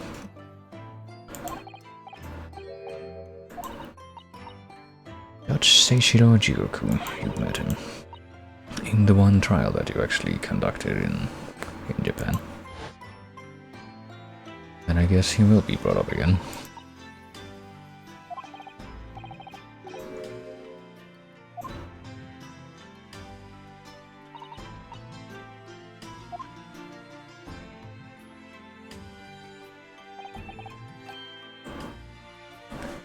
Happy to never to see that Montrose again in my life, well. He might be showing up at your doorstep here at some point. Won't actually arrive until next month, but well, looks like he will be coming here. About the symposium, seems as though Lord Strongheart has put in an awful lot of work to make it happen.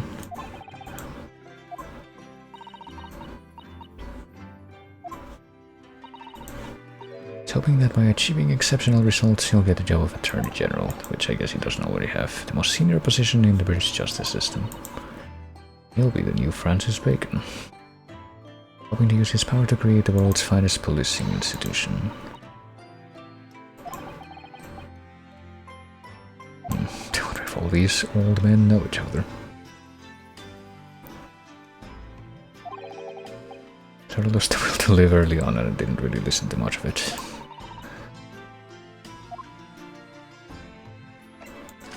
Still don't know why Giselle Brett killed Watson though, or Wilson, excuse me. How could I possibly make that mistake?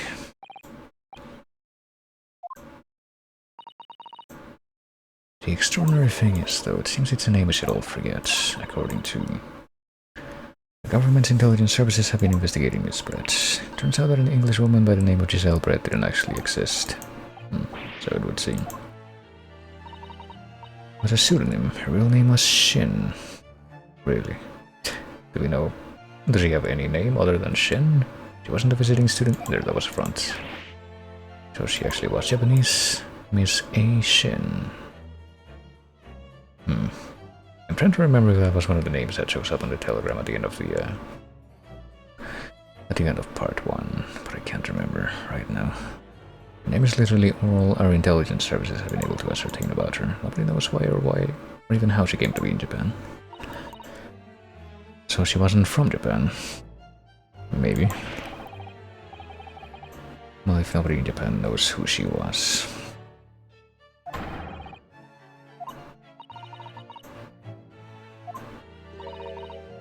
Got some business in her country that we don't yet understand.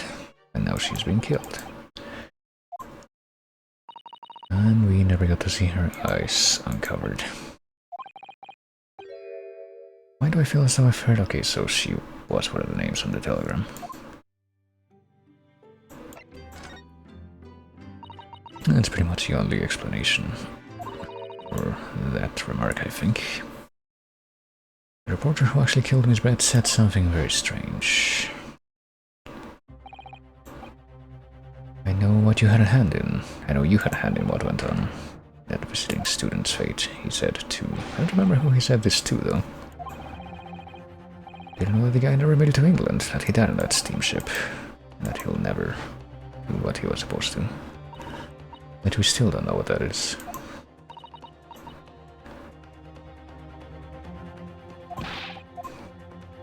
Did he finish that thought?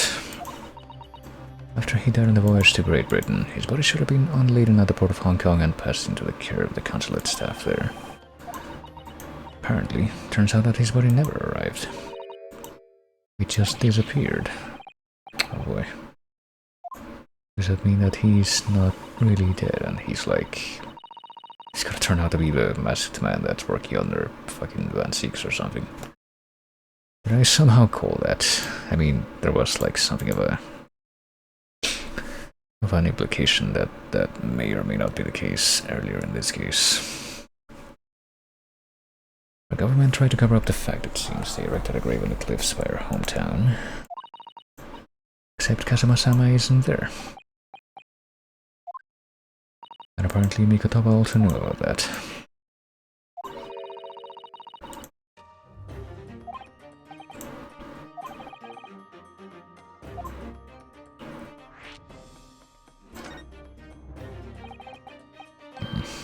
I get the feeling that we're not gonna get all the answers that we want about that until this whole everything is resolved. But the things that happened on the SS Borea were definitely strange.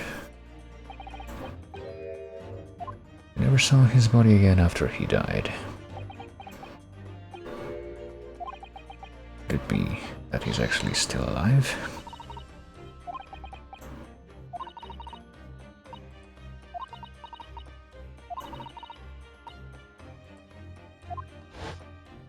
I mean, did anyone check his pulse when he was... Definitely examined the body, I remember it clearly, so he could have lied.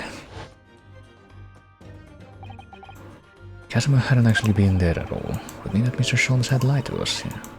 The reason why he would possibly have done such a thing unless he knew about the affair that apparently those 4 names were involved in. Which I think is quite possible based on everything that we've learned since then.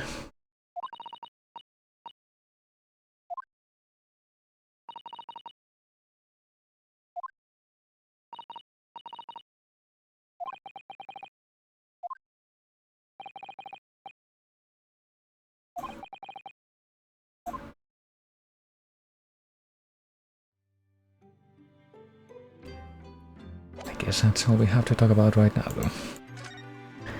Now I'll show you my lawyer's armband again.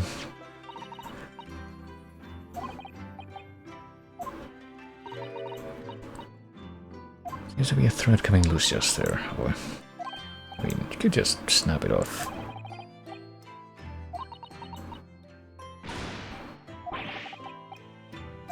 It's all going so well until I ruined it. That's usually what you do with loose threads on clothing. At least I find. The spade's been in here since we first moved in, hasn't it? It's not a spade, it's a shovel. A 10th argument.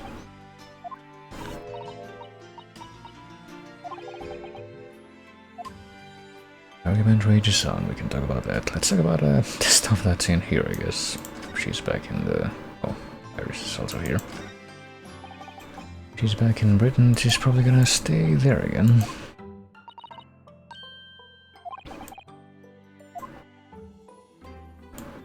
Keeps having the aquarium.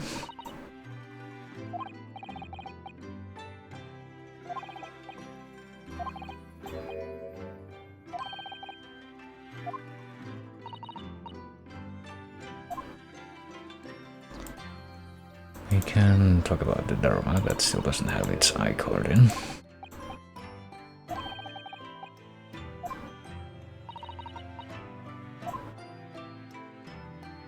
Again, look at the picture of everyone, maybe. Taken when I left London, wasn't it? Yeah.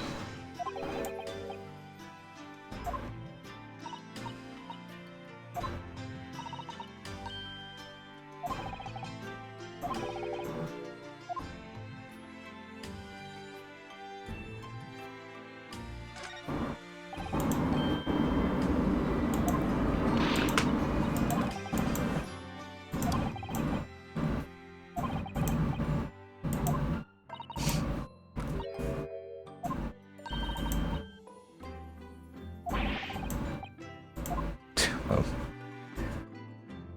guess we weren't able to defend the state of the shitty desk that we have.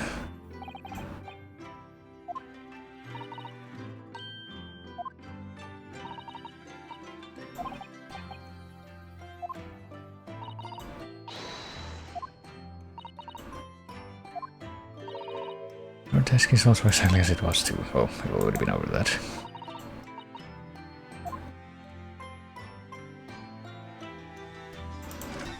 Can we talk about the tea? Shall we talk about the tea? Plenty of logs, not like we have to worry about paying for gas. Well, where do we get the logs from though? You can't actually exactly go out and chop a tree in the middle of London, can you?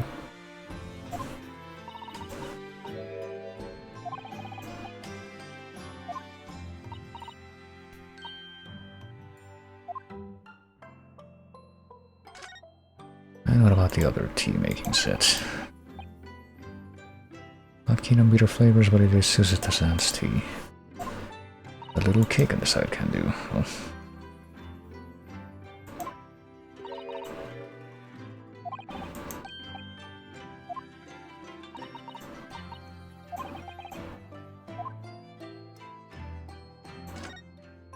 could there be anything that I missed on this side? Probably not. Okay. I guess we talk to Iris now.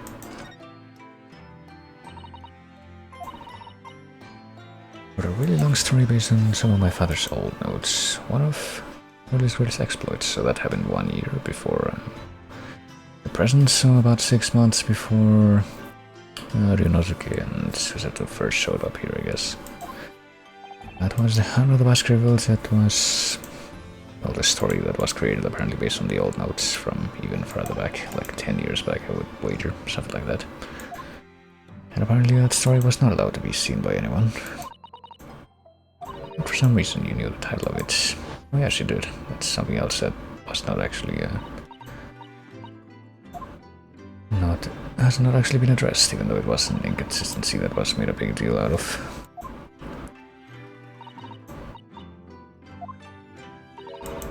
I think it's time. Oh really? It would be nice.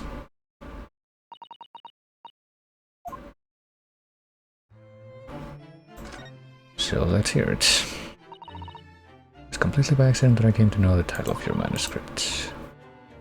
It was a short while before we left Japan. I was cleaning Father's study and I saw something on his writing desk, a large box of papers. There was a label affixed to the box that was written in English. It read, "The Hound of the Baskervilles." I had no idea what it was at the time, but Father came in and...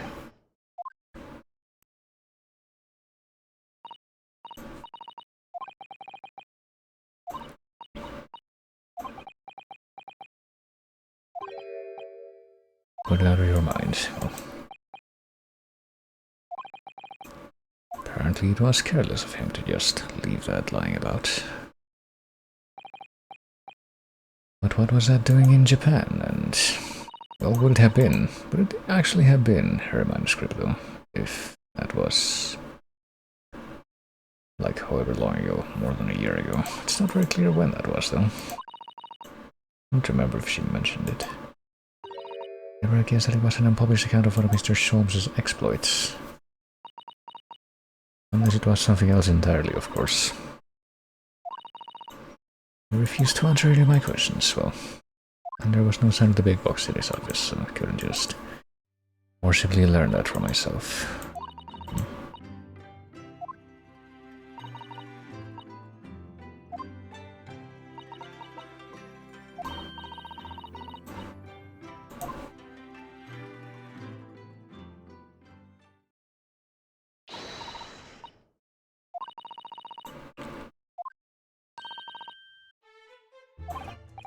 Alright. First port of call should be to investigate this Mr. Trevor. Even though it's not very clear where we would begin in that respect. We need to go and arrest him. Or just get somebody else to do that, maybe. Can we, like, cajole Gino Lestrade into doing that for us? She apparently has a badge that you can use for that. Is that what she's thinking?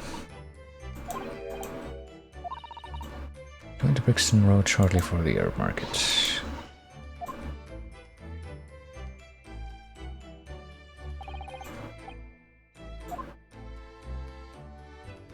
Alright.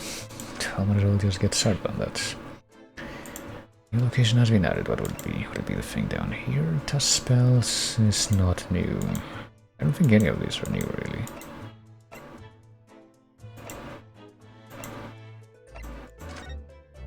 And we stop at the suite first, though. I wonder if Schultz is gonna be here. No, apparently not. Let's have a quick look around before we pass by, though. Fireplace, the Katatsu, don't put your feet into the fire. I feel like we've heard that already. The paraphernalia from the Holmes stories.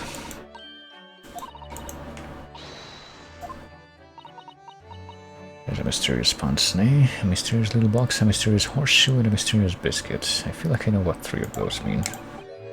And the last one might, yeah, might just be one of Iris's unfinished snacks. At least they actually clarify that. What about the blackboard? He seems to have drawn a lot of little stick figures all lined up. Cheap apples at the market is what all of them say. All your questions would be answered if you only would read this month's Runs magazine, so yeah. There's your Dancing Man reference.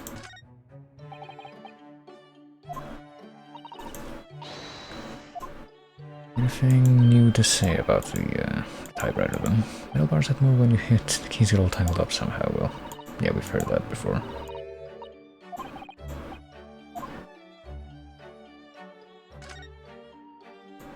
Anything else of any note here? Probably not. We can talk about the giant analysis machine.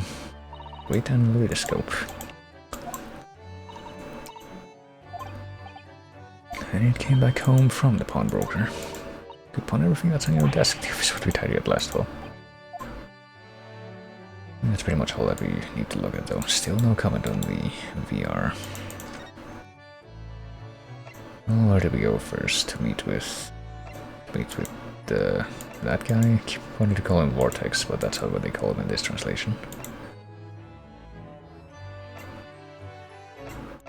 Some time in a business in the prosecutor's office. I want to learn who the masked man is, but I guess we're not going to learn that quite yet. Maybe not even until the end if I had to expect certain things. So, hey, that's somebody. Is that Enoch Trevor? By any chance, he does have long white hair. Oh no, that's a woman.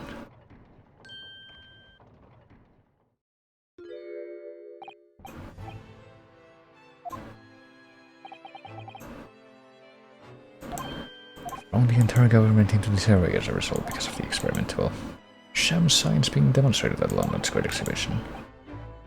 Well, it was not something that the man who was ostensibly arranging the whole thing and who thought of the machine was even aware of, so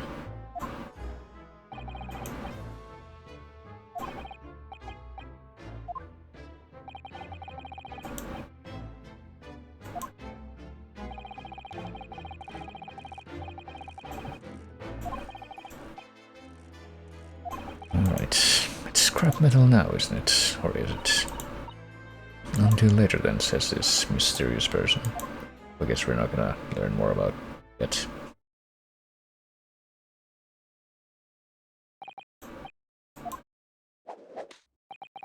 That was Dr. Courtney Scythe. Oh hey, we actually... Never mind, we did hear that name before. Scotland Yard's esteemed chief coroner. She's leading the forensic investigation team's handling of this case, and apparently she also produced the autopsy report for this case. I think that's where we saw her name. I wonder if she's gonna turn out to be like secretly the Reaper or something just because the word Scythe is in her name. Like someone who actually is killing people that she thinks is guilty. Or it could be something completely different, like a red herring. I don't know, it's too early to tell. I'm gonna find her in the forensics laboratory, where I guess we will be heading at some point in this part of the investigation. It's not quite running quite so spectacularly late anymore. Well, we can have a chat about my bracelet or armband, I'm sure.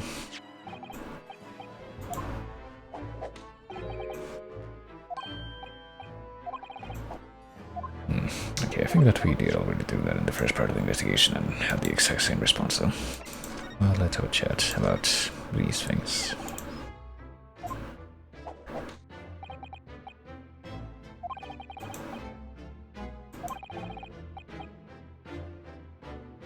Unofficially, of course.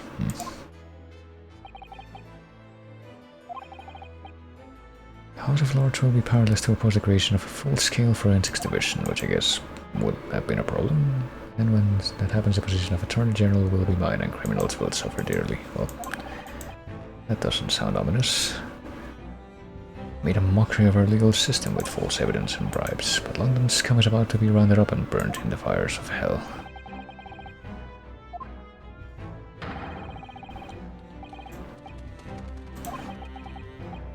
Look at those eyes, he means every word.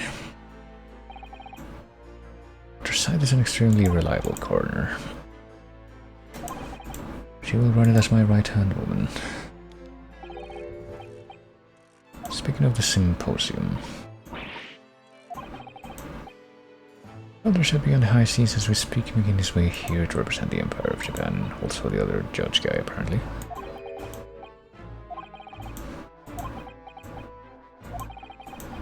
It's many years ago now, but yes, I remember Dr. Mikotoba very well. Okay, so they do know each other.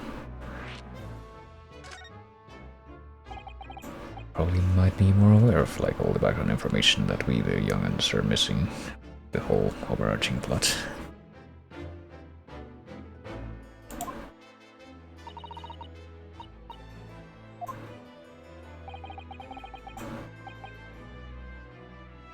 Shikoku accompanied him as a young, promising judge. Punctiliousness and politeness of the Japanese at the time impressed us greatly. Oh. Not that I wish to imply impoliteness or carelessness on your part in any way.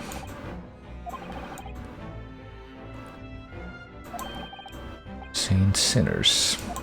What? Scythe was also there as it happens.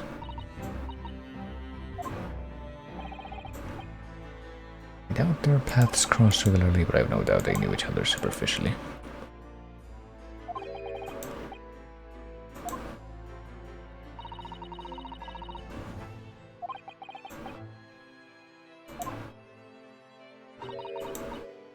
It's a rather turbulent time at home. Perhaps Father wanted a reason to get away.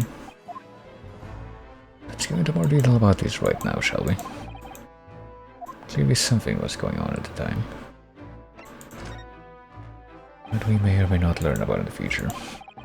Also, Lord Van Seeks. His older brother was killed some years ago. Was that his brother? I don't think we got a clarification on that.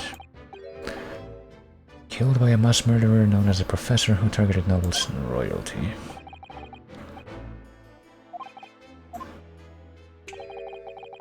You could say it was that very incident that gave rise to the Reaper.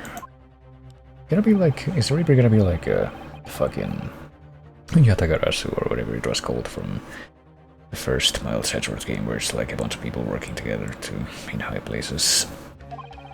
to screw over criminals. Maybe. It was just after young Baruch had graduated from the University of London and became a prosecutor. August criminals who managed to evade conviction in court started disappearing. Rumors quickly spread throughout the capital.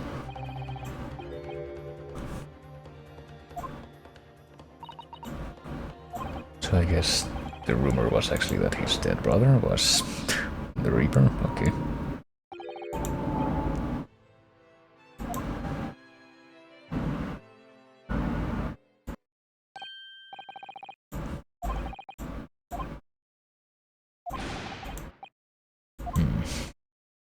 Well, I guess since it's not protected by the special dispensation thing,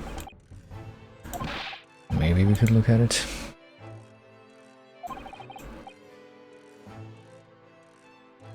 Special dispensation... There should be a comma there, I think, but... Well, the special dispensation legally preventing investigation is being annulled.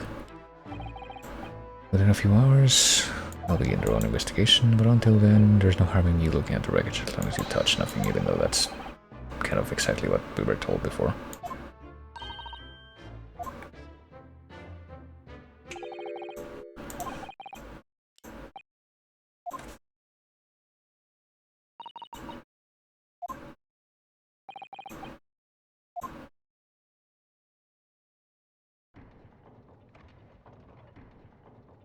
And off he goes.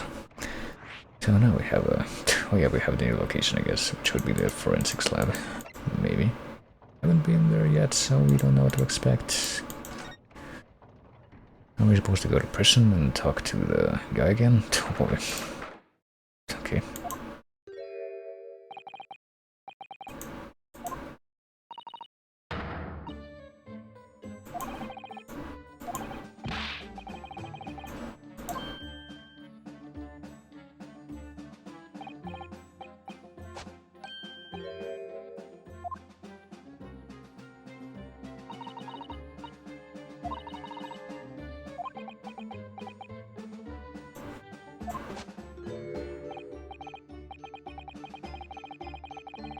I'd better find a young woman like you sooner. Oh boy.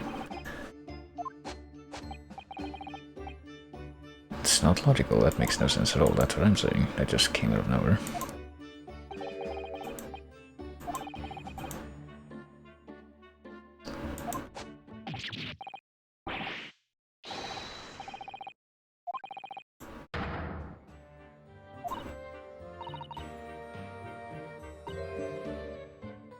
So yeah, what's this about? Is it important?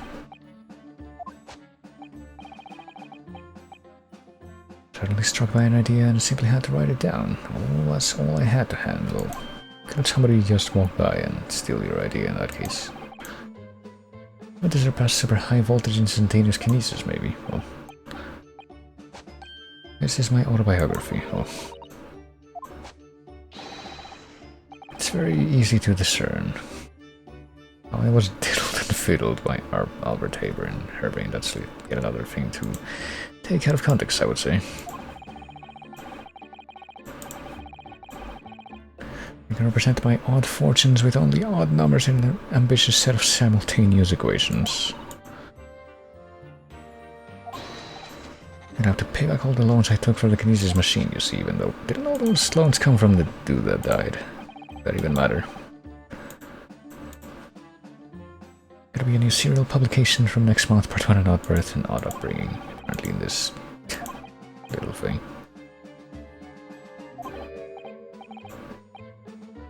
I was diddled, I was fiddled by the pair of them. By Asman and by that aloof engineer, Trevor. I guess we gotta try to figure out where Trevor is. Maybe this guy will help with that.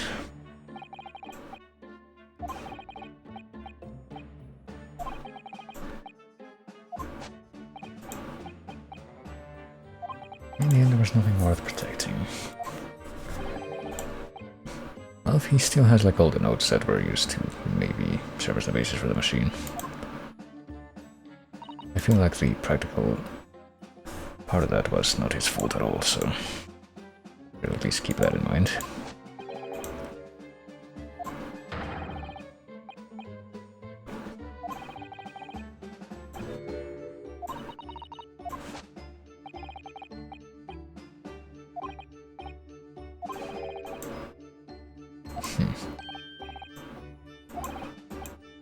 I'm sure he genuinely believed it.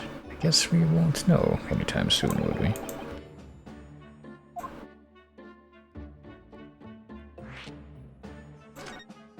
But his motivation was just like having faith in his old friend.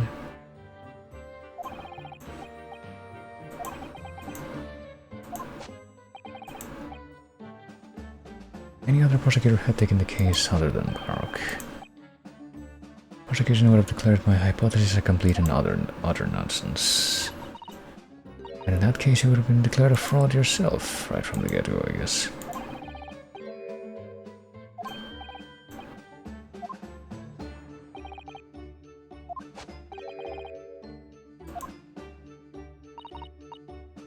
Extremely kind-hearted soul spent all morning trying to paint you as a murderer.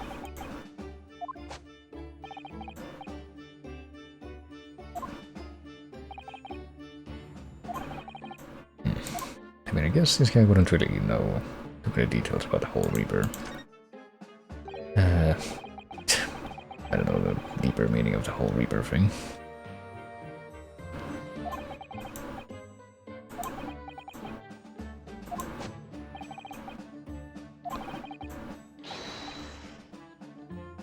Work would benefit all humanity and must be pursued. He was so enthused and emphatic, but in reality he was the mastermind of some vast criminal network, it seems.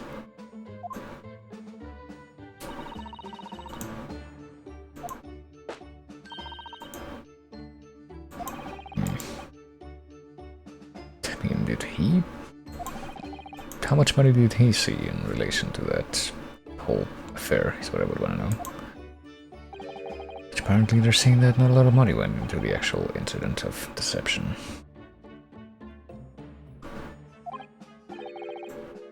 None of us have any money. Why not do research what we can afford it for? Many of us take on barely legal part-time work to try and earn just a few measly pennies to carry on. What kind of barely legal are we talking about?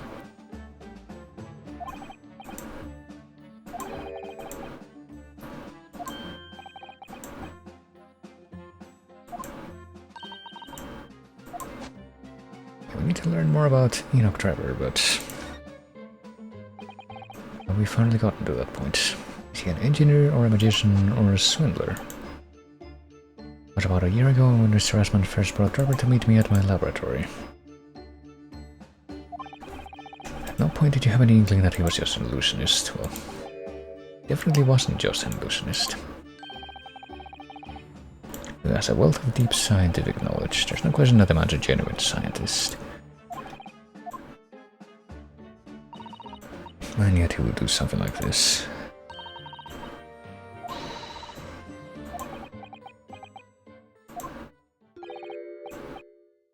We only ever discussed the kinesis machine, nothing else, so he doesn't actually know anything else about him as a person. Just once I did visit his workshop, oh boy, so I guess we probably had to talk to him to find out where that was. His enormous fabrication laboratory.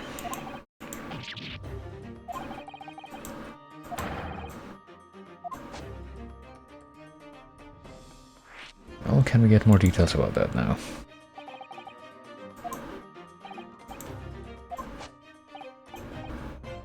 It's an enormous place, plenty of room to construct a kinesis machine, you see.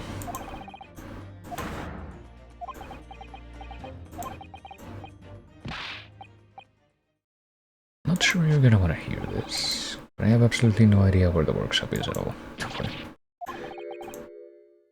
Is it like a fake Greek interpreter kind of thing? I was blindfolded in the carriage, yeah, I guess it was the entire way there.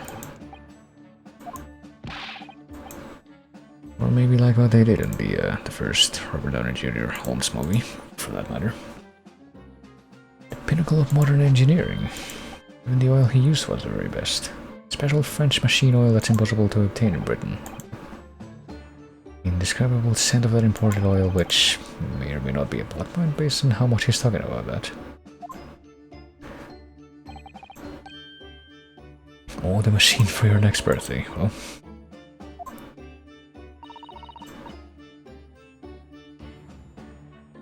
don't you even know part of the workshop's address?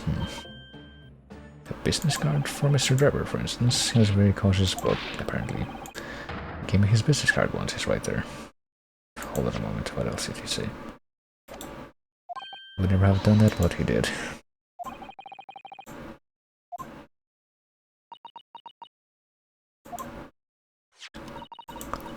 Enoch Driver Engineer. Maybe that's all it says. There's no address. Well, do we at least have it in the evidence now? Yeah. Maybe there is something else we can learn about that then. Let's take a closer look. Enoch Driver Engineer, he's got a cross and he's got a little box design on the side. Is there anything on the back? Oh, there's smudges. Is this gonna be the clue somehow? Perhaps it's machine oil. Well, maybe if we were able to find out. Apparently it's very distinctive oil. Maybe if we were able to like find out more about the oil that and like where it's being used. In large quantities, it's more fragrant than the finest perfume, so excuse me a moment. Oh, we're gonna use fucking Susato herself as a scent hound. Oh no. Don't have any scent at all. But just because there's a small amount there. And apparently we don't really have anything else to say about the front of the card. There's a smear of machine oil on the reverse. Oh, hold on. Looking at the wrong thing. Do we present him with the card again now that we've pointed out the oil?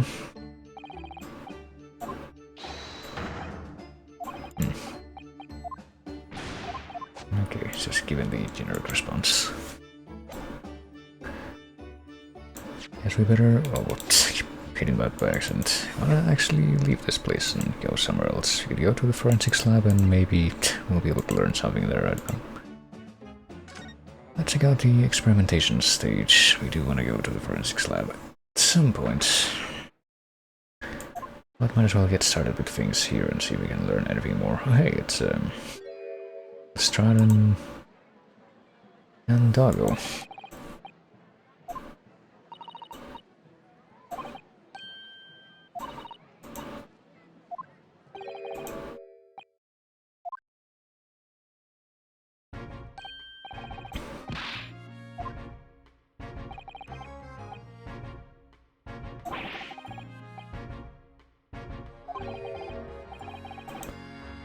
Gentleman so loyally at your side. Boy.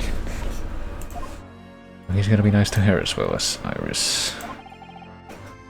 But not so much to Leonoska directly. Watching on trainees domain. Or the scene of the scorched ground and not the scene of the machine, or maybe both. Seems to be busy playing with a puppy. Probably giving a traditional East End training. Well, he's a police officer now, apparently. Well, it's in the right place anyway. It's got the detection bug, if you ask me. And she'll follow in my footsteps nicely, well. I'm being transferred. Time for me to say toodaloo to London, really. Right now.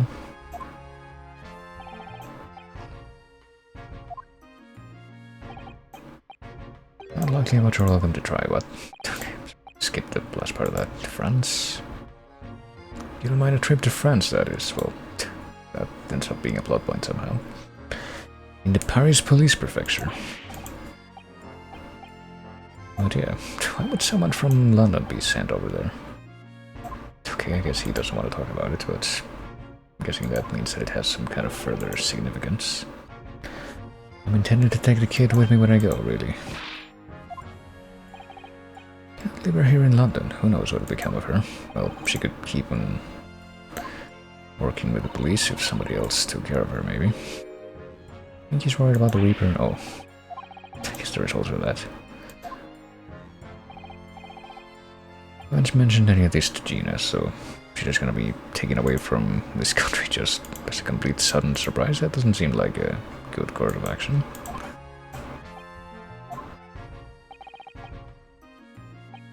Gotta keep that diving diva safe and sound, really.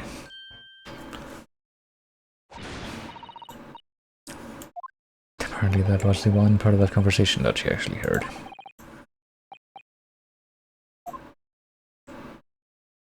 Did he say Detective Diva again after that? Or as a separate thing after that? Yep. Alrighty then.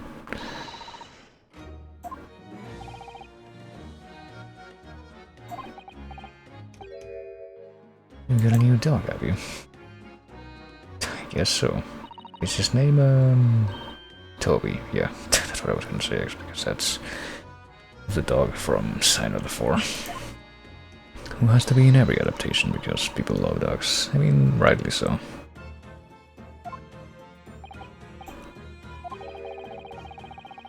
It's not so lovely Inspector Rexon that's playing on my mind, to be honest. Well, I guess we'll talk about all these things in due time. What do we have to say about the investigation scene, which apparently just flipped once for no particular reason?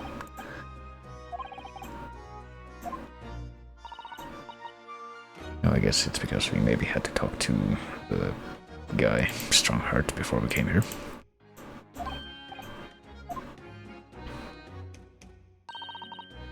Are we playing with me new friend here? Oh.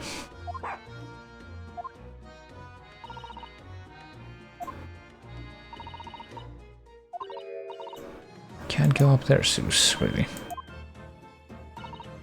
Like I told Otto yesterday, even I ain't allowed near that wreck, except I guess now we are. Well, dispensation is how they were thinking of. But only them lot are allowed to investigate it. A forensic something. Forensic investigation team.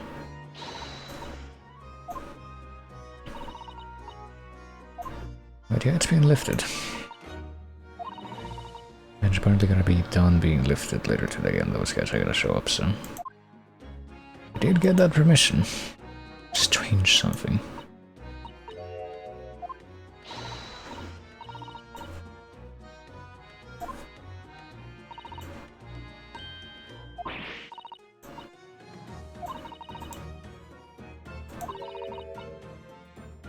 Waited for 3 hours at the Cove's office and came back sniveling. Boy.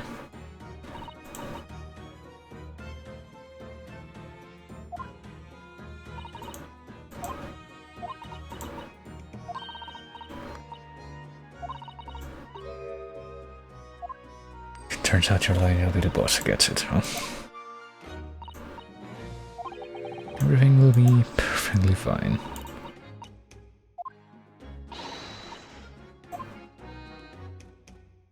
Well, there we go. We clarified that much, which I guess we had to before we were able to get to that part of the scene.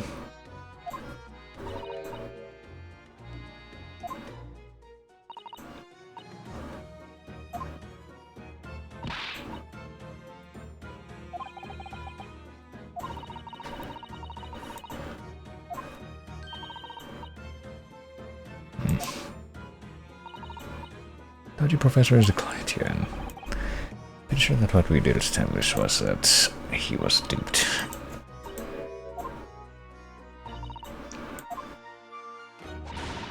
He was led on, I suppose, or was that other Cobain? Oh yeah, that guy, Trevor. I don't know if we're gonna be able to meet him during the investigation.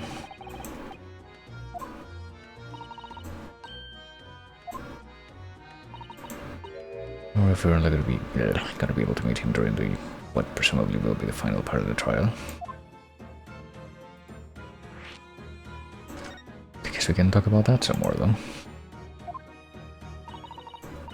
It's really funny looking. Got twice what don't match, still a glimpse of a picture of him earlier, oh really? Old Devil's got it. Scalding Reaper who's always glugging down glasses of that blood red plunk. Oh. So maybe we could go talk to him to learn more about Drebber.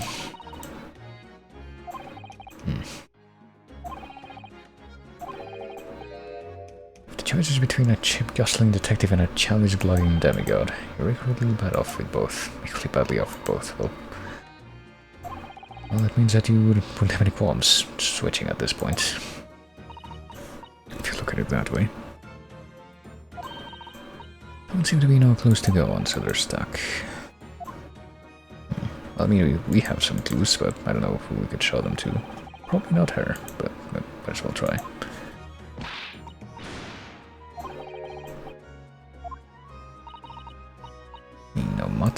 He's a bona fide detective. Well, giving him a proper title and everything. Why do I get the feeling that we might, if there's a dog called Toby in this, we might actually end up using him for the same thing that he was used in the original story, which was as a scent hound, like actually. Maybe he can figure out where the secret lab is.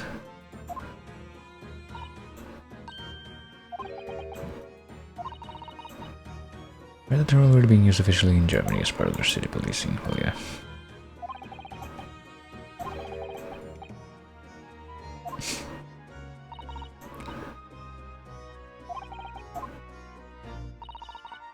I don't know what the boss said. I'm still be sure you get a good whiff of your draws. Well, chase that scent to the other side of the world. Wonder if this means that Mess sold the dog from like other like Capcom Ace Attorney adjacent games was based on Toby from the story. I get the feeling that that might be a bit of a stretch though.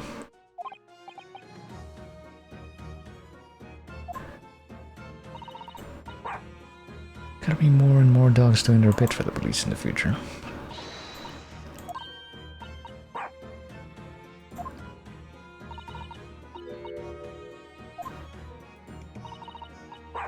I mean, that'd probably be a better idea. Toby is apparently Britain's first police dog, though. When I just chucked him out on the street, well, we should have lifted him from somewhere.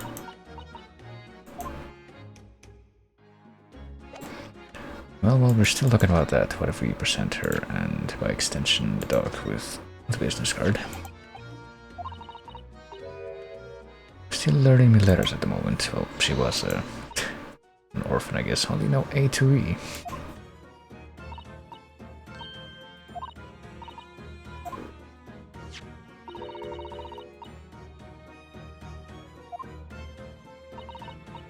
I just had dirty little smudge, but apparently French machine oil that apparently has a very particular scent that we can't pick up at all. But I guess the dog is gonna have to.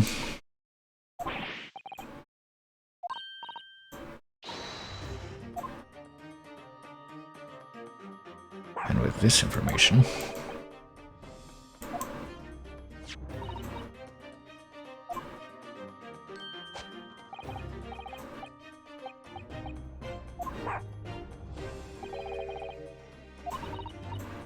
if he follows the scent of this oil, he could lead us to that dodgy Calvus workshop, and apparently...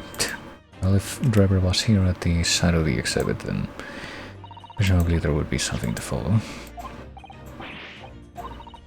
What's a pickpocket?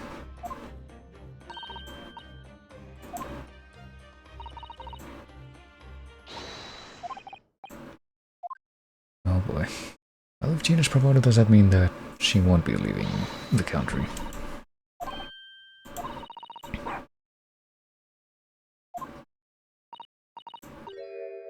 Someone's supposed to be on guard duty here all the time.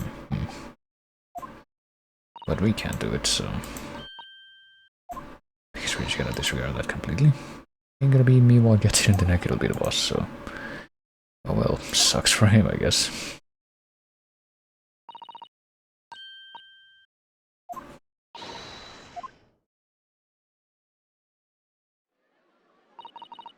Well, we're not gonna follow them? I guess we're not gonna be finding out what the results of that inquiry are gonna be. Get the scorched ground, what's left of the green balloon. That's the evidence. I want to truly burst his bubble, as it were.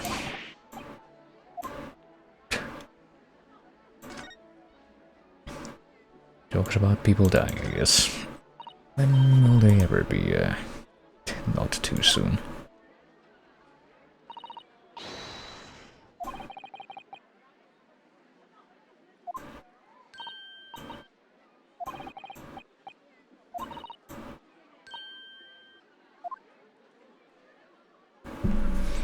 Well, let's head up to the crime scene. I guess we need to check that out again. See if I can at least go to all the locations before I wrap things up for now.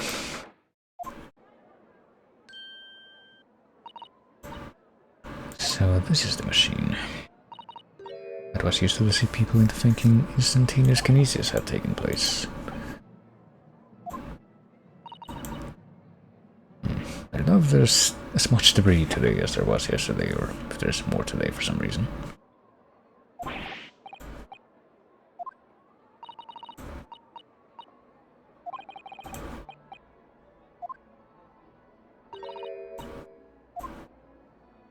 Oh, and this guy's here.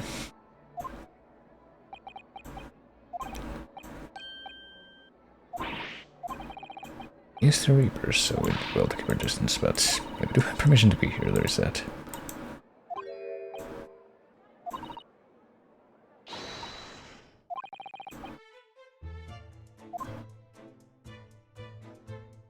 What if we just begin just by talking to him directly? The very thing that I guess Yonosuke wanted to avoid. Least approachable man in the world winner 10 years in a row.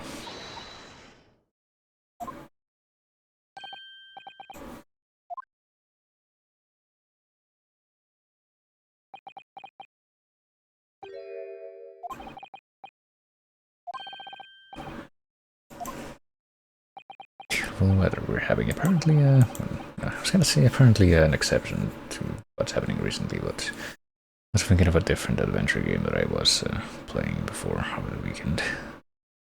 Where it was just like cloudy and muggy every day in Louisiana. Japanese are unequipped to read the signs. Well, we just ignore them because we have no choice.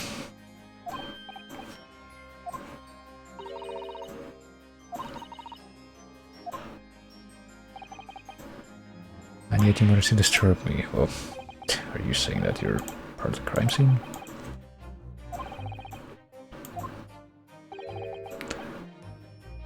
An awful case. Well, I guess we're gonna get more lore out of him one way or another. Let's talk about your dead brother, whose death apparently changed you for the worse. Always have to be on guard whenever you're around. Although it happened to be a coincidence, I would say. Case that I guess you coincidentally happen to also be related to that happened in the past. There's also a prosecutor, I guess that's his picture in his studio. Tragically, a vicious killer took him from us, the professor. Well, I get a feeling we're gonna keep on learning more and more about that would have to be the implication. It seems like that's inevitable, considering where that name most likely would have come from. Lackluster work is very much a trademark. Oh. What's your interest in that historic incident? Well, it's of a sensational nature, surely.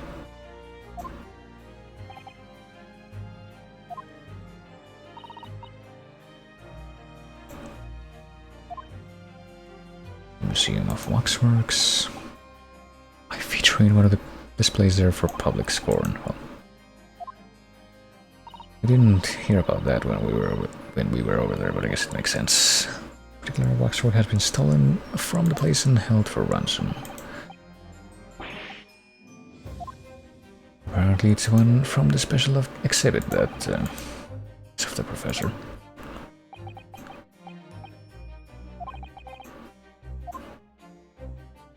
Perhaps that will figure in some kind of larger scheme, as it were.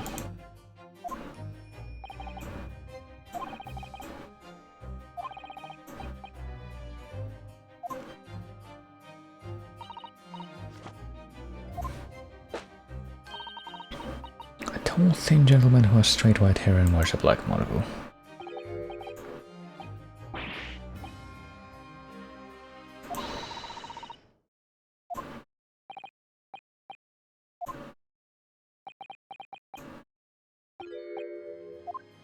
Okay.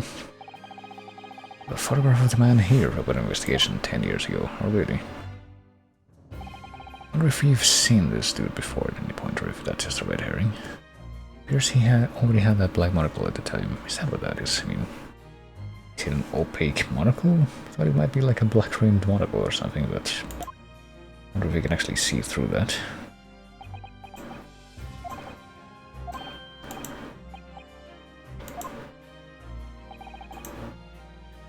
Only demands testimony in court tomorrow.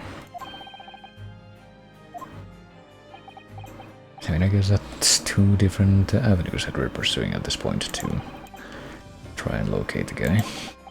Do the scent tracking and now this.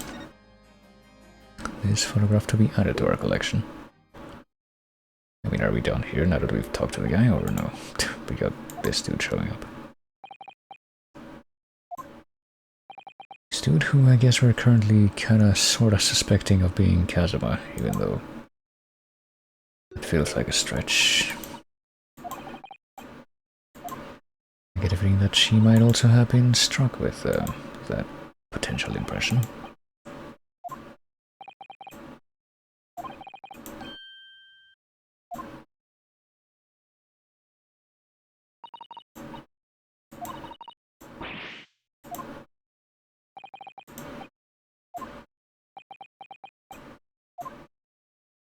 I get the feeling that the reason that he doesn't want to speak is because he would be recognized. Yep. That didn't take long at all, did it?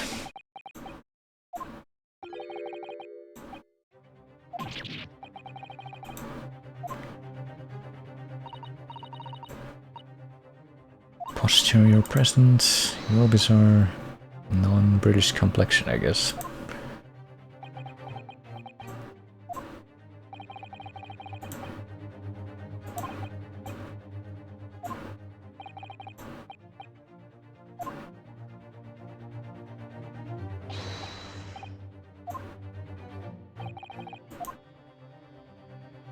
But apparently he slipped away.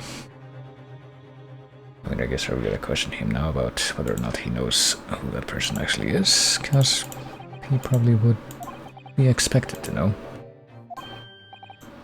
Well, I think he did say earlier, like during part 1 of this investigation, that like only a few people had seen him without the mask. Introduced him to me about 3 months ago now.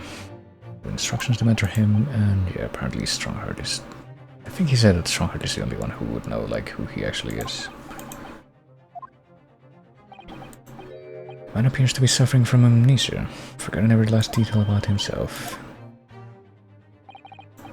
Tomorrow he will appear in court at my side. Is that when the dramatic revelation is gonna be consolidated, maybe?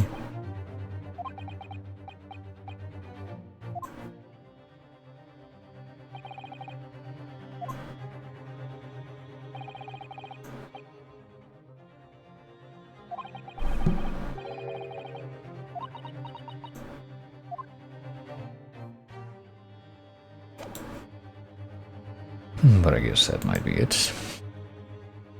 As far as what we can do here. It's hard to make out, but he appears to be wearing a monocle with black glass. I guess that is pretty much all that we're supposed to make out of that. And he's got that little cross design on his, like, lapel thing. I guess that might be related to the thing that we, the symbol that we saw on his card. Which we have to look at here now that we've talked to the guy.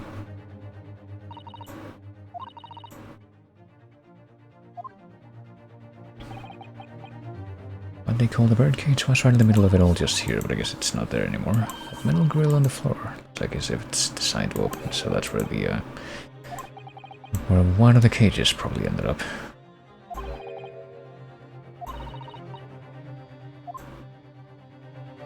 I mean, do we know where that would lead to if it actually does open? That probably would be helpful information. I don't think, yeah, this big red thing was on the floor before. Cage in which a victim was standing before he was apparently beamed through the air. Okay, so that's made of wood. Japanese cypress? Really? Being used for this British experiment.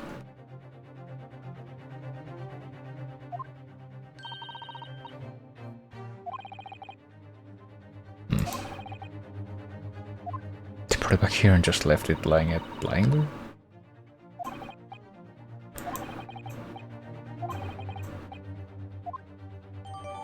Birdcage. When the victim inside crashed down into the crystal tower and it was apparently just left lying here. Just like that. Okay, I guess now we're done with this area.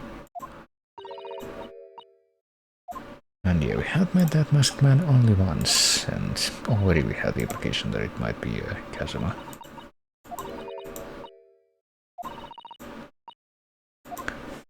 Said Mr. Sholmes lied to us. I have to speak to him about that. I wonder how soon that will happen though.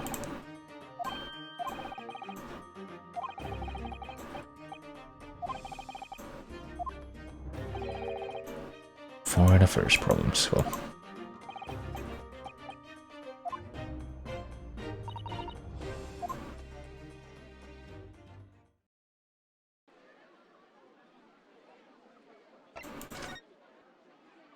Right.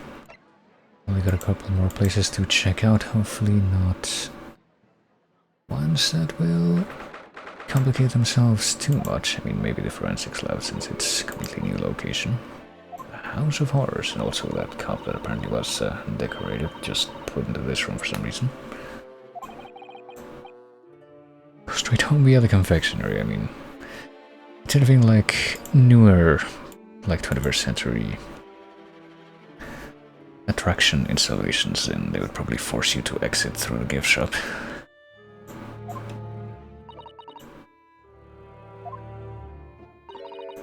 There's no sign of Mr. Sholmes anywhere. So we can't actually do anything here right now. Could check out the curtain that leads to the mysterious exhibit, but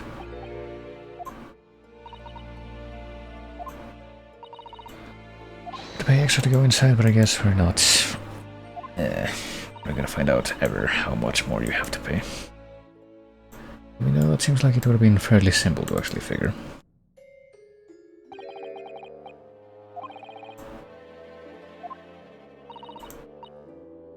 Well, not only did he just happen to be on the jury, but I'm pretty sure that the guy that was passed out in the special exhibit area before was also on the jury of one of the cases in part 1.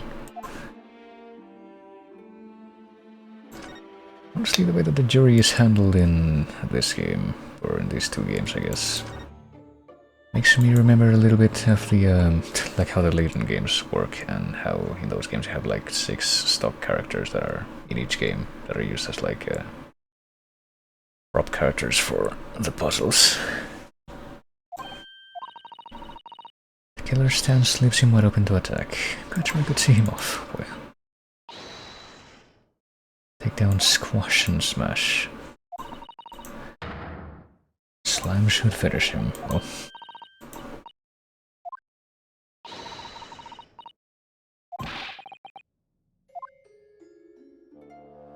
Alright, well, because if she was in that position, she could deal with that guy.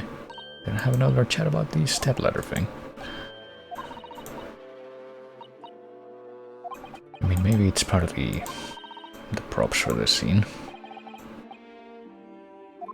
He's managed to sidestep an argument. Oh, hey. And apparently that was the final scene that I needed to witness, that final dialogue exchange to unlock the achievement. That's...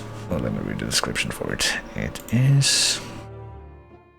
having wrung your hands through every debate about ladders and step ladders, but apparently that's not the last one that has to be unlocked in this to... or that's related to...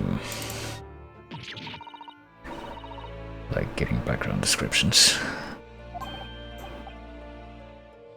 The one with the big knife that's supposed to be the killer. Well, you know that according to the description, the bathtub at the back has no particular significance. It's meant to show that the killer also worked in a bathhouse peddling criminal wares. Well, we have a new theory. I mean, it's pretty clear what the reference is, but I'm just tired of spelling it out, so I'm not going to do that anymore. It does make me wonder why they chose not to spell it out themselves in the game, though.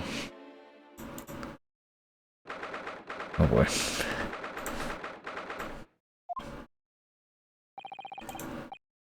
This is it. Dr. Scythe's laboratory. Plenty to assault the ice in here too. It's like if you were playing the Room game. And I don't mean the Tommy Wiseau one, I mean the Room Escape one. There's no one here though. I wanted to talk to that character before I wrapped things up, but maybe that won't be possible right now. Bottles on the shelves in these cabinets with an assortment of chemicals. Highly toxic. They actually say salt and pepper on them. Yeah, you probably shouldn't do that. That's, because they wouldn't have been as stringent about this in this time period, maybe.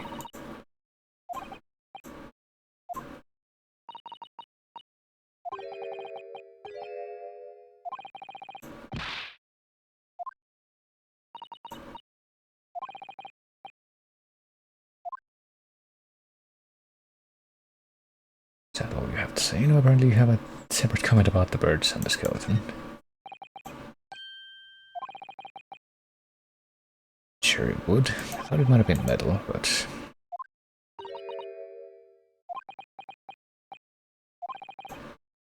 Can't you tell I'm trying very hard to avoid talking about the terrifying contents of this case? Well,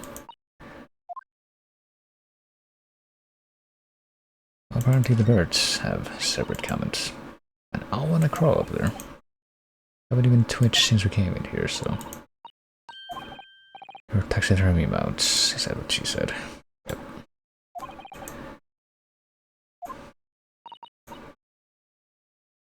Apparently just having 2 birds in this room is better than them being taxidermized.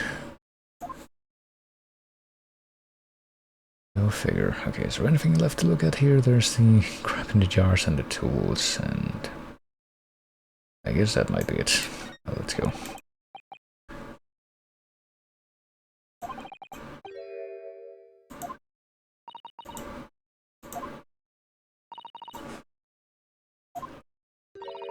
Large tome.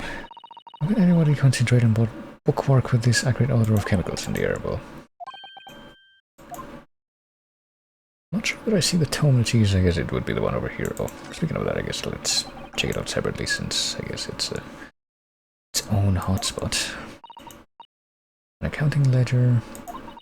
What the team's spending? Is it what's going to like trigger somebody to show up and talk to us? One entry seems rather strange. Buying 500 scalpels every month.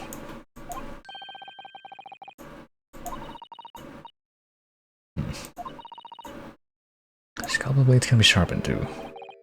Does seem a bit strange. Is that all we need to look at in here, maybe? Or, oh no, here comes somebody, so that was the trigger for somebody to show up. And there she is. Looks like a friggin... Am I thinking of the right person? I think I am. I am a Kojima character.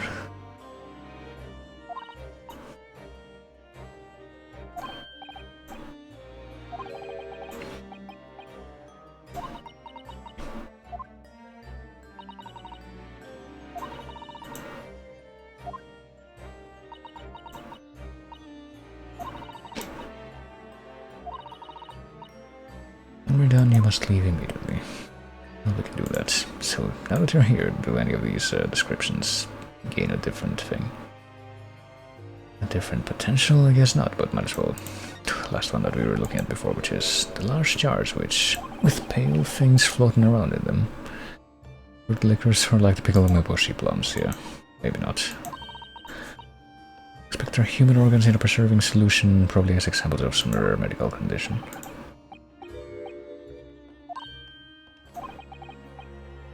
I'm sure they're fruit liquors or umeboshi, well. Well, now that that's out of the way, hey, Miss Forensic Scientist, what do you have to say about this armband here? You think I'm good enough, do you? Oh boy. So I'm not good enough. Clearly you're too good for me to show you anything again, ever.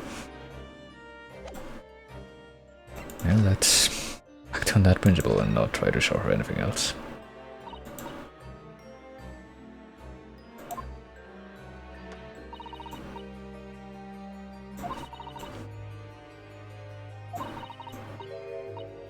They were without question one and the same person, really. That's an interesting thing to hear. Can only speculate about how it was carried out, but two people who looked very similar to each other were involved. He could have made it appear as if one single person's had switched places, and yet she seems very adamant about the fact that that was not the case. Wonder what her evidence... Fingerprints? I mean, fingerprints could be left in a scene beforehand, surely.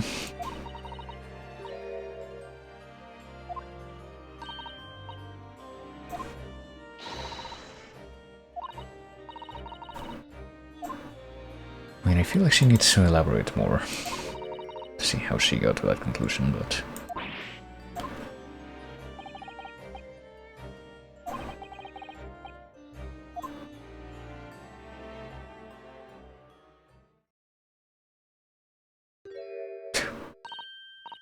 Oh, that's somebody else. With a Plague Doctor design gas mask, I guess.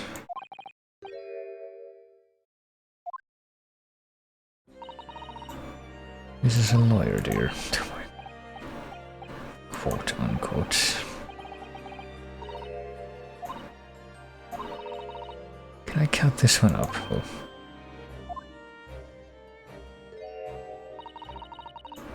Never seen inside an Eastern person before. Well, I'd imagine most people have.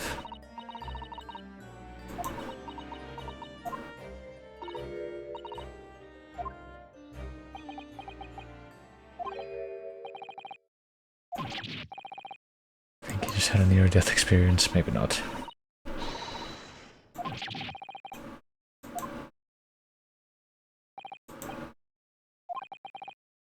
Alright. Does that actually bring us to the end of the investigation section, or... No, we have to talk with Sholmes. I mean, might as well try it. That might actually bring us to the end of the investigation right away. That's right, because we went to that location before, but apparently we weren't ready to do what we needed to there. At that point, what am I doing? I'm like getting confused again. You can get more lore for the backstory, then might as well go for it. 23rd October. Hey, isn't that the day that was written on the message that said you need to have the money by this point and we'll give it back?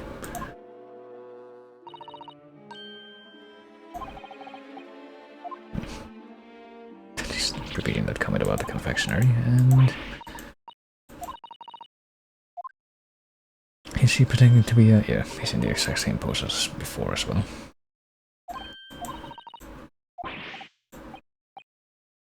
That's a temporary waxwork himself.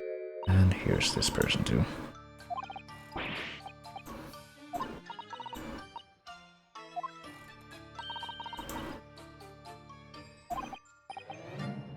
So the Professor Waxwork is back. He's 3 years old already. But he's still trying to make money off that thing, I guess. Hello. Do not disturb, eh?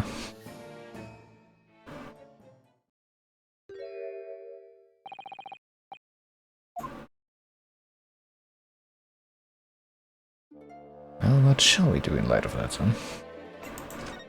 Does that mean that we can lift up the curtain now and discover what the professor looks like? Because I get the feeling that might be some kind of important reveal moment, perhaps, potentially.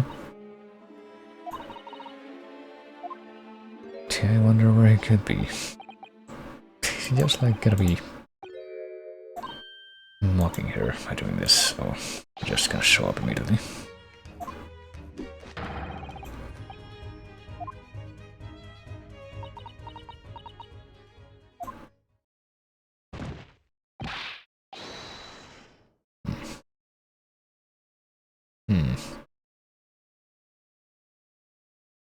I think I did just remember where I heard Adipose here before. I think it was in the game Trauma Team. That does make sense.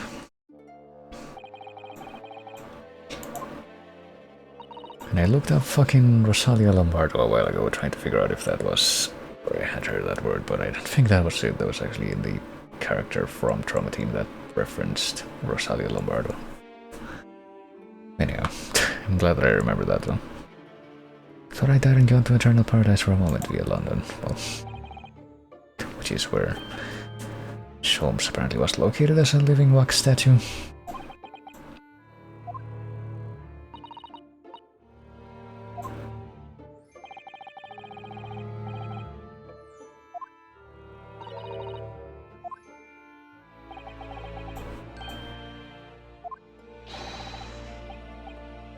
I predicted it was as easy as proverbial pie. I confess I'm yet to partake of a pie, proverbial or otherwise, or any food so far today for that matter. I'm starting to feel that way too. Gonna have to have something after this. Do you remember I said it was largely solved? Simply negotiated with the culprit. Are you familiar with the so-called telephone? Sin, just a device, yeah.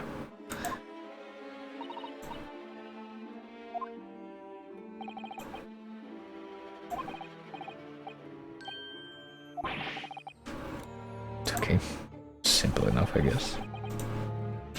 I mean, were they different terms from the ones that the culprit initially left behind here? The ransom demand was necessary to avoid unwanted suspicion regarding the true motive. Well, can we hear about that now? If it is in fact something different.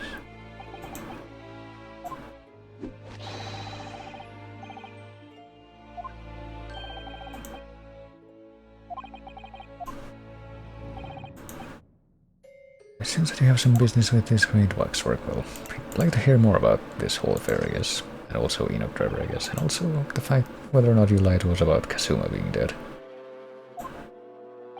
All these things.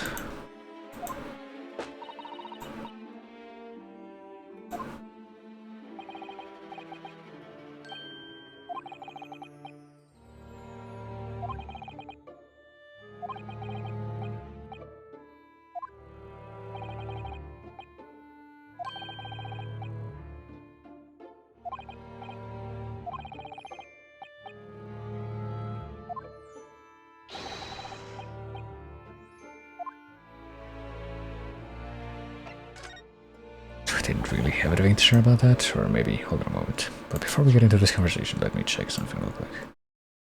Okay, so we're supposed to give him the photo. So we'll do that in a moment, but for now we will see what he has to say about this.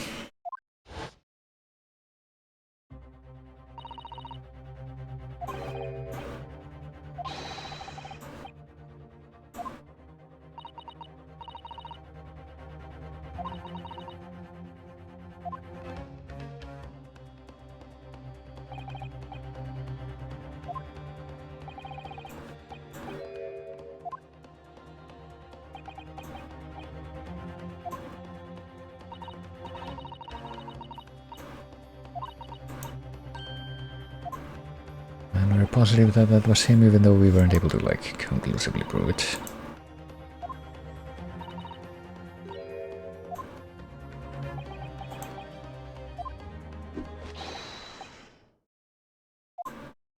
So he's not denying it.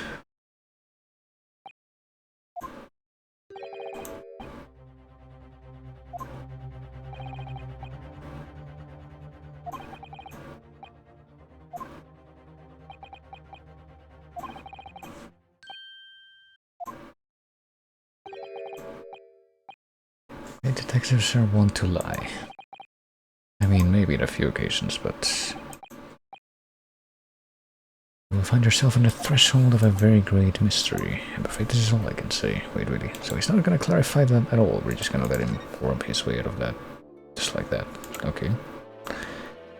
But he does apparently imply that there's gonna be more that we learn on that same matter, I guess, during court. Since, well, we did establish that apparently that guy, the masked man, is gonna show up in court as well, so maybe something will happen.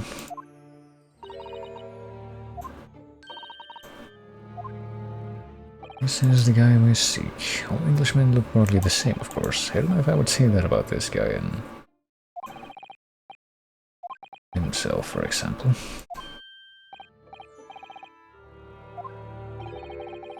Very interesting, this.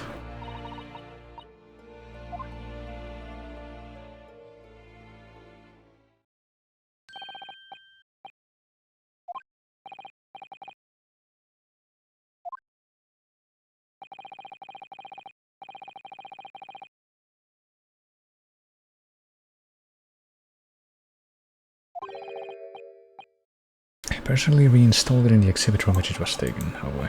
Professor exhibit, is that what we're gonna learn? For a mere 5 shillings.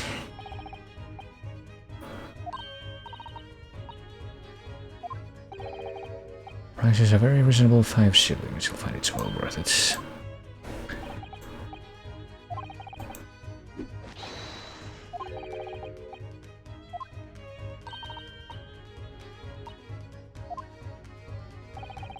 Apparently 5 shillings isn't something that we have any problem coming up with. So at least there is that. Let's take a look at the Professor exhibit and see exactly what we're gonna find. I get a feeling that because of the way that was segued, we more or less already know though.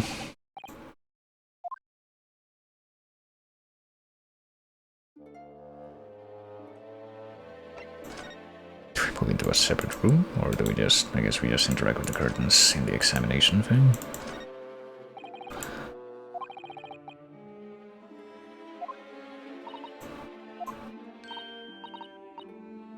Does seem to retrieve it for us using their special skills. Well, pickpocketing police officers and diddling detectives.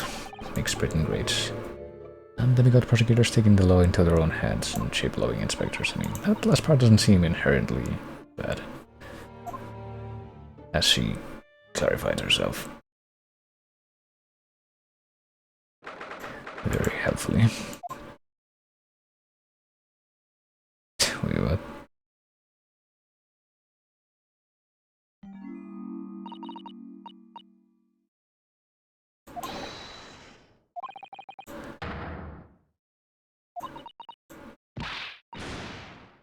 Paid 5 shillings already, so yeah. It actually would be in our better interest to not do that quite yet.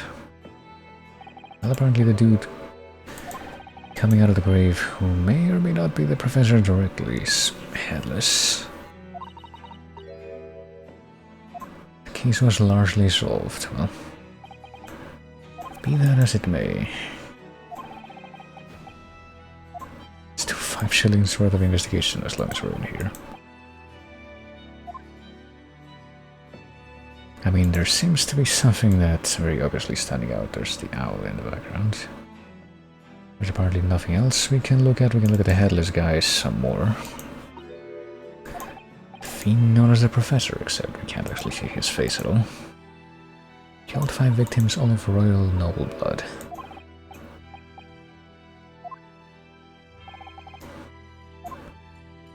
I mean, should we examine it in more detail? What else can we look at here? Stump where the neck just cuts off.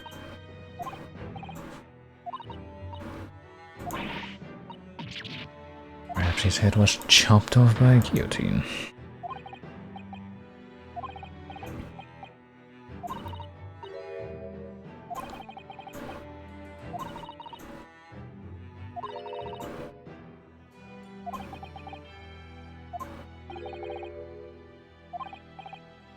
Some other reason why the head was not returned. I get the feeling that might be what we're going with. Don't know what the face of the infamous professor looked like now. There's also something caught just inside the convict's jacket there. What would that be? Piece of broken glass and quite a big piece too. Big glass.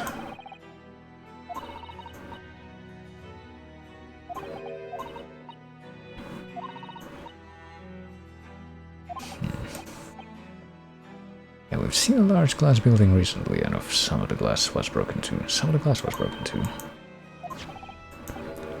Could that glass have come from the crystal tower? And if so, why would it be on this thing? And what would be the significance of that?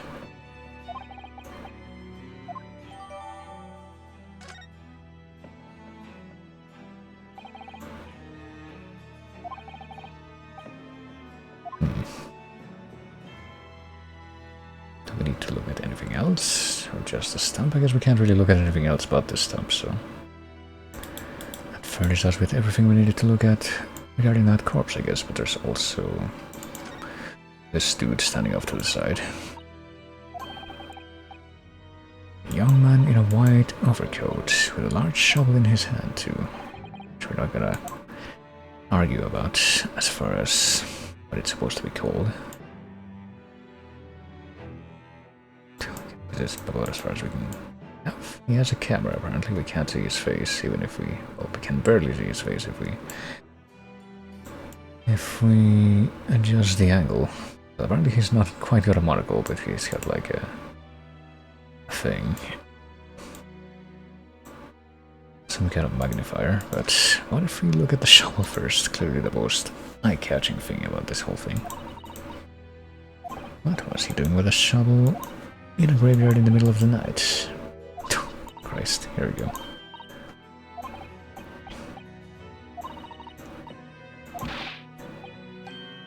We haven't considered trowels, have we? I mean, I'm pretty sure that trowels would just always be smaller. Something you can hold with one hand.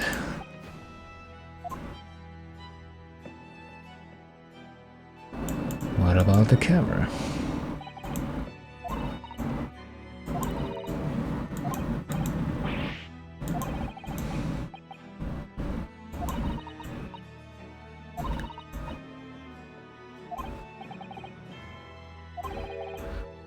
Perhaps he was trying to capture the moment a dead body came back as a ghost in the film.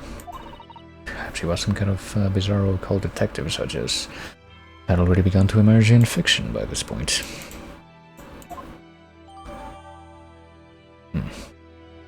Our camera now, I guess. You can see what picture was taken. Oh, so it's a real camera that was put on the exhibit. Okay then.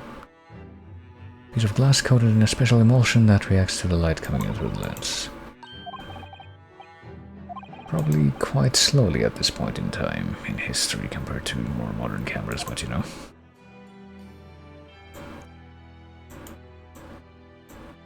Good look at the lantern.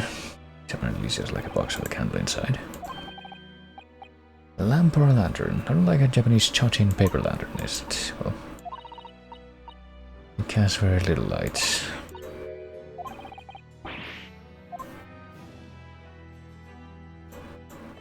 But beyond these things, I guess we only have one thing left to look at, which is... Well, this guy's got like the cross thing design on his vest as well. Which is the face. Perhaps if I just, you know, adjust my perspective very, very slightly.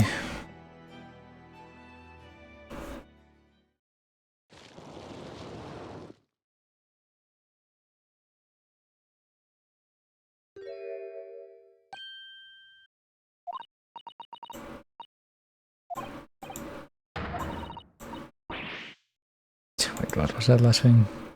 A black monocle. I don't know that I would call it a monocle, like I said, but it probably has some kind of different name, but I guess we just assume for now that it's the same guy. Definitely has the same face, but the color of his hair is different, yeah.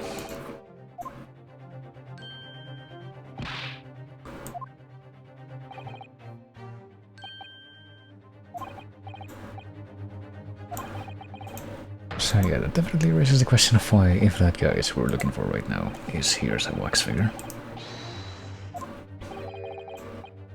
Head was missing when the bottle was returned by the thief who stole it. And the case isn't actually solved yet. Largely solved, yeah. Bit of a technicality.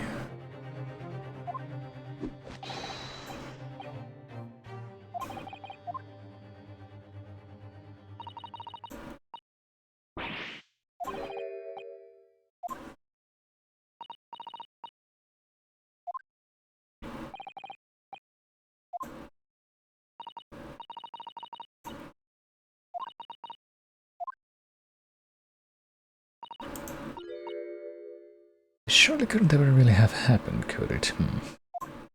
I mean... else would we come up with this particular scene that's apparently depicting two real people, so specifically.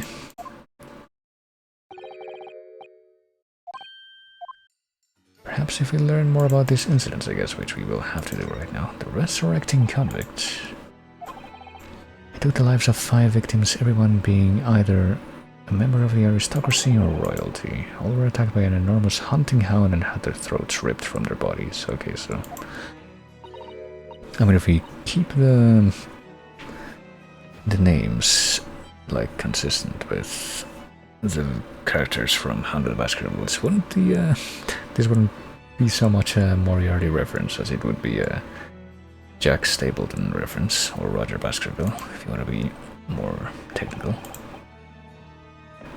After taking the life of the fifth victim, the killer was apprehended. It was a case of unprecedented magnitude in Britain, you understand, and accordingly the professor was tried in a closed court. No members of the public were admitted. So the professor's identity was not made public, and he had apparently had to, put on the mannequin here. He was found guilty and was summarily sentenced to death by hanging. He was buried in a grave at Lowgate Cemetery, which adjoins the rear of the prison where he had been held. However, that was not the end of the affair. The very night that he was buried, the convicted man came back to life. Like in the Robert Downey Jr. Holmes movie. He clawed his way out of the ground and emerged into the moonlit graveyard. The exhibit here depicts that very scene as described by the sole witness to those chilling events, which was apparently that guy. The young man in the white overcoat. Enoch Trevor saw it happen, and we don't know exactly how deeply tied that case is to what we're looking at right now, but I guess we're gonna have to find out everything sooner or later regardless. 10 years ago, the convicted professor, having been gibbeted and buried, emerged from his grave in the dead of night. Sole witness was this young man. He was about 20 years old, so that was like 10 years ago. Scared out of his wits, the young Ripper ran to a nearby police station to report the incident. And the sheer terror of what he'd seen is said to have turned his hair white overnight, like Jean Valjean. The story of what he'd seen was on every front page in the capital.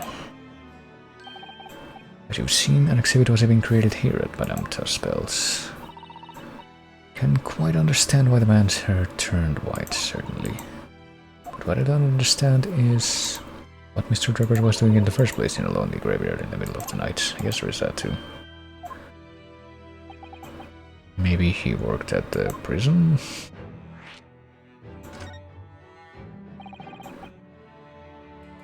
The professor's act of terror threw London's upper classes into complete panic 10 years ago. It was a great scandal, one might say, at the very highest levels of society. And since the killer's identity was never made public, rumors abounded. No killer had ever before systematically employed a dog as a weapon of murder, well, except in the Hound of the Baskervilles. But in time, of course, the rumors abated. So too, the talk of the shocking witness account of the convict who came back to life. It was forgotten, dismissed as a dubious ghost story, preposterous parlor tale.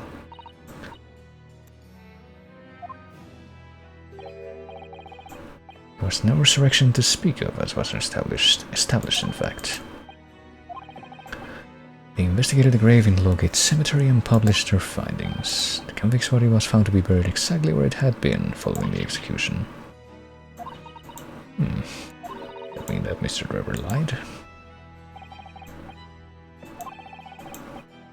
He vanished from society and nothing has been heard of him since, except until now, it would seem.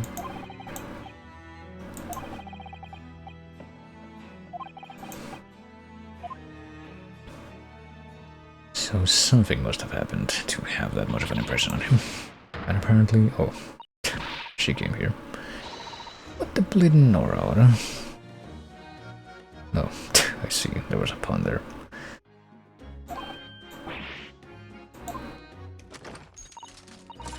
She still has that thing. And she's loading it a bit faster now, maybe.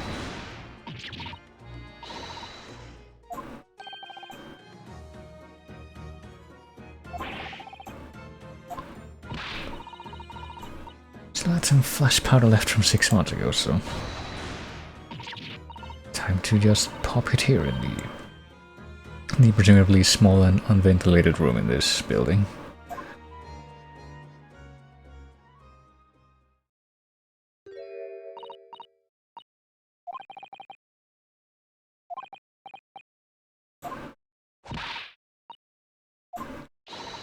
We found it, that dodgy Cope's workshop. Oh, well, we have to go there.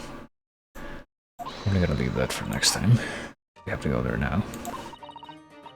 Boss and the others are heading over there now in a drag, so come on, boy.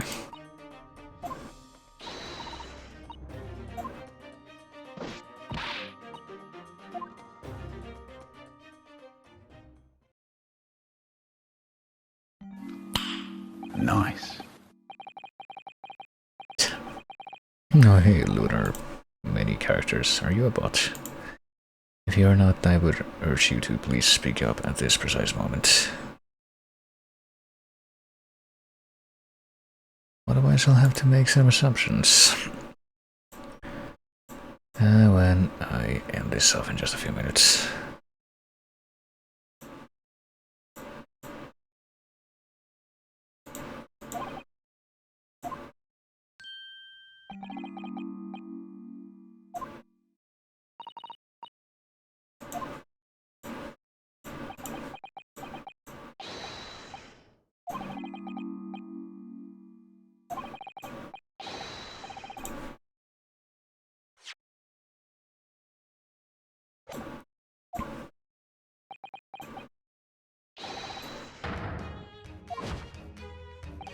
Alright.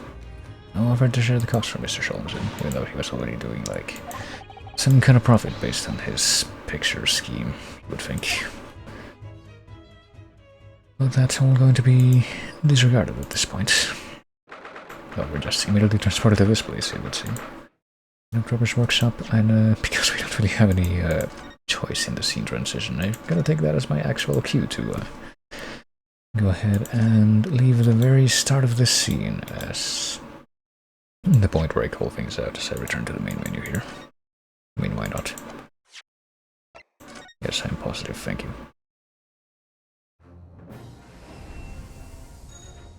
And there we are. It even shows this very room as the place where we leave off. That seems to be like what it does regardless of where we leave off, though. Gonna be a reminder as to what the last scene we saw when we were actually playing the game, but yeah, that's where we're gonna leave things up for now. I have to go into options again too. I mean, I could have just done this to begin with, but I like to pass through the title screen on my way out. It seems appropriate. But yeah, that's where we're gonna be leaving things out. I'm just gonna go ahead and wrap things up here in I guess, yeah, we'll do it with this track. Very good track. In a rather prompt fashion, so I can get something in my stomach, at least some good amount of time before I pass out. Window of time. But yeah, there we go. That has been our pretty much Adventure Archive themed stream for the week, and doing some more progress in Creators Eternity 2 again. It was pretty much all case 3 this time, but I do believe that we'll probably be able to wrap that up next time and get into case 4 at least. Should be just like a handful of more streams before we are able to beat the game, I would imagine. But let me see. Let's go ahead and go to the end of the stream screen here. As I take a quick look at things over here on the side. And probably determine that what I'm going to want to do at this point is, well, check a few things here on the side that I can see out of the corner of my eye. But also probably going to end things off by starting up a quick raid, if you would be willing to stick around for just a minute longer. On our old friend Captain K, who is currently streaming Genshin Impact. And I'm sure a lot of us already know him. It's been a friend of the channel for quite a long while. Pretty good dude. And overall, this pretty nice chill time over there when he streams, such as right now, so you know. Feel free to join in, feel free to do whatever. I don't really have a preset raid procedure that I try to do, but it'd be nice to go say hi, but yeah. For the remainder of the week, I'm probably going to be doing mostly Chrono Cross like I posted in my schedule in my Discord, which is, you know, a thing that exists. And which you can also see below the stream, actually. I had a panel for that. But yeah, it's probably going to be Chrono Cross for at least 2 of the days. if I can manage to do streams for at least a couple more days, and also maybe possibly trying to go back to Outer Wilds so I can maybe possibly try to finish that game. I would hope. But yeah, that's what's on the table right now. I'm gonna have to check a few things here as far as stuff, shenanigans that may or may not be happening in my chat, but anyway. But yeah, also hello default. Yeah, otherwise I wait work for the whole stream. I would say more, but unfortunately it will be timed out, so maybe I'll try to start a little bit earlier in the future, who knows, but bye.